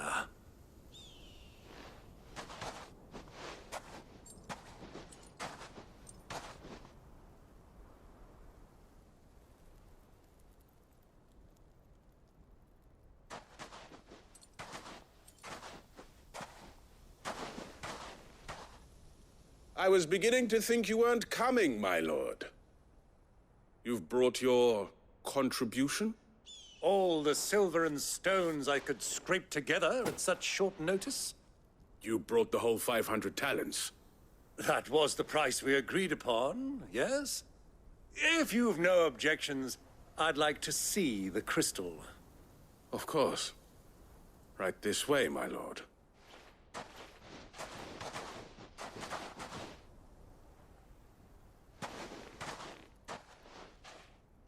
Not bad at all. You weren't lying about the clarity. But what of security? If I were to be stopped on the road, what guarantee have I that it wouldn't be seized as property of the Republic? Because these crystals are no longer the property of the Republic. You're not buying from us. You're buying from them. And we have no more jurisdiction here than you, my lord. But we have ships, and will gladly deliver to a port of your choosing, now that our price has been met. Royalists, eh? What brings you here? Why, to collect their share of Drake's Fang's blessing, of course. Our nations are allies, and so they are entitled to a portion of the Mother Crystal's bounty. And, being such good friends, we elected to increase that portion and share the benefits. And now that these crystals are officially property of the Kingdom of Waloed, we are duty-bound not to interfere, no matter where they might happen to end up next. Did you get all that? They're in cahoots! So it would seem. My lord, what is the meaning of this? Double-crossing dogs. They're not here to do business. Kill them! Kill them both!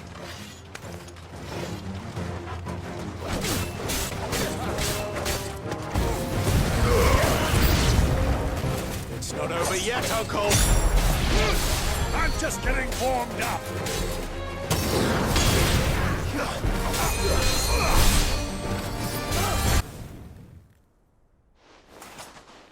Well, that wasn't too bad. How'd you like my performance, huh? I've often played the villain on the stage. I think I did the role justice. Don't you? Greybeard, you were magnificent. The battle scene was particularly thrilling. Such a shame you didn't have more of an audience, but perhaps that's for the best. How long have you been watching? Long enough to witness your uncle's sordid transaction.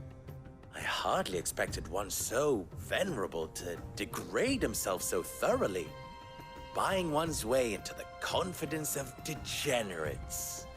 Ingenious. This was the trouble you spoke of. The men of the Rock taking crystals meant for the common folk and conspiring with the Royalists. Well, now it's over. Indeed it is.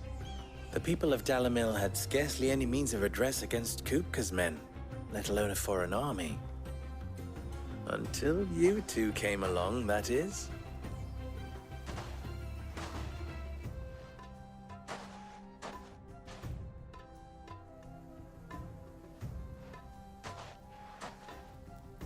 Well, we'd better get these crystals back to town. You won't mind waiting with them while I fetch a wagon.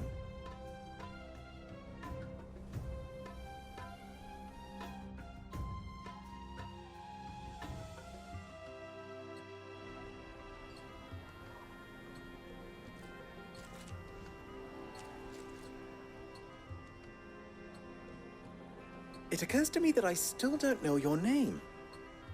Clive. So, Sid the Second is a Clive? I suppose it could have been worse. Well, Clive, you held up your end of the bargain, so I must do the same. Passage through the South Gate, was it not? To tell the truth, you've helped a little there too. Many of the guards have already been redeployed to deal with the issue of their missing comrades. And those left behind have been encouraged to look the other way should you attempt to pass through. Thank you. And please allow me to cover your costs. You still have the purse I gave to the soldiers, I trust? I saw you pluck it from one of the bodies. Oh, dear. Was I really so obvious? And my name is not Greybeard. It is Lord Byron Rosfield, thank you very much. No, thank you very much, Greybeard. Of all the... Ugh! Here, wear this.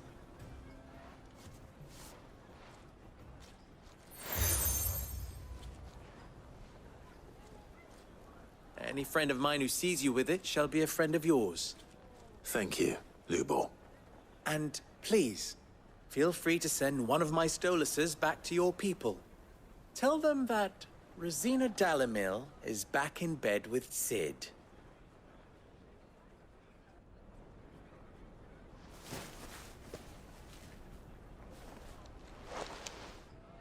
Omia Lostelan. Tuisa Kelith.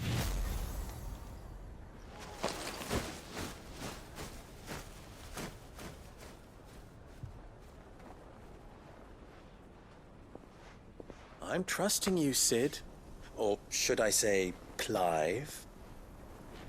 So be sure not to let me down. I have a reputation to uphold.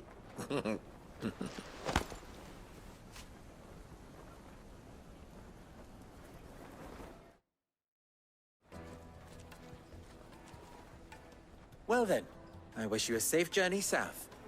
Thank you. Not at all. It was my pleasure. Come on, Uncle. Let's go.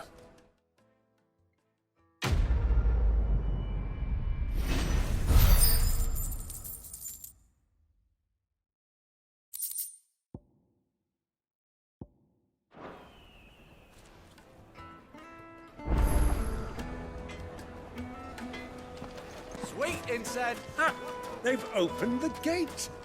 Lubor was true to his word. We should get going soon. Ah, I'm not too late. What is it, Lubor? A question that I neglected to ask earlier. Where is it that you're bound? To Drake's Fang.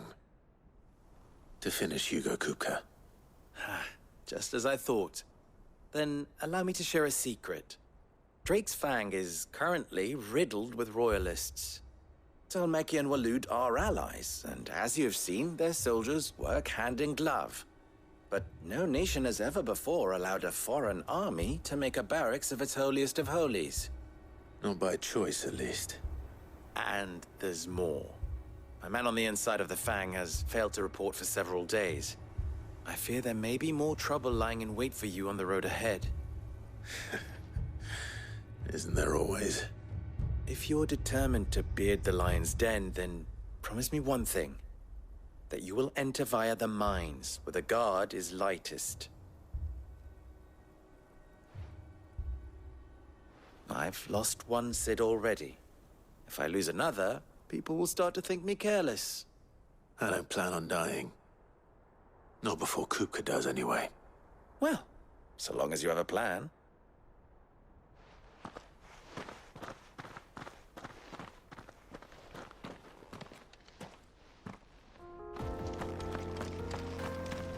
Drake's Fang should be just beyond these springs. Shall we press on? Good Come on, girl, the gate's open now, we can...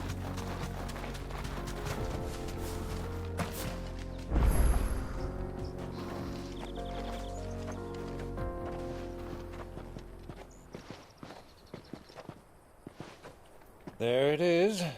Drake's Fang.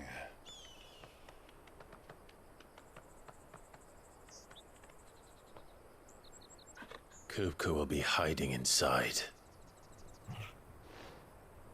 Along with goodness knows how many guards, all on highest alert. You'll need to keep your wits about you if you're to reach him. So be careful. I will, Uncle.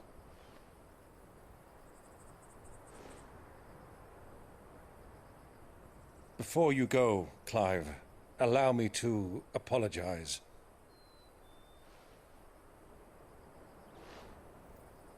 After what befell at Phoenix Gate, and the crisis that followed in its wake, I fled. I retreated to my counting house and danced attendance upon the vicereine in the hope it would bring me favor. I betrayed my nation to save my skin, like the coward I am. And I'm sorry. Uncle, please. It's not too late, Clive. Rosaria is yours by right, and there are those that would help you to take it back. Had I the courage of my brother, I might already have done so. But that ship has sailed. You, however... No. Forgive me, but I cannot. I fight to build a new world now. A better world. Where men can live and die on their own terms. I was raised in a nation that strove to improve the plight of bearers.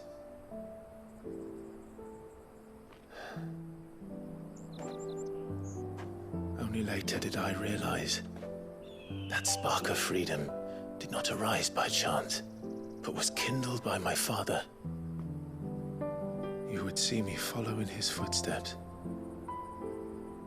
And that is exactly what I mean to do. Not by ruling Rosaria, but by extending his ideals to the whole of the twins.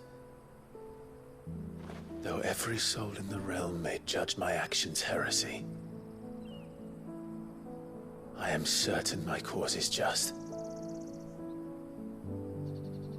You really are just like him, you know?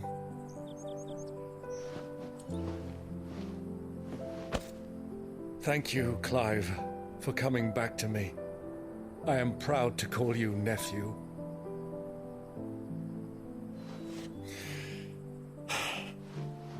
Well then, this is where we must part ways. Wish me luck in convincing my Canvarian friend to share his considerable talents. I mean to plunder his coffers and prove myself worthy of a place in your merry band. Till then, my boy. Till then, go safely, Uncle. And you, nephew. We have much to catch up on, you and I. I shall expect you to regale me with the tales of all your adventures when next we meet. You can regale me too, Torgal.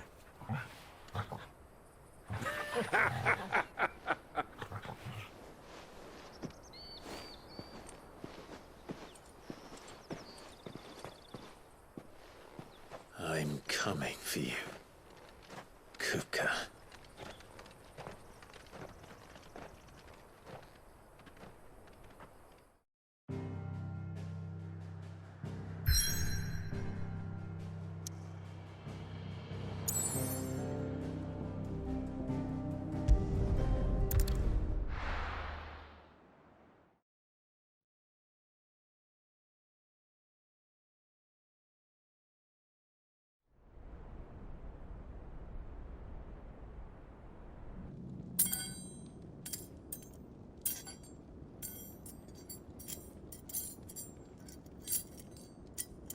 Fuck!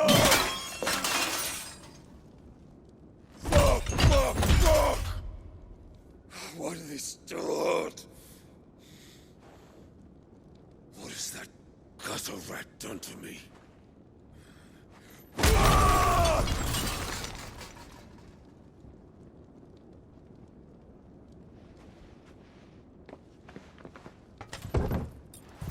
Out of my sight, witch! I'll kill you, Rosfield! I'll rip out your heart! I'll tear you limb from limb! Peace, Hugo. The table shan't hurt you any longer. He sought to humiliate me. Me! If you hadn't interfered, he would be dead! You truly believe you would have triumphed had the battle continued? Titan would have ground him into dust! And how would he have done that without his head? Shut up! You weren't strong enough, and you call yourself a dominant. Or rather, you did. You mock me, Harbert.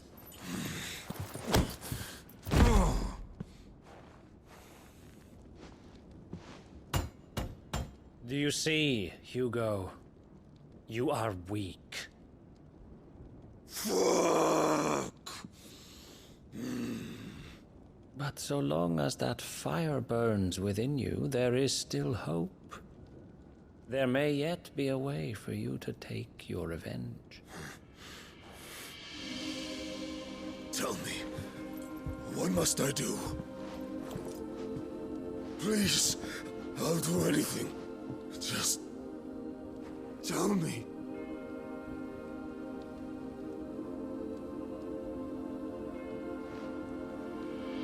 The heart.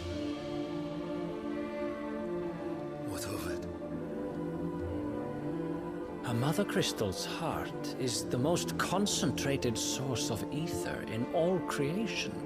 Perhaps you could take advantage of that. Of course, the crystal would not yield her blessing to any ordinary man. But then, you are no ordinary man, are you, Hugo? Clive Rosfield stole your power, but others have suffered a similar fate, and still managed to find the strength to conjure their Eikon. Like Benedicta Harmon. She too drank of the ether and gained a power beyond human understanding. She did.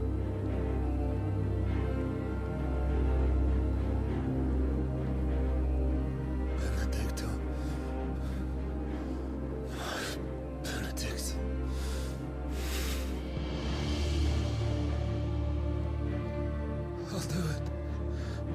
love. I'll avenge you.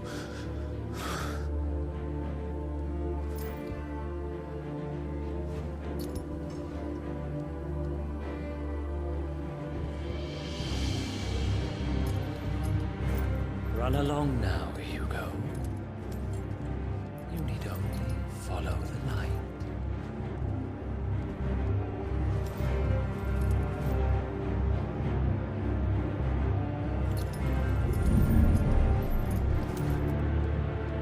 Muthos is here. Very well, it shall be so. You may leave everything to me, Your Majesty.